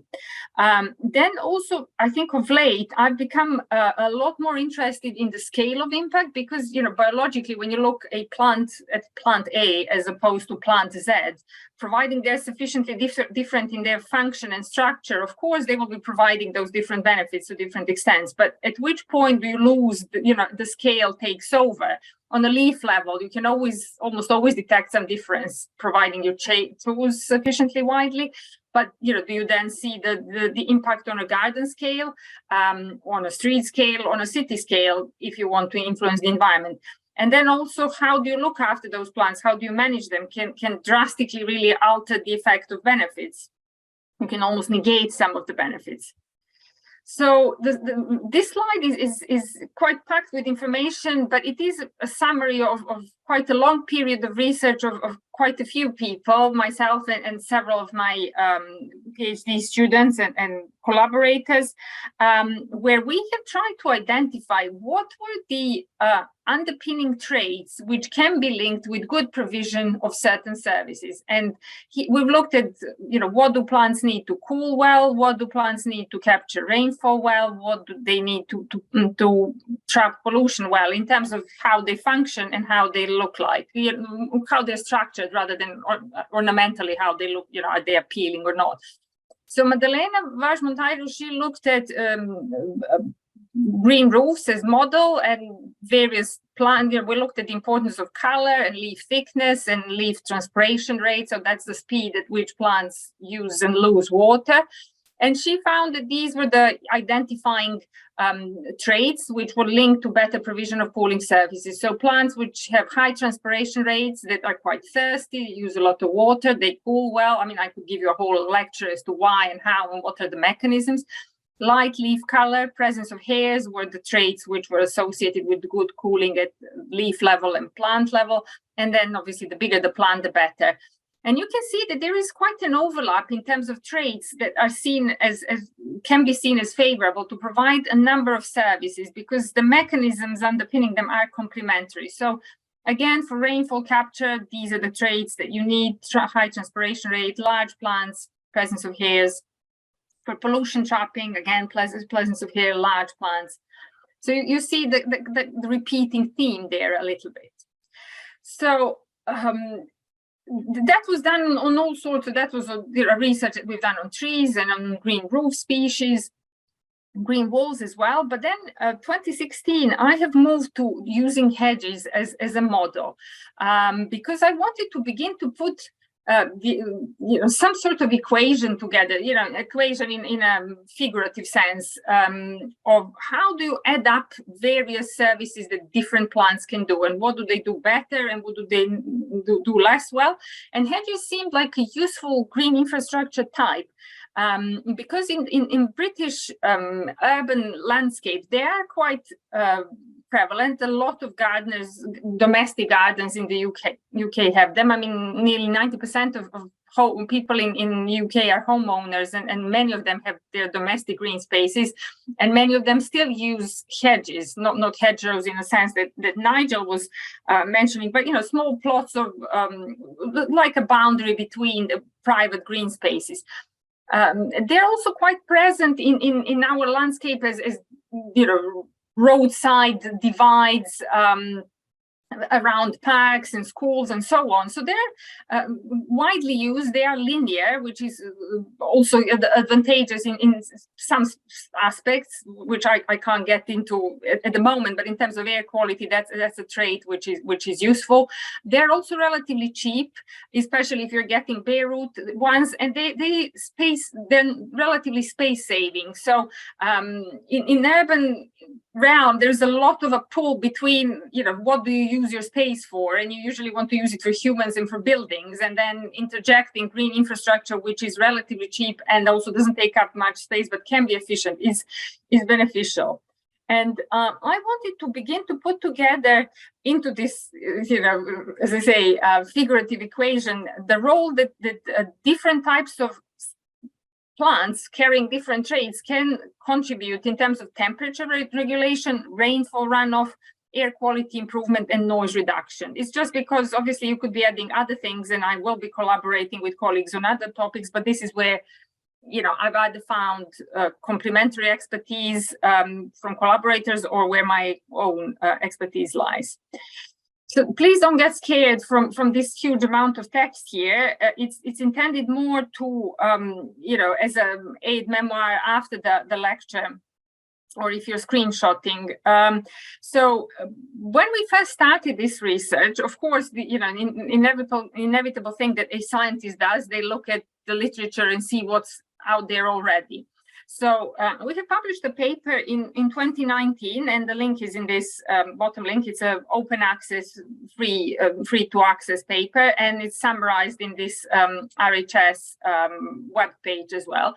So we've looked at what's known in the literature about 45 species that were either currently very popular in we called it temperate climate. So we've looked at British catalogs, French, German, Dutch, and Belgium in terms of what's being sold, what's being used. Also, I spoke to my contacts in the nursery industry. So we've identified about 45 species that are either very widely used or were predicted to become quite popular as the climate changes. And then we've looked at what's available in the literature about them in terms of what's known about how well they capture particulate pollution, so the dust in the air, how well they can reduce noise, how well they attenuate rainfall and reduce flood risks, what's known about their contribution to wildlife. And from the literature, we have identified what are the characteristics, theoretical characteristics, which are associated with good provision of particular services. So if you wanted, a hedge that predominantly reduces noise, then these are the characteristics you need in it: wide, tall, multi-stratified belts of evergreen species and dense canopies. And then these are the representatives that could form, that could be managed or already inherently have some of the characteristics which would lend themselves to good noise reduction. So the list on the right is not exhaustive. It is just what is found in the literature, but it doesn't mean that other species that have these characteristics or varieties, other taxa, that they couldn't do the service well. And so, as I say, it's all summarized in this RHS webpage. If you need it for practical guidance, it should be there, or it is there. Obviously, being as a scientist, you try and balance your argument. We clearly looked very heavily at the positives, but we also looked at what are potential disservices associated with the choice of particular species, what's already known. And then there were a few taxa that cropped up as potentially allergenic, that are used as hedges, some that can be invasive, that we need to be mindful of when using. It doesn't mean that it's, we should completely never use them if they're not on red listed, but it's more the question of a context where we use them. And also, bear in mind that this was the review is aimed at urban hedges, and therefore some of these choices may not be suitable for rural areas because of the spread, perhaps, and sort of invasiveness risk. But in the city context, they may be okay. And then also we considered the management, even though it's not strictly, a ecological disservice, but we felt that intensive management of subspecies, also we need to be aware of that, because it can really alter the benefit and also the sustainability of the whole installation, as it were. So here I'm going to just focus on two experiments that we have done more recently, which focus around air quality. And I am conscious that obviously in a historical gardens context, air quality perhaps is less of an issue, or using your hedges, you use them for different reasons. It's, for maybe some spatial function or visual appearance function, whereas here it's more of an environmental function. But there is a lot of talk about hedges as barriers and their role in air quality. And I thought, well, maybe for your sort of general CPD, as it were, this sort of information, may be useful in some form. So these are the experiments that we have done a few years back. It was largely a project by a master's student, Zinat Kadir, in just before pandemic, where we have looked at hedges of Crataegus, Thuya, and Cotoneaster, which we have planted quite mature plants a year before the project started in central Reading. So as you can see here, this is light blue is the location of the tree species that we planted in a replicated manner. We had strips of tree species replicated 3 times. And this was our high traffic location. It's by a roadside that has a traffic intensity of about, I think, over 40,000 cars per day. And then we've also we've looked at a period of time when there was no rainfall, and we've collected leaves after they've been exposed to roadside traffic pollution for a period of dry weather. And then just took some leaf samples and she washed them and filtered them, and we looked at the weight of particulate matter of dust that was collecting on those leaves. And our assumption was that if there was more on the leaves, there was less in the air, so that higher concentration of pollution on the leaves was an indicator of a hedge providing a better capture, better air quality improvement service. So what we have found is we've looked at 3 species, as I said, Cotoneaster franchetii, because of its hairy leaves, looked at native hawthorn, Crataegus monogyna, and we looked at Thuja plicata, western red cedar, and we collected samples from the front and the back of the hedge. And basically in our heavy traffic location by this sort of 6-lane motorway in central Reading, we found that there were species differences. So the hairy-leaved Cotoneaster provide better sequestration, as you would expect. I mean, other literature also suggests that these leaves, which have complex structures, such as Cotoneaster and Thuja, are better than smooth leaves.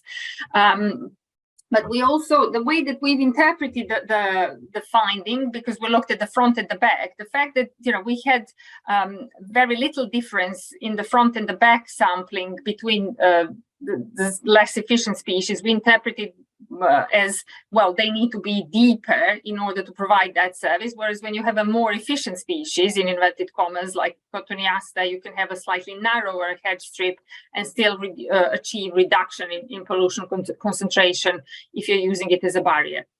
But what we have also found in sampling from locations which were which had less traffic. So there was a location just outside of Center with a traffic intensity of about 6,000 cars per day, and then also at the campus of the University of Reading, where actually I'm based. My post is at the university, where there's no traffic at all. It's in the center of the campus that's very, very green. We found that, again, yes, there were some species differences, but when the traffic intensity is lower, or there is no traffic intensity, then clearly the impact of, in the location where we have measured, impact of species was less important. So this, fixation on species choice and what is your most efficient performer clearly is less important in situations where you don't have high background pollution level. It's possibly quite important in the situations where you are in a city center and you're really needing to solve that air quality issue, then yes. But otherwise, any green barrier would most likely do. So here, from this, I'm going to move into something even I suppose less applicable, but more as a teaser to give you an idea where people in other areas are also looking and thinking. So staying with the air quality team, I have a collaboration with colleagues at the University of Warwick through a PhD project by Letizia Pondini that RHS is co-funding. And Letizia is also looking at different hedge species and how they capture particulate pollution, but she is particularly interested how that then links with composition and abundance of leaf bacteria. And the reason why she's interested in leaf bacteria, if you've never thought about it, is because some of these leaf bacteria actually can themselves break down some of the ambient pollution. So some of those leaf bacteria are actually quite positive agents in improving the air quality. And we wanted to see what is the interaction between air pollution and these leaf bacteria. And then is it the same for any species that you're growing as a hedge, or does it change depending on what type of plant you're actually growing? And so she was testing in 3 situations, campus of the University of Warwick, which actually ended up being quite, the air quality wasn't brilliant there. And then even worse than the roadside that she was sampling from. And then obviously there's a lot less pollution in the woodland, quite removed from the main road. And she found that depending on the location, composition of bacterial communities was quite distinct. So she had very different bacteria, or not very, but sufficiently different bacteria in her campus, the polluted location, as opposed to the woodland location, as opposed to kind of intermediate. It was very closely linked to the level of particulate matter on the leaves. And then we also found that the bacterial abundance, so how much bacteria we had on those leaves, was also correlated with the level of particulate matter that we had on the leaves. So that where we had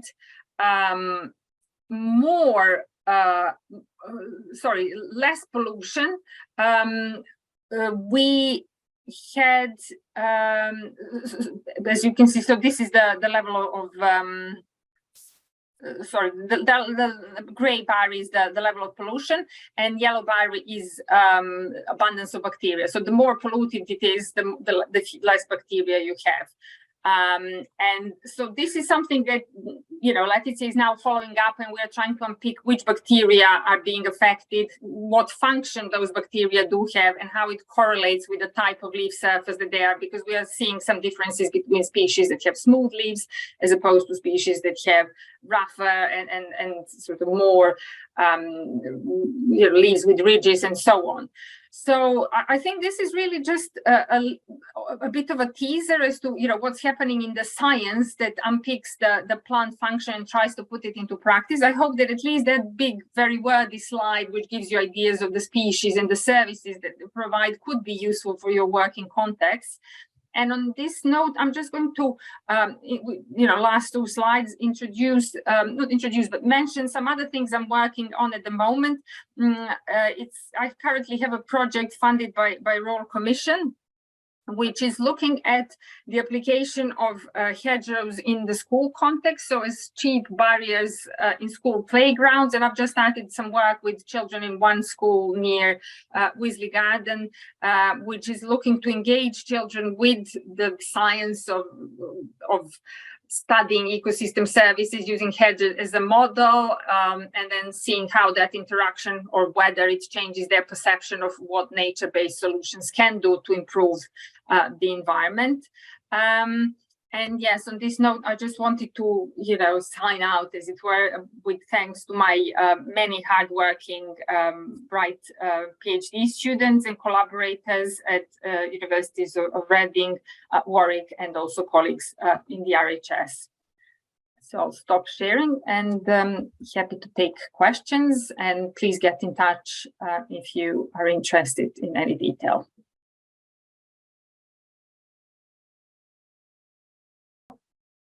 There's a question in the Q&A section that I'm not sure I understand. We'll see if Nigel understands it. It says, can you lay a ghost hedge? Does that make sense to you? Can you hear me all right, Jenny? Yeah, I can. He was referring to one of my slides, which I described a very, very over-trimmed hedge as being a ghost hedge. Oh, thanks. Okay. So as to the question if you can lay it, the minimum height you really need to lay a hedge is probably something like 9 meters or so. Sorry, 3 meters or so. You need that height in order to be able to lay the hedge. So if the ghost hedge had lots of stems and you allowed it to grow higher, then you could lay it. But the problem with a ghost hedge is it's been so stressed over many, many years of trimming that probably the base of the stem is very twisted and rotten. So even if you allowed it to grow up, when you came to cut it, it'd probably just break off. And that's why we call it a ghost hedge. It's got no vibrancy. It's got no vigor. It's gone too far. That's why I call it a ghost hedge. Okay. So you were showing these two different hedges at the beginning of your presentation, where one of them was not really planted, and the other one it was planted, right? So the ones that you work with now, how many of them are like actually planted, and how many are from clearing woodland and leaving a row? A lot of the answer, it depends on where you are in the country. So I'm in Oxfordshire, so a lot of hedges around me would have been planted either in the last 30 years or actually since about 1890, something like that. If you were in the southwest or Wales or other old ancient parts of the countryside, you might be dealing with a hedge which is 700-800 years old potentially. Wow. All right. Yeah, because Kate was wondering if the cross hedges are planted at that angle. Yes, there's two ways of doing a cross hedge. And I think in early days, they were planted at an angle and already tied together from the start. So that as they grew, you extended them every time by tying them into, because there's something coming the other way, if you see what I mean. So they're being joined together. But you could do a cross hedge with an existing taller hedge by actually doing the cut that I do, then taking over and then crossing them over. And as I say, hornbeam's extremely good at that. It's actually joining together and really bonding together. Yeah, that was beautiful. Sylvia just adds that cross hedging is very similar to this type of trained fruit fence that they use in Belgium. Indeed, and you know, interesting. The word, the horticultural word "pleaching" is the same word we're using, which is pleaching a hedge or plashing. It's the same origin of the word, isn't it? It's interesting. Yeah, that's true. Claire wonders how common it is to use an axe rather than a bill hook to lay the hedge. Like, do you prefer one or the other, or do you use them for different things? Well, I hate to say it, but I must introduce a third tool, which is a good old chainsaw. Oh. Because you know, I get paid by the meter in a job. You know, might be £20 a meter or whatever it is, and I've got to work quite quickly to get my to be efficient. So we use a chainsaw quite often. But the axe and the billhook, they were the two original tools, and they complemented each other. So you would use the axe to make the big cut at the base, and then you use the billhook to tidy up and to do the small cuts up in the hedge, as it were. So those two work together. But I must admit, these days, to be quicker, we often use a chainsaw. Yeah. Do you get customers who sort of want you to do it the old-timey way? Oh, absolutely, yes. I mean, you know, I've never had so much work. It's really, the whole process of hedge laying has become very, very popular now, indeed. And teaching, there's a sense of well-being. People like, it's a bit like scything, Jenny. People like to come out, use their hands. Communities, you know, we get communities involved in planting hedgerows, and then later on learning how to hedge lay, and it gives them a sense of ownership. It's a lovely thing. Yeah, I definitely recognize that from, I mean, the scything is really, really on the rise as both a social event and something that you do for the environment. And yeah, it's lovely to be working in this field, and we need more people, you know. So all of you guys, if you're interested in sort of joining the sort of landscape side of things, as a gardener, you do have the skills required to move into those fiels. No problem. That's what I did, you know. The interest around the world in hedge laying is amazing. I've taught in America and Canada. Right. Even got an inquiry from Uganda. Wow. Because they're trying to stop overgrazing, and so they're trying to do a sort of regenerative mob grazing thing where they're moving on, and they want to plant hedges also to get wood fuel for their small fires. So it's fascinating, really. Cool. That's cool. So first year after laying it, do you trim the hedge? Like what's the cycle of, you know, what you do with a hedge? Well, let's start with planting. If you plant a hedge and you let it grow straight up, you might expect on good soil to lay it in maybe 12 to 15 years time. And then immediately after hedge laying, I would trim it really tight, really, for the first 5 years or so, because do you remember my slide with the metal box? You know, you want that to fill up. Every time you cut it, it's going to be throwing out more new shoots. So it's going to get thicker and thicker. So you could cut it between 5 and 10 years really tight. And then you can start to relax the trimming if you want to. And for example, if you cut every 2 years, then you're going to get some blossom and some berries on that hedge. Do you see what I mean? And as you're cutting, you don't cut down to the same hard knuckle. So you allow it to slowly go up, very slowly, incrementally rise up. So you're trying to buy. Well, in the old days, they probably used to lay a hedge every 15 years. We can't do that now because it's way too expensive. So we want to extend the life, not altogether stopping, but extend it, allow it to develop, maybe 30 or 40 years before we perhaps laid it again. Wow, that's interesting. And I mean, this sort of cage that you were showing, that would be a more A-shaped cage. In the ideal world, ideally, right. In the ideal world, it would be an A-shaped, but a lot of farmers, because they're using a machine, tend to do it square. Yeah. And we're trying to educate people to just incrementally allow the hedge. It's an interesting, when you cross over into the formal garden hedge, I mean, you guys are trimming hedges to the same point a lot, you know. So there must be a point when you look at a really old trimmed hedge and think, oh, it's getting a bit gappy now, perhaps. And that's, you know, that's our rejuvenation is important to us. Yeah, and that's it's the same in a formal garden. You need to do that then. And of course, I mean, the A shape in a hedge is a standard practice in horticulture as well. If maybe not in the historic settings always, but in just private gardens, it's recommended because you get more sunlight down to the lower parts, and so it helps with not getting them too leggy and sort of open at the bottom, right? Just to explain what the idea is there. Yes. Okay, let's see, move on here in the questions. Just to say, I've answered Jan's question on noise. Yes. Okay. In the chat. In the chat. Okay, so could you read the question and the answer then, please? So, yeah, Jan asked me about what candidates would I suggest for noise mitigation. So with all of these things, I'm saying it's complicated. It depends. So for noise, the main thing you need is a physical barrier. So the best thing to reduce noise would actually be stuff that they do in Germany on autobahns, where you actually have a fence or, like an actual physical screen. And then, you would maybe grow something like ivy on top of it. But if you're using a hedge, then anything that is very woody. So you have, it's these wooden trunks that are actually doing most of the absorption, and also the soil around the hedge is very important. So a lot of it will depend on the frequency of the sound and whether it's continuous or discrete, but the permeability of the soil is important. So in a way, hedge is almost there to provide this, enable for soil to do the service. And then in terms of the actual plant, Jan, then, something that will get quite woody and with good thick branches and has a very dense canopy that doesn't get, and I know it's a challenge because over time you will get a loss of foliage in the middle, which also means you're losing the service, and also stuff that Nigel was saying that they become leggy at the bottom. So you'll get actually sound sneaking underneath. So it's maybe a mix of management. How do you keep that, hedge active? And then if you're getting legginess at the bottom, then seeing what you can do in terms of the physical barrier, maybe like a low wall or some sort of, fence panel that would complement your hedge, which, evergreen, very woody, dense foliage. There is also some studies, but that's leaf level, that actually the fleshier the leaf, the more absorption you have. So, take your pick there. Thank you. And I suppose if it's by a roadside and there is space, you could plant a row of shrubs in front, which also is something that you do for windbreak. And it could have double functions, perhaps.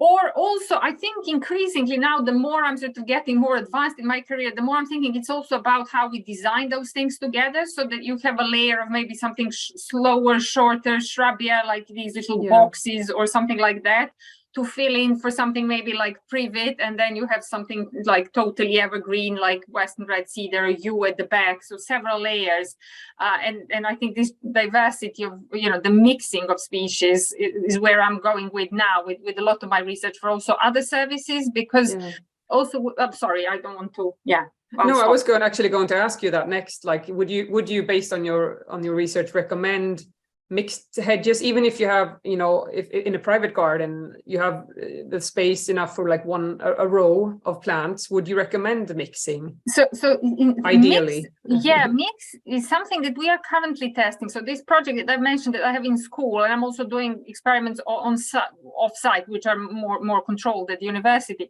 We are now playing with this idea that we mix different functionalities of hedges. How practical that will be is another question, because I'm already, I've chosen plants which are functionally very different, which are giving me different services, different times of the year. And it's very good idea on paper. But now I'm finding inevitably that the management requirements are slightly different, so that something needs pruning twice a year and it's overshadowing the other species, which only needs pruning once a year. So I have my advisory buddy on the project, a colleague who is an experienced horticultural practitioner, who is trying to work with me. How do we make those slightly wacky sciencey ideas workable in practice? So how do we try and choose species which are functionally quite different, but yet in terms of management, you can grow them together? Plus, obviously, there's a question of cost. I know, so for one of my species, I know these coniferous evergreen, they're quite handy because you have structural service year round, and also with these rough surfaces, they're also good for pollution and stuff. But then I found one cultivar which is really bushy and really useful, but it's really expensive. And my colleague was like, there's absolutely no way somebody would plant that as a hedge. It's a specimen tree. So we had to go down, and that's how I chose, for example, a Traverens, which is much more readily available and much more affordable for somebody to lay as, you know, as a whole row. You know, you couldn't green a school in the whatever I've identified as like, oh, that's really interesting. So, you know, there's obviously, as you guys know, a lot of considerations beyond science. Yeah, but I mean, I suppose it sounds like this research. I mean, if you want to mix, it's easier if you have the space, because then you can just do double rows and you put the tallest one in the back or something, and then you have another row of a shorter one, and you get the mix without the difficulty of sort of pruning one line of like different species. But I was going to just ask Nigel. I mean, in the hedges that you care for, are they mixed?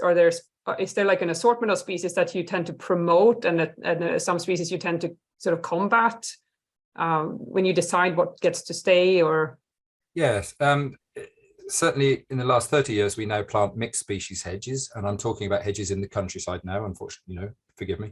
And we plant mixed species hedges. Probably 50 or 60% of the mix is hawthorn, the cretaceous, and then according to your soil, then we would add up maybe another 4 or 5 subspecies on that. So 50-60% thorn. It could be some spindle, some buckthorn. It depends on your soils for the other one. We would try, and in our hedgerows we try very hard to not have elderberry. Forgive me, I don't know the Latin name. Sambuca nigra. Sambucus nigra, yeah. Because that I believe releases sort of toxins and literally kills off other things next to it. So it can create big gaps in a hedgerow. The elderberry can. I don't like sycamore too much because it casts such a dense shade, and some species don't cut very well. They shatter rather than trim nicely. They actually shatter, you know, completely. So yeah, hazel and hawthorn would be the main species. But dependent on where you are in your soil, we probably put 4, 5 or 6 species in the whole hedge, randomly mixed around. We plant 5 plants per meter in a staggered row. All right, thank you. So Nigel, could you post or just say the name of the website about hedge laying that you were showing in the first slide? What was it called? It's called Hedge Link, one word, Hedge Link. Thank you. Okay, I'm thinking I kind of want to, I mean, there are some more questions. Oh yes, well, I think I have to do this one. Gianna, can the polluted hedge trimmings be composted? Yes, the answer is it probably depends where it is. I would say in most smaller towns and cities in the UK context, at least where I'm aware of the level of pollution, it's perfectly fine. Because the pollution levels are not such, and also because you do have a cycling of washing, so stuff is being deposited and then it's being washed off, and it does end up in soil anyway. So I suppose unless you live next to some sort of asbestos decomposition plant, then in most cases I would say yes. If you're particularly worried, then there are services, again, at least in the UK, where you could send a sample in to be analyzed, and then there are guidances, you know, what's allowed. But I would say for normal user, for an average user in a smaller town, I think it's fine. Okay, thank you. Yeah, so we're sort of nearing the end of the day, and we've got some other panelists who've been speaking. I just want to thank everyone, and thank you to Gianna and Nigel for this session, answering the questions. And I don't know, Joakim, did you want to add something right now? No, just at the end. Just a second here, I will stop my video. Just not any more questions. I just wanted to say 2 words about the presentation that I gave earlier, and also about the future activities of the project. If we are ready for that, or well, I figure maybe we should do that so that we don't run out of time, and then we could see if there is time for some sort of final discussion about a topic. Yeah. So you go ahead and tell everyone, because of course you've noticed here the importance of dialogue and just the value of meeting across borders and just meeting of professionals and how rewarding that is. And that should be an incentive for you to come and join the workshops. Yes, please do that. Yeah, and I must say that I'm really grateful. I've learned so much today from all the speakers, and it has been really a wide perspective on the topic, with many perspectives. And I just wanted, I wonder if I was kind of speaking Greek in my last presentation in the afternoon here, when I was showing this man in Italy, Santino, working with the sickle on the box hedges. That's kind of the thing that we are interested in here, is to safeguard endangered craft. So that's kind of that's the perspective that we had when we went to Italy, not taking care of the box, but looking at the traditional craft. So that's just 2 words about that perspective. I will share screen and just show you the, just a second here. This screen here, the activity overview in the project, this Erasmus project, as Jenny showed us this morning, we have had soil management, lawn and meadow, trained fruit last year, and this winter we now have had 3 webinars: ornamental plants in historic gardens, trees in historic gardens, in climate change, and today hedges and topiary cultivation in historic gardens. So we have had the 3 webinars, and they will all be published on the website gardenconservation.eu. And this summer we will have 3 workshops following up the webinars. So the idea is to have the theory in the winter at the webinars, and then we have workshops. So we will have ornamental plants in historic gardens in the UK in July, 11th and 12th of July. And you can apply for that one at our website. And we will have trees in historic gardens in climate change, a workshop in early September, the 5th and 6th of September. At Schloss Dück in Germany, and then we will have a workshop about hedges and topiary at Gunnebo House in late June, and you can apply for that one as well at the website. Yeah, Anastina has posted a link to where you can apply there in the chat. Yeah. That's very good. Yeah, and I just wanted to say a couple of words about this workshop at Gunnebo in late June. It will consist of 1 day with pruning hooks, hedge slashers, sickles, and manual hedge shears with me and my colleague Daniel Lundberg as some of the teachers. And we will be working on the large hedges in the garden. And then I'm very happy to inform you that Chris Poole also will come and be teaching a Learn to Clip Topiary course together with the topiary artist Darren Lerigo.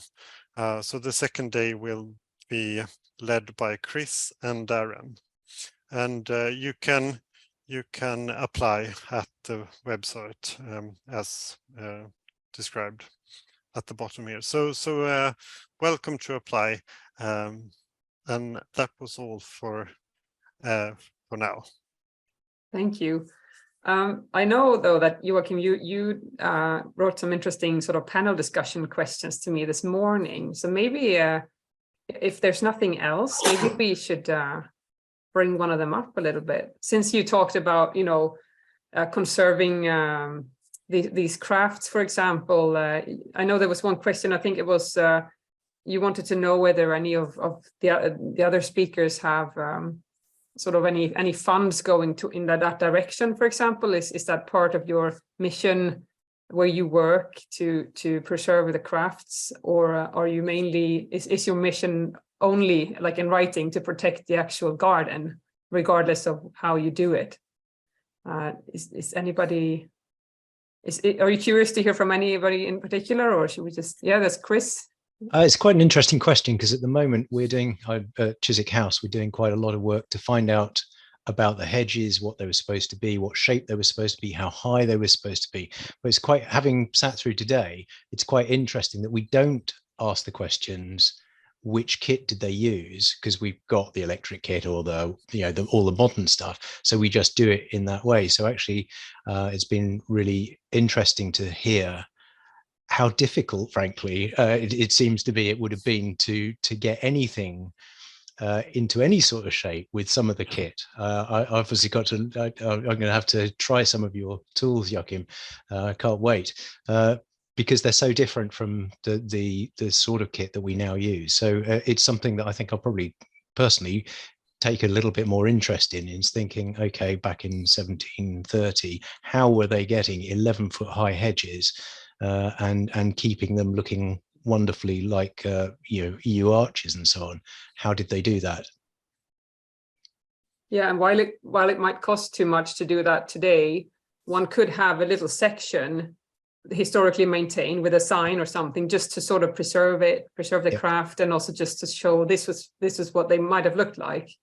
I did suggest that at the Ham House actually previously, that right. Having seen scything and stuff, and the fact about Ham is it has the plats, which is just grass, and obviously to us just grass cut, everyone can cut grass, but obviously in the 1700s to have a cut grass was unbelievable, the way they had it. I did suggest to the head gardener that we maybe started trying to do that, and frankly, we just don't have the effort available in these. The staffing levels are not there to do it, but having little demonstration areas is maybe the way to go. Yeah, and I think that's the most affordable way of doing it. And you know, in the UK, you've got the Scythe Association of Britain and Ireland, so you've got a lot of great instructors around.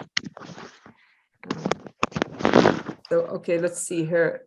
David, yeah, you wanted to add something? I know, I was only going to say the old picture I showed with the guys with the shears and the sickles, we sometimes put that out and visitors find it fascinating, or just put it where the photograph was taken from, especially if we're cutting the edges at the same time. So we might not, yeah, we're using our modern tools, but we can see how it would have been done. So it's kind of sharing, I guess. Yeah. Let's see here. What else were you wondering about, Joakim?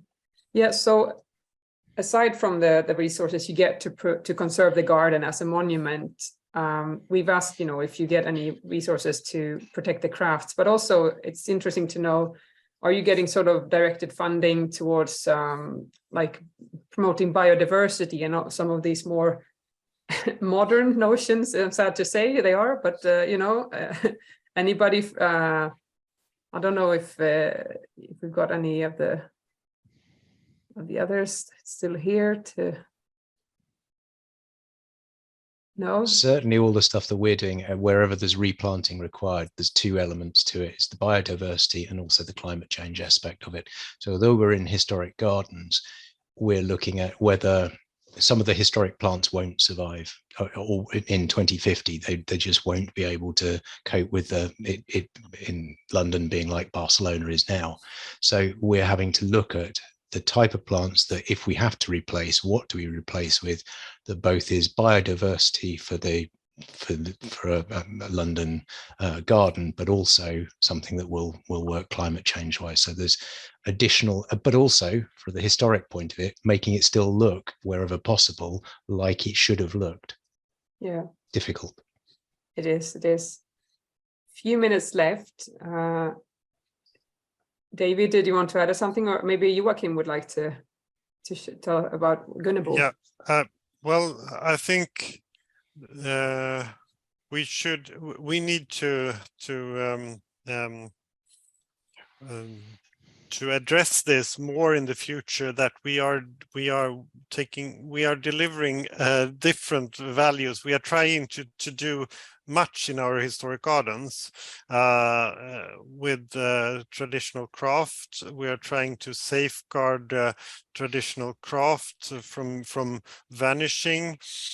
We are trying to promote biodiversity. We are trying to take care and safeguard the cultural historical values, and so we are dealing with a lot of aspects and perspectives, and then we have very scarce resources to do that. So I think both the safeguarding of the intangible cultural heritage that is we don't get any resources to do that, to take care of that, and we don't get extra money to promote biodiversity. So that's kind of a challenge now, that we still have the same or even a smaller budget than we had 15 years ago, and we are supposed to deal with so much more now. So that's a challenge for historic gardens, I think. Yeah, and it feels like there are some historic gardens working with both with the promoting biodiversity, looking for towards the future environmentally, and preserving the crafts, but it's not actually written in their sort of job description. It's like they're not getting, they're not being ordered to do it, and as long as it's sort of up to the individual, it's a fragile system, isn't it? Yeah. All right, time is up. Thank you very much for today. It's been a delight having all of you, and hope to see you at the workshops in the summer. And just I think all of the speakers are available also for further questions if you want to contact them. You know, it's I think they're all just happy if you're interested in what they're doing. So yeah, with those words, I think I'm going to say thank you, and thank you to Joakim, who actually put this whole thing together. I just did the presentations, but this is the brainchild of Joakim. So thank you for a really great day with a nice diversity of speakers and content. Thank you, everyone. Thank you. Okay. And thank you, Jenny, for handling us very well. Thank you. Thank you. Very good.